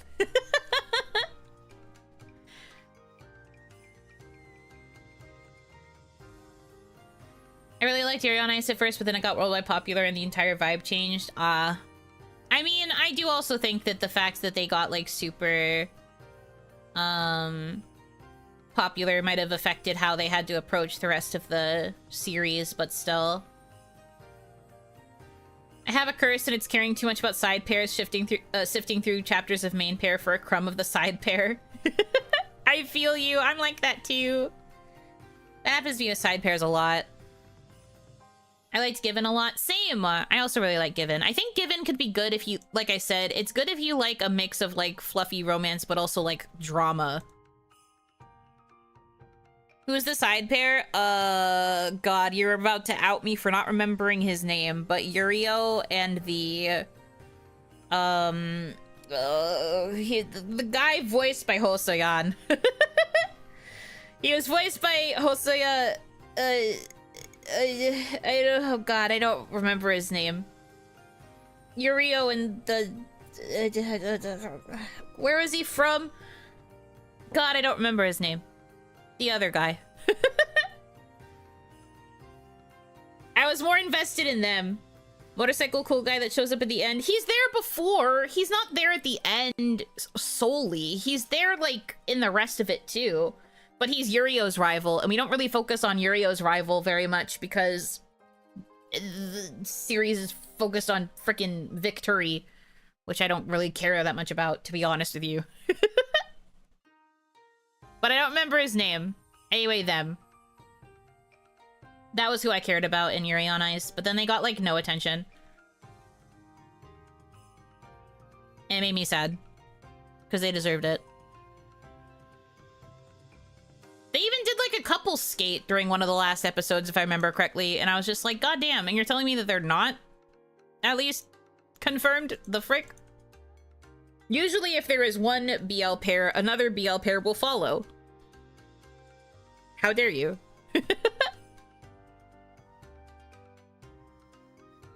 Oda Beck, yes! Him. Correct. Anyways. I was really invested in them, but then the series didn't really focus on them that much, so I was like, okay. Guess I'll perish. But yeah, Given is good for, like, actual BL. Number 6 is more so, like, shonen-ai, which means that it's more, like, gentle, like, kind of, like, soft romance. It's not, like, full-on...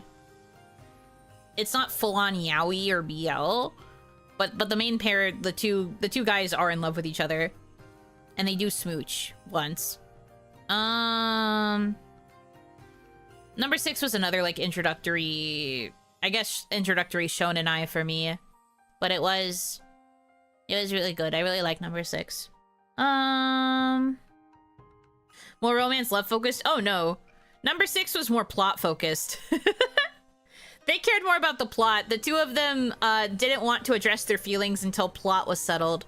And then the story, I don't want to spoil it, I guess, in case anyone is interested in trying it out for the story. But the story basically makes it so they can't be together at the time for XYZ reasons. And only recently, like 20 years-ish after the fact, like after the story initially ended. Actually, not 20 years, like 12 years. It's been like 10 plus, not 20. God, not that old. 10 plus years later, the author has suddenly come back and started like writing about them again. And it's been like focusing on them like actually getting to reunite and like re-exploring their like kind of complicated but like super intense feelings for one another, and I think that that's very epic. However, they have been very aggressive with taking down fan translations, which means they better be planning an actual translation. They better be localizing it, or I'm gonna be pissed. Because they're getting really angry at people who are like translating it, and they've like forced the more prolific people who are translating it to take it down. If you release it officially, I won't be mad anymore. But they really shouldn't be acting like that if they're not planning to localize it. I'm just saying, I think that's kind of mean. I think that's kind of bad. Anyway. But yeah, that one's good. I like that. I like the story for number 6 a lot. Surprisingly, it's a sci-fi that I like, and I don't usually like sci-fi, so there's something. What else? I'm trying to think of like strictly BL. Oh, right, there was a Tasogare Out of Focus. I watched that a couple seasons ago. That was a pretty decent BL. One of my favorite seiyus in it. It was pretty fun. I am a seiyu in it, really good. But that one's a pretty decent BL. It's about like a film club and like the different, for lack of a term, BL pairs that crop up being part of the same film club. Couple different types of relationship dynamic. There's like 3 main pairs, and it like shifts between the 3 of them over the course of a couple arcs. That could be a fun one to watch, but that one also has smut, so I don't know if you guys would be comfortable watching that. So that with Ender's Game, not a sci-fi fan, high school friend had it, burnt through it in like 3 days. Everyone has their one. And I guess the key for me was to have some, gay people in it. I love me my BL, what can I say? And then... Sorry, I'm still trying to think if there's anything else I might know. Besides these ones. I mean... not off the top of my head, I guess. Like, I'm sure I definitely know of more BL series. I just can't think of them off the top of my head.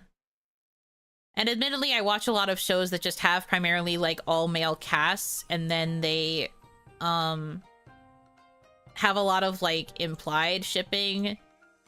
I don't want to call it baiting, because it's not necessarily baiting, but, like, when there's no other options besides other men, what choice do you have? but nothing ever gets like confirmed, but there is still fan service between the guys. I watch a lot of those kinds of shows. I like pretty boys. I like seeing pretty boys interact with each other and be boys. So I watch stuff where it's easy to ship BL, even if it's not inherently BL. And that's technically not the same thing, so I'm not counting any of those. This we know. I'm not saying you don't know this. I'm just saying that I have to be careful because I can't list some things that I know about in fear of them not actually being BL. Love Stage showed up on the list and that's too much for the Dominachi. Yeah, the Dominachi can't handle Love Stage. God, I haven't thought about Love Stage in ages. What a fucking ride that series is. Holy moly. I remember being so fucking done with the manga because the manga just got like crazy. They just kept adding drama after drama and I was like, why are you doing this? And then, as is the usual straw for me, they added a memory loss trope and I was like, nope. Nope. And I stopped reading. Because if there's one guaranteed way to get me to stop caring about your series is to add a memory loss trope, even if it's only temporary. I hate when you have well-established characters that have been building a relationship for chapters and chapters and chapters and chapters and chapters, and then you just suddenly decide that a character has to have amnesia now. Because you've run out of ways to instigate drama. Like, get a better crutch. I'm sorry. There's other things you can do. Buno Banaki, get out of my brain. I shake your hand. We are just the same person with the same base level of taste. No, the amnesia arc was so stupid in that one in particular. There was a whole point to what they were freaking... Anyways. I'm not here to get heated about Love Stage, even though I did really like Love Stage at the time. I did like genuinely love it, and then they pulled the amnesia shit, and I was like, nope, nope, nope. So I don't even know how they resolved it, if they ever resolved it. Ironic for a woman who likes amnesia. I've said the reasons why I like amnesia, the otome, before. I have been very clear. The reason I like it is because you get her memories back, and it's like varied depending on which world you decide is your canon. Not because of the fucking cage! Cage is just fan service.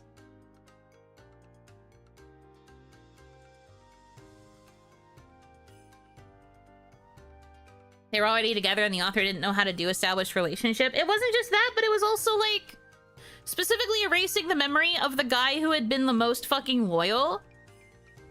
Like, that's the thing. Like, that was the guy who had been loyal, like, since... Oh, God, you're gonna make me talk about Love Stage. I'm gonna try to avoid too much of it. But long story short, they met when they were kids. He thought that the main character was a girl because he's very small, cute, and effeminate and has a high-pitched voice, so it was easy for him to be a girl for this, like, shoot. It was like a commercial for, like, a wedding company, I think.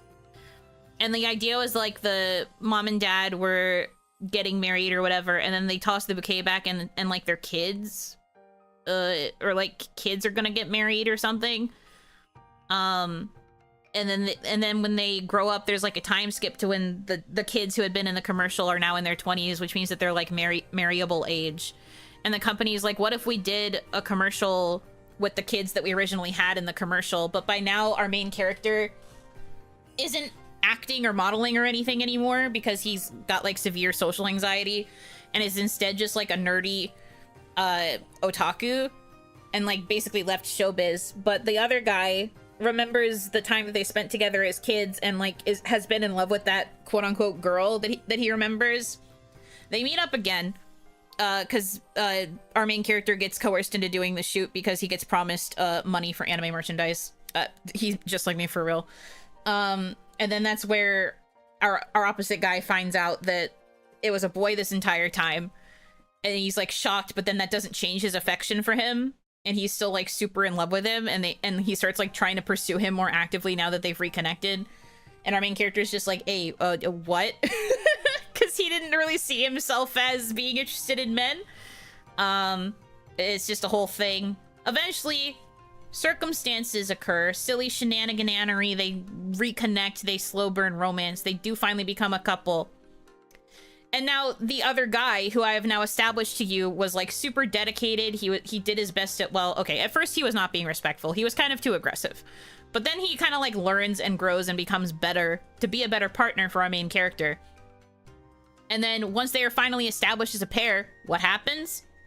Oh no, there's an accident during a shoot. He hits his head and he gets memory loss.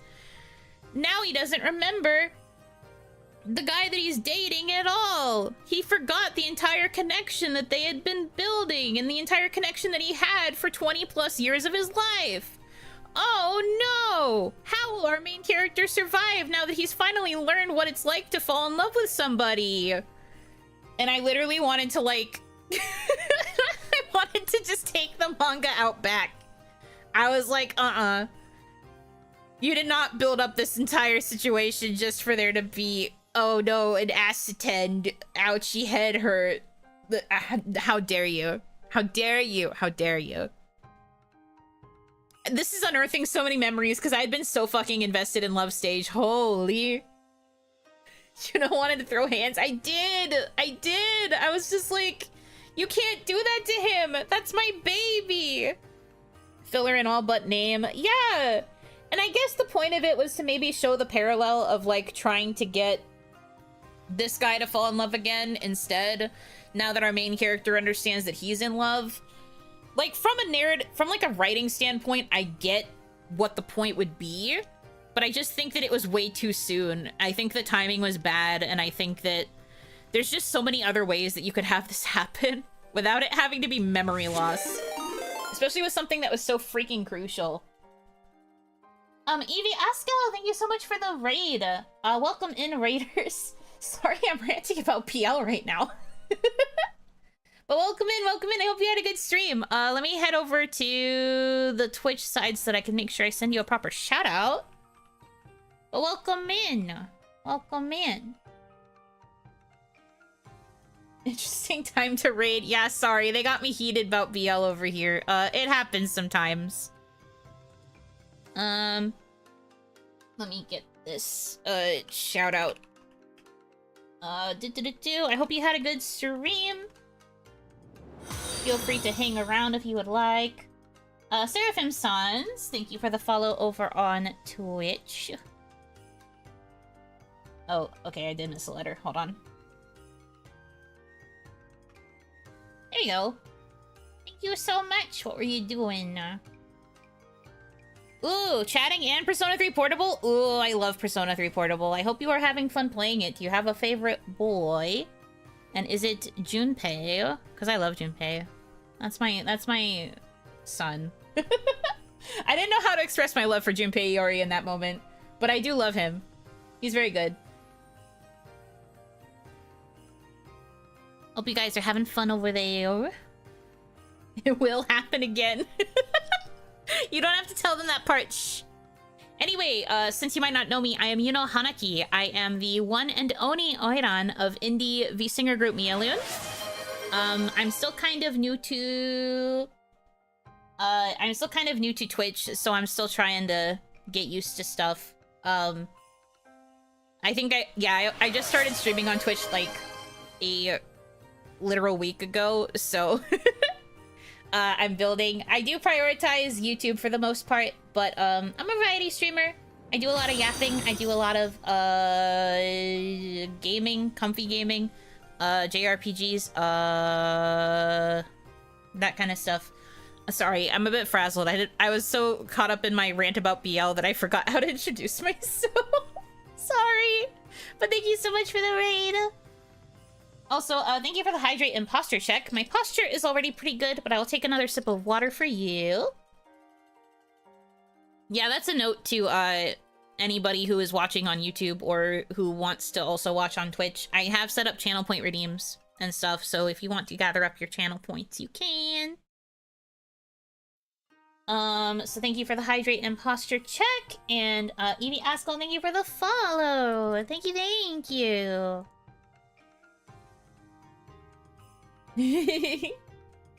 It will happen again. Stop telling them that.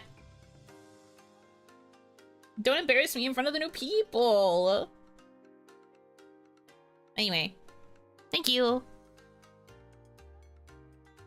But yeah, long story short, Love Stage pulling the amnesia trope was not very fun for me.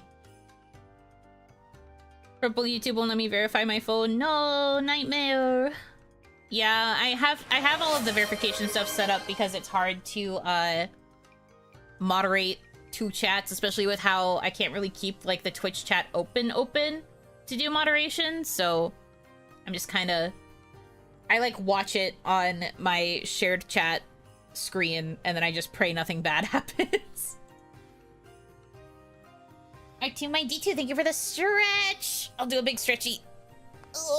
Oh, yep, that's a good stretch.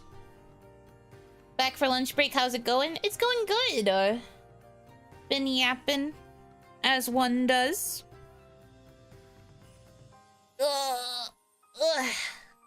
Okay, nice. But yeah, all of the Twitch stuff, I have kind of left it for, phone verification, just so it's a little bit easier to moderate. Please forgive me. I'm just a little guy. I don't have a person that I can set to be Twitch mod. It would be Hitomi, but Hitomi hasn't set up a Twitch, so I can't make her do it. But I would if I could.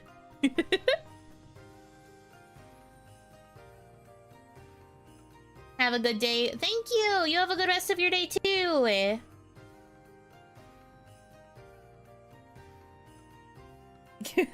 Having fun with the bonk emotes? Yes.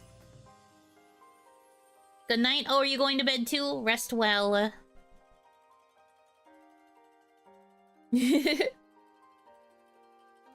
Everybody going to bed and I'm just like, man, the night's still young. It's 12:30 a.m., but the night's still young.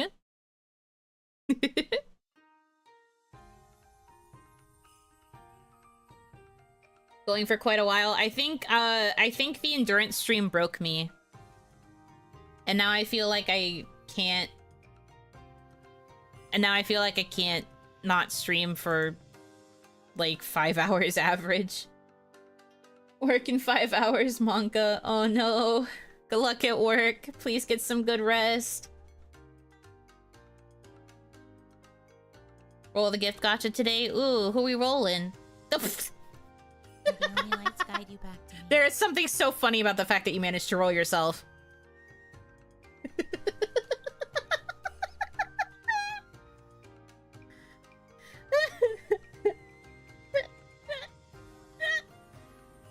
I won SSR! Let's go! I love that for you. That's a clip. That is pretty good.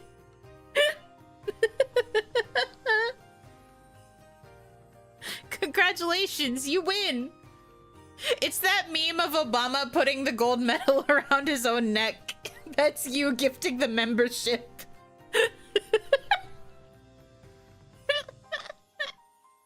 Conrad giving Conrad a medal. I didn't know that was possible. I didn't know either. That's awesome. What? That's so sick. Dude's so generous with his money dollars. I know. Make sure to thank the person that gifted you a membership. Make sure you thank them.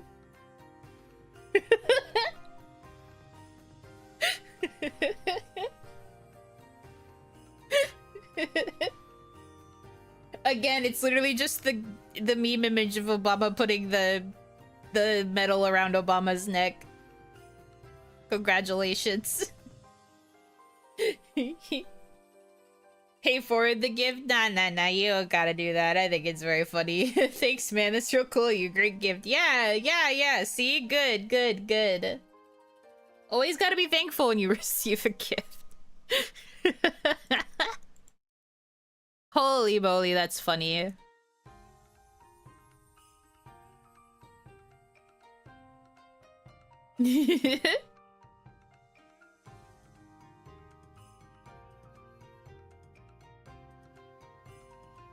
Ay.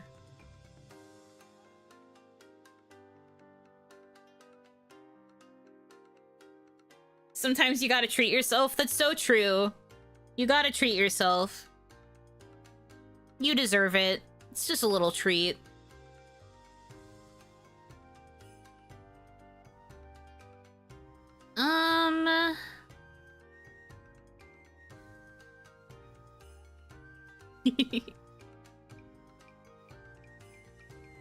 Let's see. What was I gonna say? When are you treating yourself? You know, whenever I get the money for my rig, I'll be treating myself to paying off my rig. That's my only focus right now, genuinely.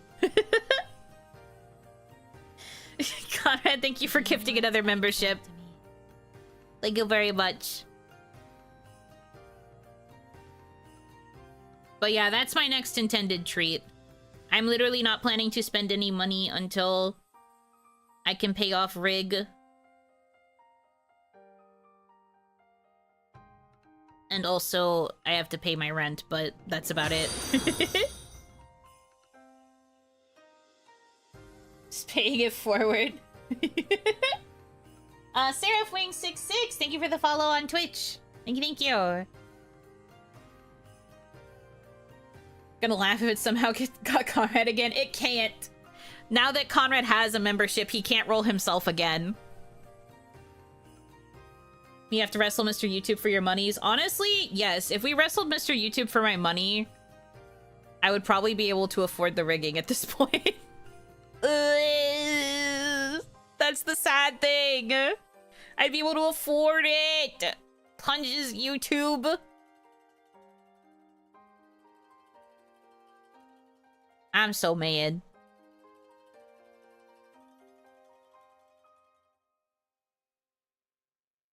It won't be nice to me, though.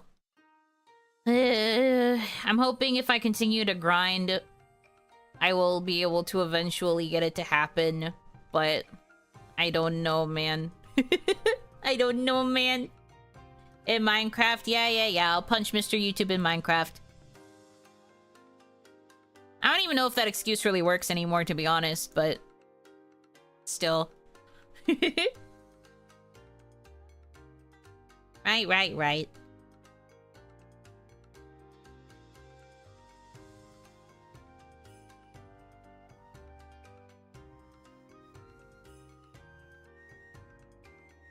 But yeah, part of my effort with the grinding is actually to kind of maintain the watch hours. I mean, my watch hours still aren't near the 4K requirement for partner, but I'm hoping maybe if I just keep streaming a lot as much as I can, then maybe we could actually accomplish something. That'd be kind of awesome.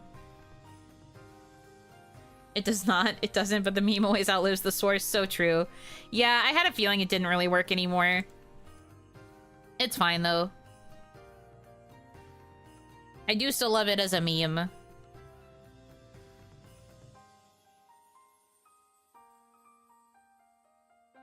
Sometimes it's all you need is a meme.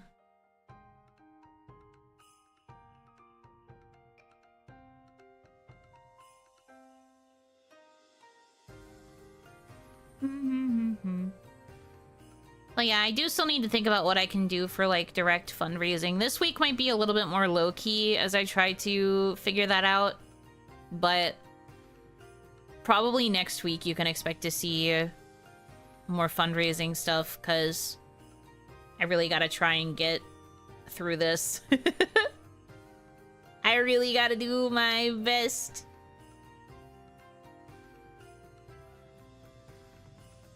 Being able to pay off my rig would be so epic. I think we can get there. I just have to do some thinking about ways to specifically accomplish it. I'll work hard. I'll stream lots, or well, as much as I can. I'll brainstorm. I feel a little bit more optimistic compared to where I was earlier today. I don't know if I'm still at, like, make a schedule optimism, but I'm feeling a little bit more sure of myself in some ways than I was previously. So maybe that's a good sign. Maybe that's a win. Ganba, thank you. Labor Day OniMon next week. Yeah, I do know a few people who are doing like mini events during Labor Day weekend, so I do know that that's like a thing already. And then of course, the actual Monday will be Labor Day in some areas of the world. We'll see. I'm gonna do my best. All I can do is my best. All I can do is my best. What 5 hours of getting bullied by Damadachis does to a girl. Isn't it crazy?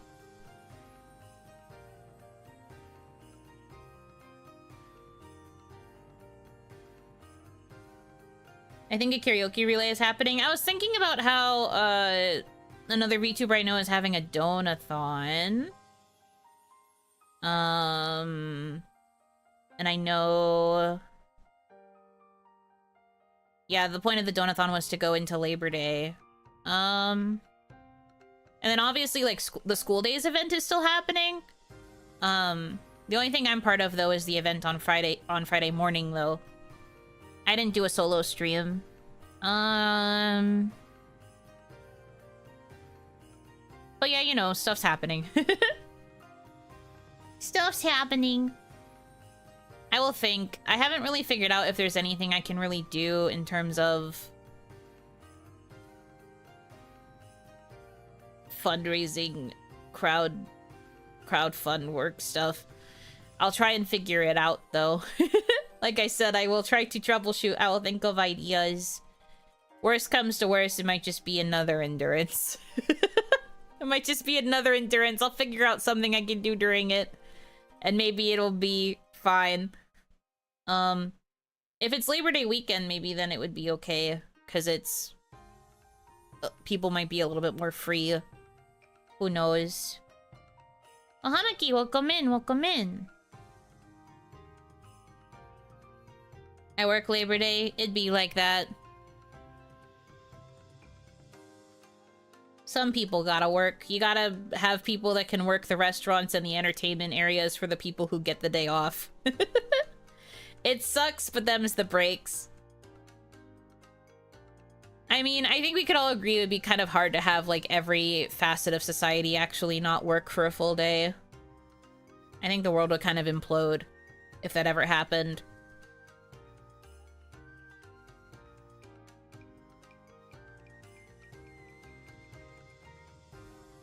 But I tell that to Hitami all the time because she works at a grocery store and they usually make her work holidays.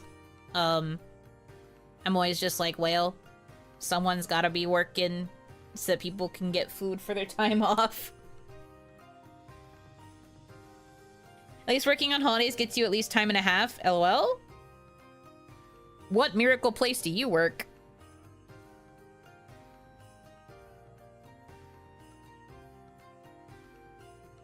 When they said Labor Day, they meant you'll be laboring day to me. True. Canada? Fair enough. Understandable. Have a good day. Fair enough. You know what? Yep. Fair.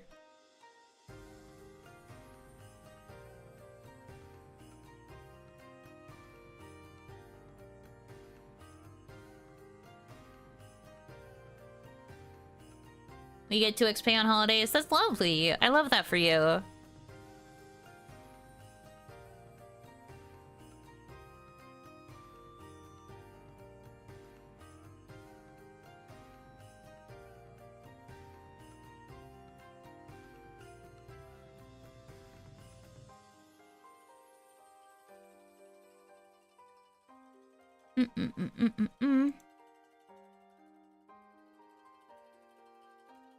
Same here, European. Love that for you. Onigashima is not usually that kind. How's everyone's Monday? Hello, Hanaki, welcome in. It's technically not Monday for me anymore. But if it is still OniMon for you, then happy OniMon. My day is alright.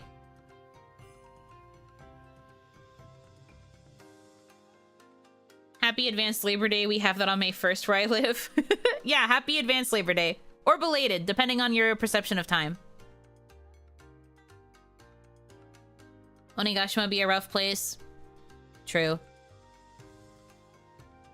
This is assuming you can even find a job in this frickin' market. I see the job status of those around the world and I'm just like, man, the US is a driver. Mm-hmm. It's only twos. Gasp. Gasp. We've entered only twos. Technically, by all accounts, it's only twos now.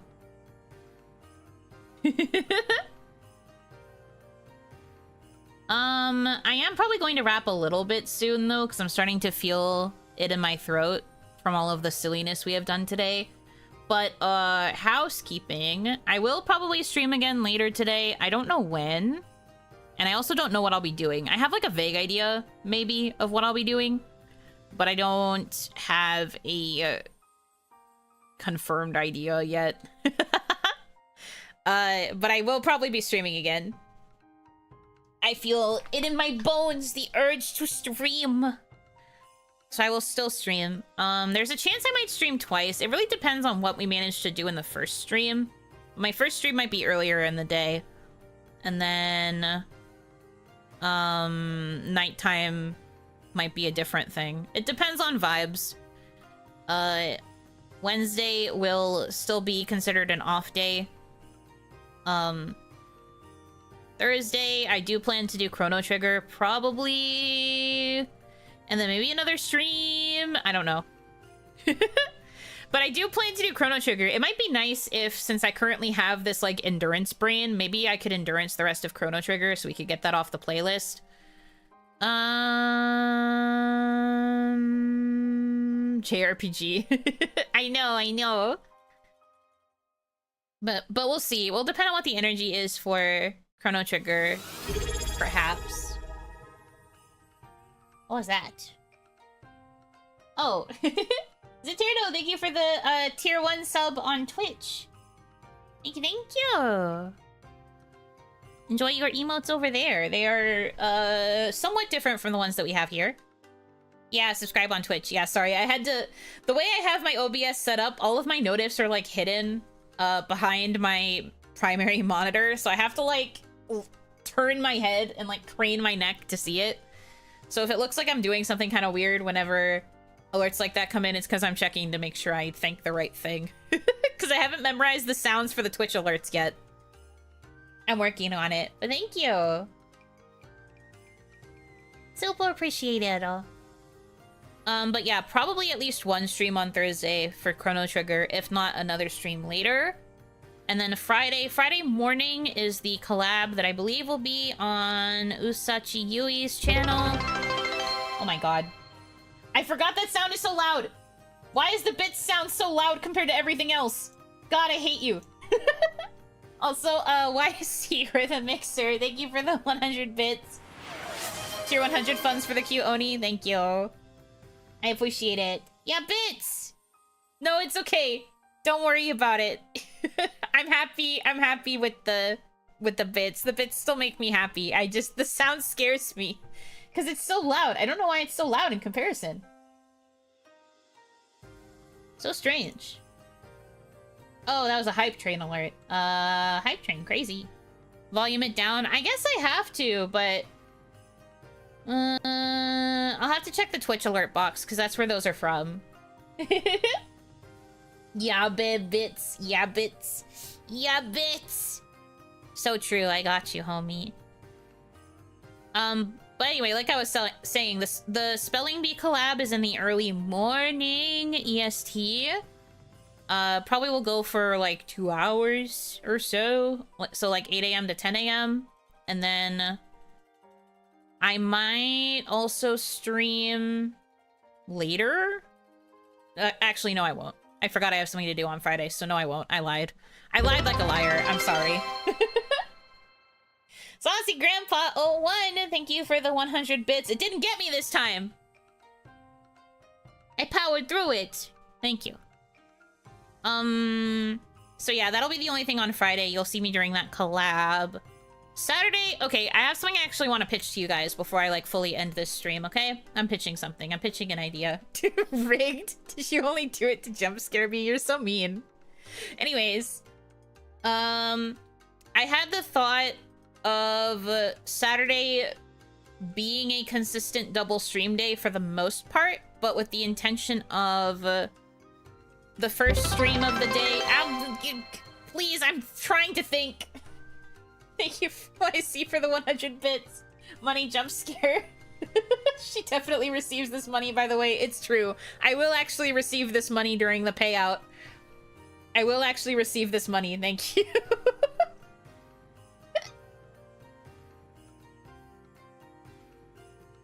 She's pitching her wee batting. What the freak? Anyway, what was I saying? Fuck. Okay. Saturday. I was thinking about having the Saturday daytime stream being only on Twitch and then still having our members only for Patreon, YouTube only, and then at night. Do we like this? Do we like this? Because, like, that's what it says on my schedule right now, is I was planning to do something on Twitch, exclusive during the daytime Saturday, and then, evenings would still be YouTube-only members. Well, YouTube / like Patreon members. Mostly because Twitch doesn't really have a good way to do members content. So member streams are still going to be YouTube exclusives. The link will be shared on Patreon. Although I'm thinking about starting to share the link to YouTube members too, for the people that have still been maintaining their YouTube memberships, in case people still wanted to be included in the member stuff. I'm thinking about it, but that was something that was on my schedule that didn't give me an ick.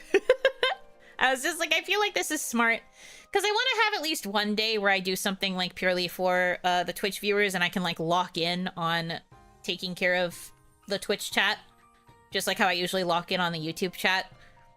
And I figure if I only do the one stream on Saturdays for members anyway, it would make sense to make it a double and then just Twitch during the day. I don't know how long, and I don't know what we'll do. But Twitch will probably start getting some weekly Twitch exclusive content for those of you who are interested in that. There's obviously no pressure if you don't want to switch between platforms. Totally understand. But I will say Twitch was very quick to monetize me, and it's going to be nice to get a little bit of supplemental income from Twitch once I can really get the ball rolling. So if you would like to support the Oni more directly, having a membership, having a subscription over there will help out lots. Also, something no ads, something slightly less copyright bunk over there, so we can do things like play music or do like other kinds of karaoke or whatever and not have to worry about me being sent to YouTube jail. Even though I'm already basically in YouTube jail. Anyway, so that's kind of what I am thinking right now. Something no ID checking. True. Knocking on frickin' wood, dude. That's how Twitch gets you. Then it's like, hey, we're banning you because you breathe slightly wrong. Well, I'm going to try to be good. I'm going to try to not break any of their rules. And I was thinking that a way to do that would be if I could have at least one stream that was guaranteed Twitch only. And stuff like that. So that's kind of what we're looking at. So there's your idea of like loose time slots. I might post a schedule that's just vaguely like might stream here if I decide to post something. But yeah, that's where we're at with that. Then I got suspended on Twitch just today for seemingly no reason. What? That's crazy. It's weird that they would do it for no reason.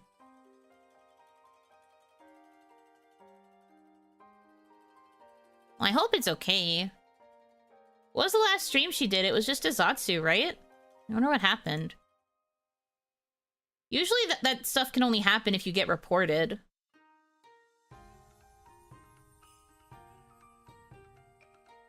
ASMR? But she did a Zatsu earlier today, unless she didn't multi-stream it.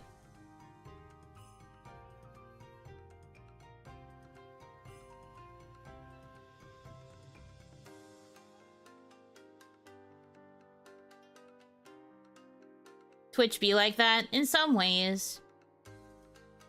It was the ASMR stream? Oh, I see. That sucks.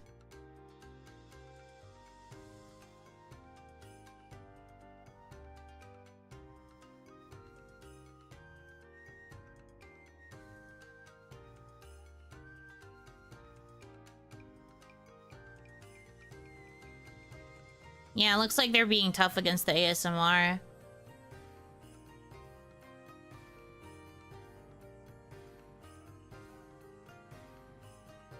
They confirmed to her it was the ASMR. She did Zatsu. Wonder if Twitch is introducing YouTube like anti-ASMR rules. I mean, they've been kind of like on and off with their ASMR bonking, especially with the anime women. Rules for VTubers, not so much for flesh tubers from what I've seen over there. VTubers, it tends to be a lot stricter. Super sensitive mic mayhap, the sought innuendo. Both platforms have rather dubious methods of enforcing rules. Please be careful. I mean, why do you guys think I'm going to be a rule breaker? That's the thing that's kind of bothering me. Like, I know how to use Twitch in a way that would probably prevent the bonking, at least from a copyright standpoint. And I already don't do ASMR or anything like that. So it's not like that was an expectation anyway. I see a decent amount of VTubers doing ASMR on Rplay now since they're more supportive of it. Well, not just supportive, but the whole thing with Rplay is that they're letting you do it in like an erotic sense too. They're letting you do the erotic stuff.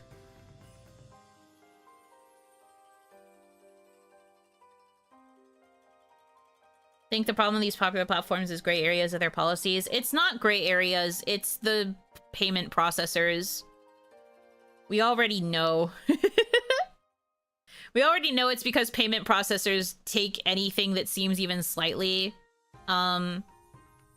anything slightly erotic and are just like, this can be used for smut. It must be destroyed. Not all their stuff is erotic. I know it's not, but it's primarily known for eroticism. When I looked at it, there was a lot of erotic content. And currently, the only people I know who use it are people who use it for erotic content. So, you know, there's going to be a bit of an implication over there, and that's fine. I'm not even saying that that's a bad thing.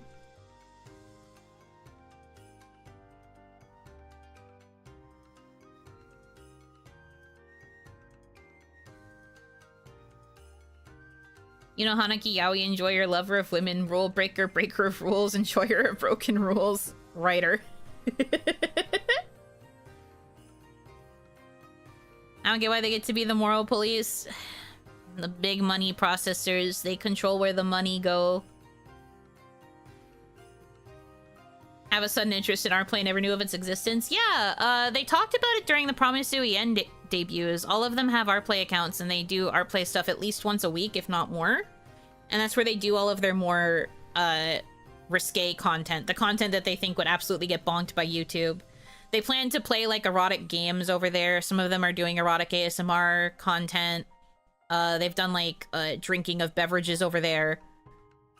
Yeah. It's like, I don't know if it's necessarily new, but it's definitely newly publicized because of Promise Uyen's debuts. If you turn off the R18 toggle, the site stops showing you that content. Yeah. But like, I'm an adult. I don't give a fuck if I see R18 content. Can we not make this a big deal? I'm bringing it up because there's a reason why more creators are going over there. It's because even if something gets potentially flagged as R18, the platform will not kill them because the site allows it, is what I'm trying to get at. I'm not necessarily saying it's the porn site. It's not. I would rather we not make a big deal out of the 18 plus side, because we can all be mature adults. None of you are younger than 18. Grow up. We're talking about adult content.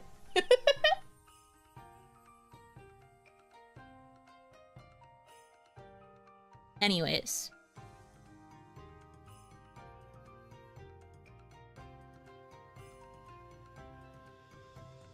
My point is, though, At least regarding ASMR, I wonder if our play really is gonna have to be the move for a lot of ASM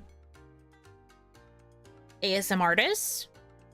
Not even just because of the people who want to do the more NSFW stuff. I do wonder if people will want to go to our play just to, like, have the safety.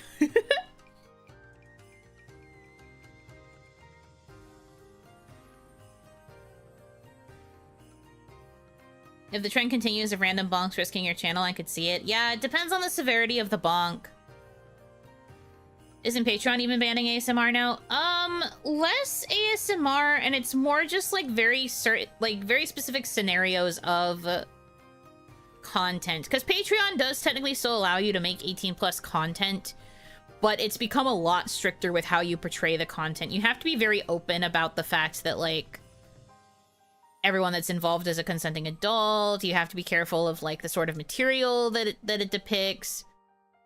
And again, this is more so being done because of payment companies and less so because of individual platforms wanting to make these rules. Am I over 18 if I add the ages of the three of us stacked in the trench coat? Please don't even joke about that.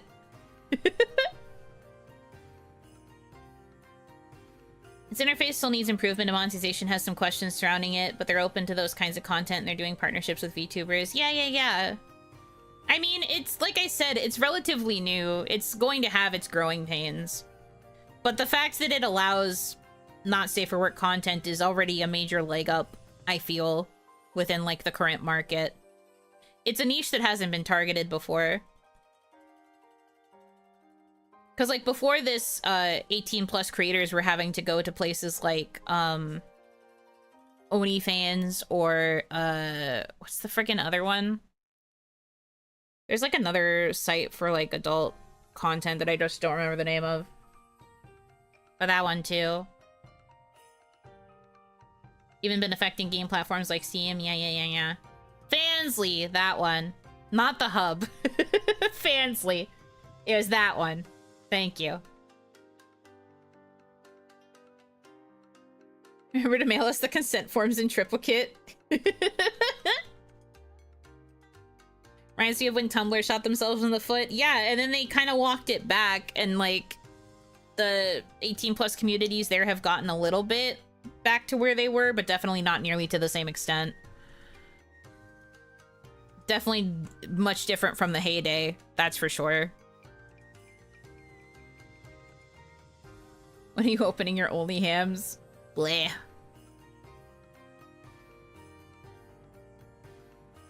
Bleh. I can't open it only hams because the main kind of erotic content I would want to make is now banned by payment processors. The one thing I know how to do has been one of the few things that they've very openly asked to ban.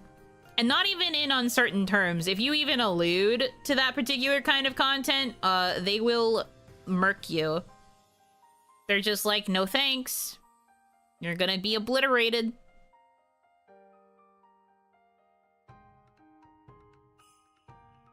I've heard the Fansly has some problems with VTubers, but that died down. Yeah, for the most part. Not sure if there's a way to monetize on Reddit, but they seem to be pretty open to non-safe for work stuff. Ugh, fucking Reddit. I am not monetizing on Reddit.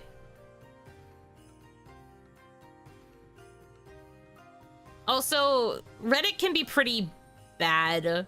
I think that they are kind of too far in the opposite direction. I think they don't have enough regulation. And they can also be really fucking mean to anybody who actually tries to partake in that kind of content. There's also plenty of people who, like, not even just snark pages, but there's plenty of people that, like, will go out of their way to go through those subreddits to, like, shit on people for making the content in the first place. Are payment processors against fanfics or erotic writing in general?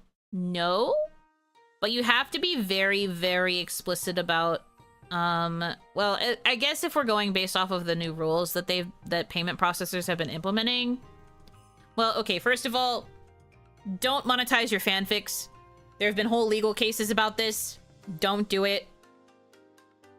if we're talking specifically about like erotic fiction, it has to be made very clear that it's between two consenting adults, and then there's certain types of material that cannot be included no matter what due to these new rules.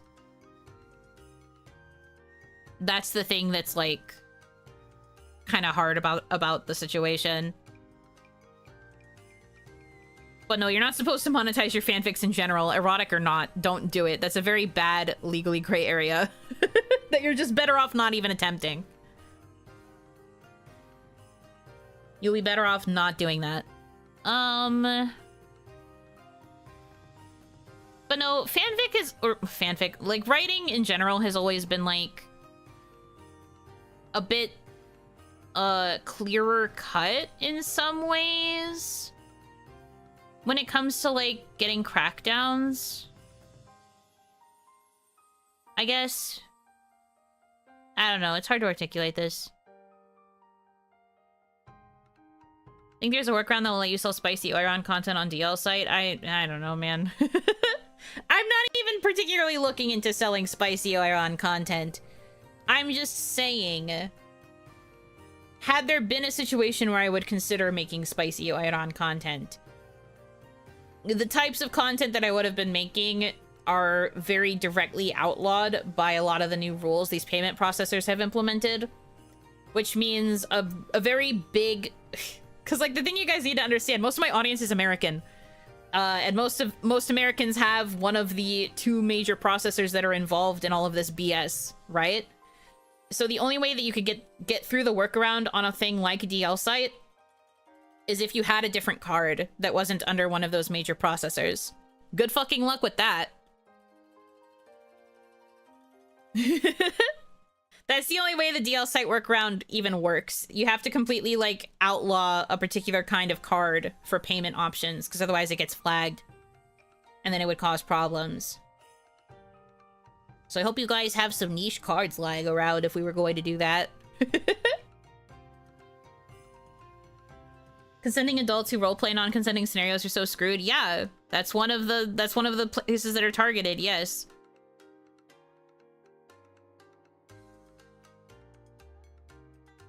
If you really want me to get into detail about the stuff that's been targeted, I can, to an extent.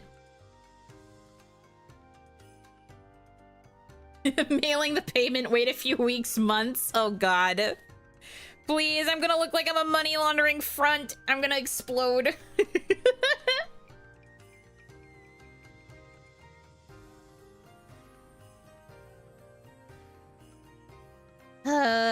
But yeah, it's very stupid. Hello, forehead girl. Sorry you can't be my Kamiyoshi. Okay? Hi. I didn't realize that I was in a competition and that I lost. It's fine. I'm used to not being anyone's Kamiyoshi.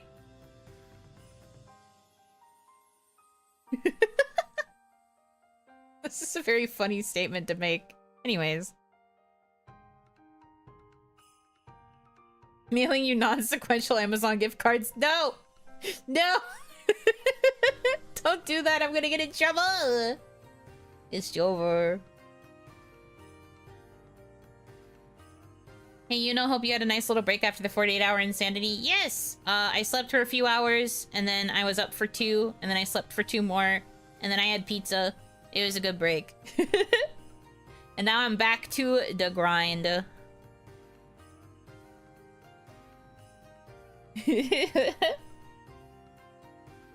Maybe we can barter, like I give you 2 chickens and a pig. 2 chickens and a pig? Dang, that's pretty nice. The only problem is if you were going to be shipping those to me, that might endanger them a little bit, and I don't really know how I feel about that.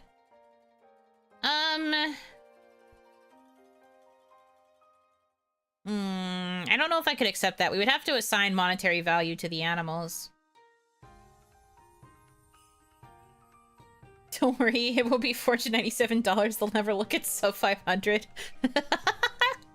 Yeah. Anyway, my point is, I'm not going to be making erotic content. I'm open to lewd stuff, like being commissioned of Yuno. As you guys know, I have a not safe for work tag. But like, I've thought long and hard about it, and I really don't think I would do anything to Eroi. I don't think that's in the cards for me. He means 2 frozen chickens and a pig. Frozen? That immediately devalues them. Frozen? I don't think so. Haha, yeah, you do. Yeah, I do. I do. But I'm not gonna make the spice stuff. Well, I'm not gonna make, like... I'll make suggestive. And I'll, like, commission spice. But, like, I don't foresee a lot of Eroi content in my future. That's just not... not the kind of stuff I want to make. Oh, everything that I said before was in the context of if I did decide I was going to. The main thing that I would make has been outlawed. So, I would have been screwed if I did. So, nope. Nope, nope, nope.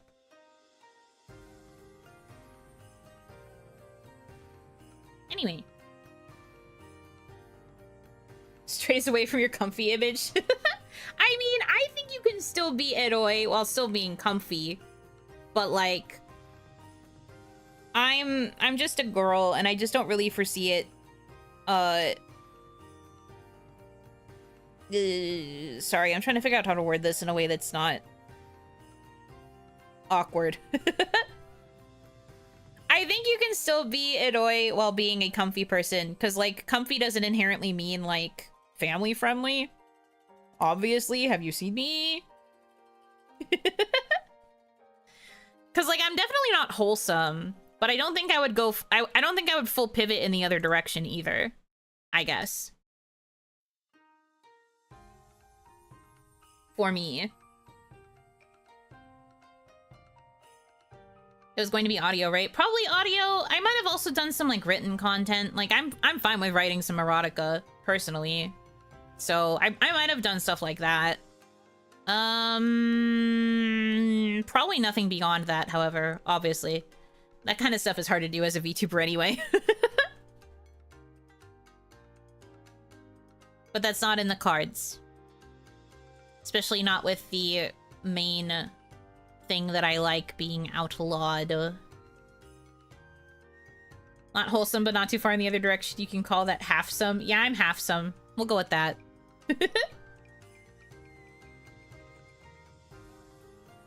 2 chickens frozen, a pig skin, and 2.5 pizzas. I got hungry. I'll take the 2.5 pizzas. I don't need the pig skin. The chickens, I probably don't need those either because I don't know how to cook unprepped chicken.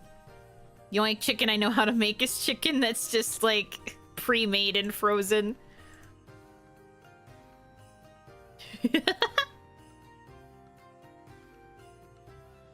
I wouldn't know how to use the chicken. I'd just be looking at them like, thanks.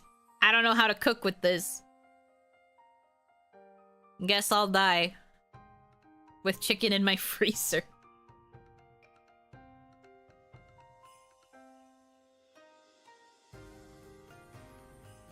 Remember when I said I was gonna leave? That's crazy. The way we just be getting caught up in conversations. Why do you guys do this to me, huh? It's your fault, by the way. It's definitely not mine for being willing to yap. It's definitely your fault, specifically. If you think, was it my fault? Yes, it was yours. Yours, specifically.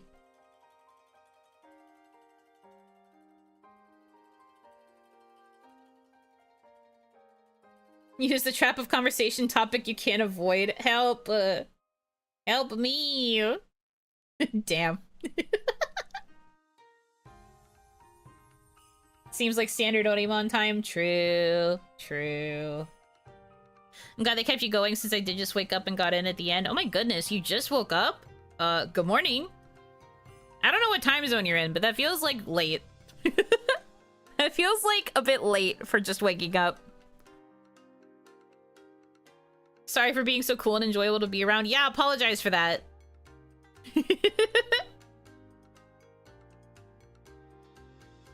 I like the whirlwind of eccentric topics. Yep, that is a typical OniMon. Remember when these had a topic? I do, but I don't at the same time. Imagine having to be me and having to deal with management, like, telling me to enforce a topic and then saying I don't have enough topic-oriented Zatsus in my schedule. What do you mean? You literally forced OniMon to have a topic. Please.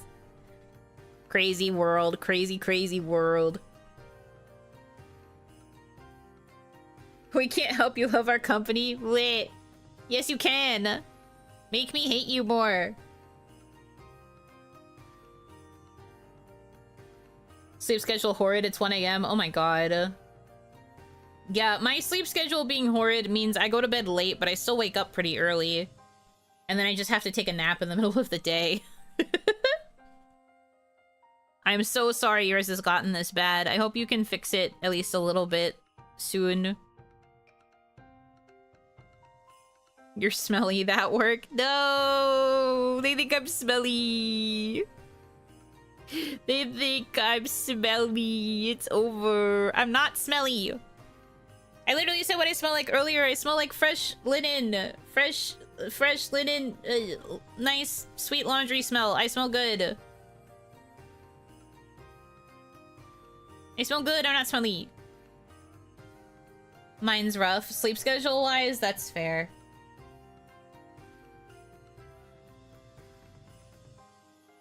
We all got insomnia in some variation in this house, probably. Smelly armpits? No! I have nice smelling armpits, too. Prove it? No! If they ever decide to invent smell-o-vision, still no! Fiends, the lot of you. You know, smells of limes, cut grass, and emeralds. Why are they all green things? I don't smell like green things. The only one I accept is limes. I do not want to smell like grass. Grass is not good smell. Limes, good smell. Emeralds, I don't know what emeralds smell like. Do not sniff test. Do not sniff a sniffer. You smell like Grimace Shake? I don't know if I like that either. Tried taking a nap yesterday, but my alarm had just turned itself off because of how long I slept beyond it going off. Oh no. Yeah, that's happened to me before. I've definitely slept through my alarm going off until it just gave up. I'd argue freshly cut grass smells pretty good. Not to me. But I do not like outdoorsy smells. I am not an outdoorsy smells person. I am a, like, baked goods smell, coffee or cream scent smell, linen smell. Those are my rotation of smells. Smells that I like. I'm sorry you were a tomboy. Yeah, and I never really cared for the smell of grass. I did like rolling around in the grass, though. I just didn't really care for the smell of it. You're not an outdoors person, period. I used to be! And then bugs became evil. Not an ocean breeze enjoyer? Oh shit, you're right, actually. I changed my mind. One outdoor smell, ocean breeze. I used to be obsessed with ocean breeze, and there was this other smell that was like sun-kissed. That was supposed to like smell like the sun, or like the warm beach sunlight. I liked that smell too. You're so right, I forgot.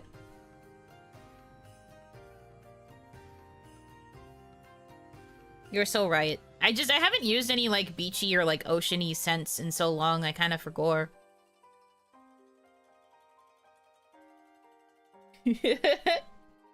Scent of fish pooping in the water. Ah, I've changed my mind. I don't like it anymore, actually. You know what? Never mind. You know what? Never mind. You didn't have to mention the fish part. Or the fish poop. We could have gone our whole lives without talking about that. I could have lived in blissful ignorance, and yet you have decided that you are going to curse me. And I'm never going to think about the smell of ocean breeze without thinking about fish poop. You did this.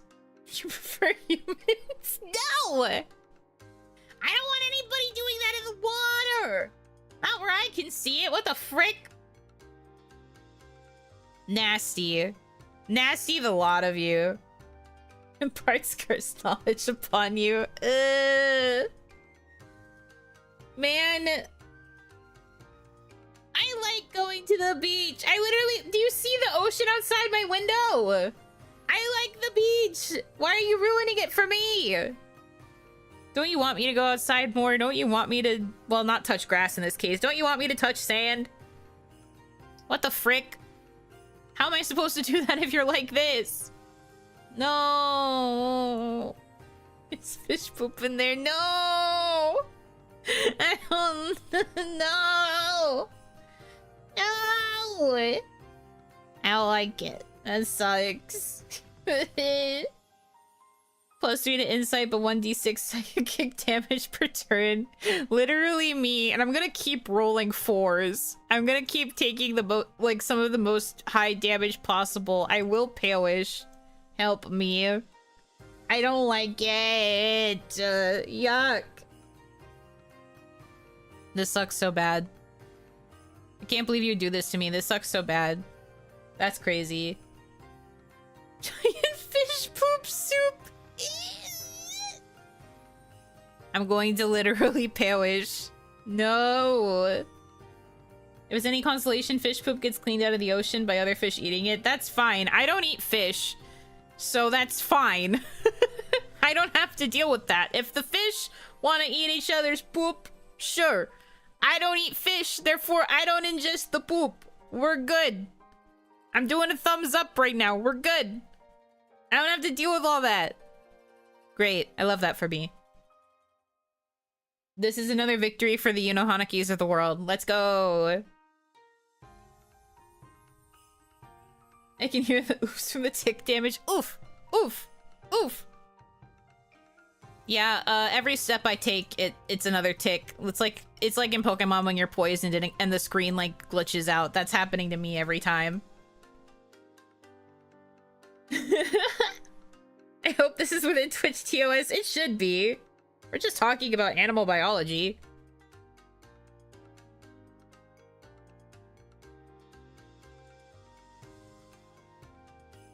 Have you ever eaten an animal that has eaten fish? I don't know. I don't care to know. Honestly, probably not. Mostly in terms of meat, I eat chicken and cow, and I don't think either of those eat fish. Sometimes pork, but I also don't think pork really, pork. I also don't think pigs really eat fish. Unless it's part of their trough of slop. I don't really know. I don't think so, though.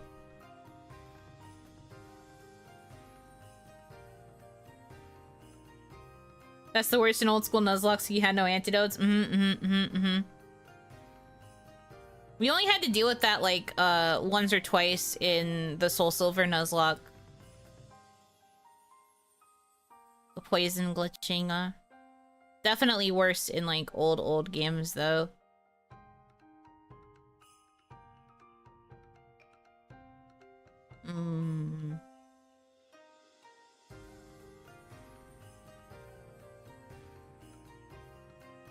I need to find somebody to raid. I need to get out of here. I don't want to keep thinking about fish. Oh,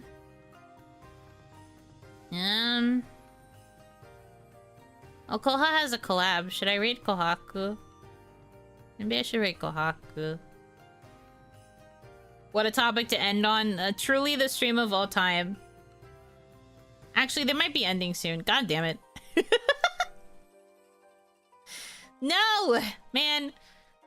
I always try to pick my raid target based on how recently they started their stream. And if it's like past 2 hours, I don't raid because I get nervous they're gonna end soon. I know a lot of people have pretty decent stream endurance, like stream stamina, I guess, lack of a better term. But I always get nervous that they're gonna end like right after. Raid before they raid you? Well, I'm not gonna get raided. I don't usually get raided. But like, it's it's more just like before they end. I don't want to like send you guys to a stream where it like ends like 5 minutes later.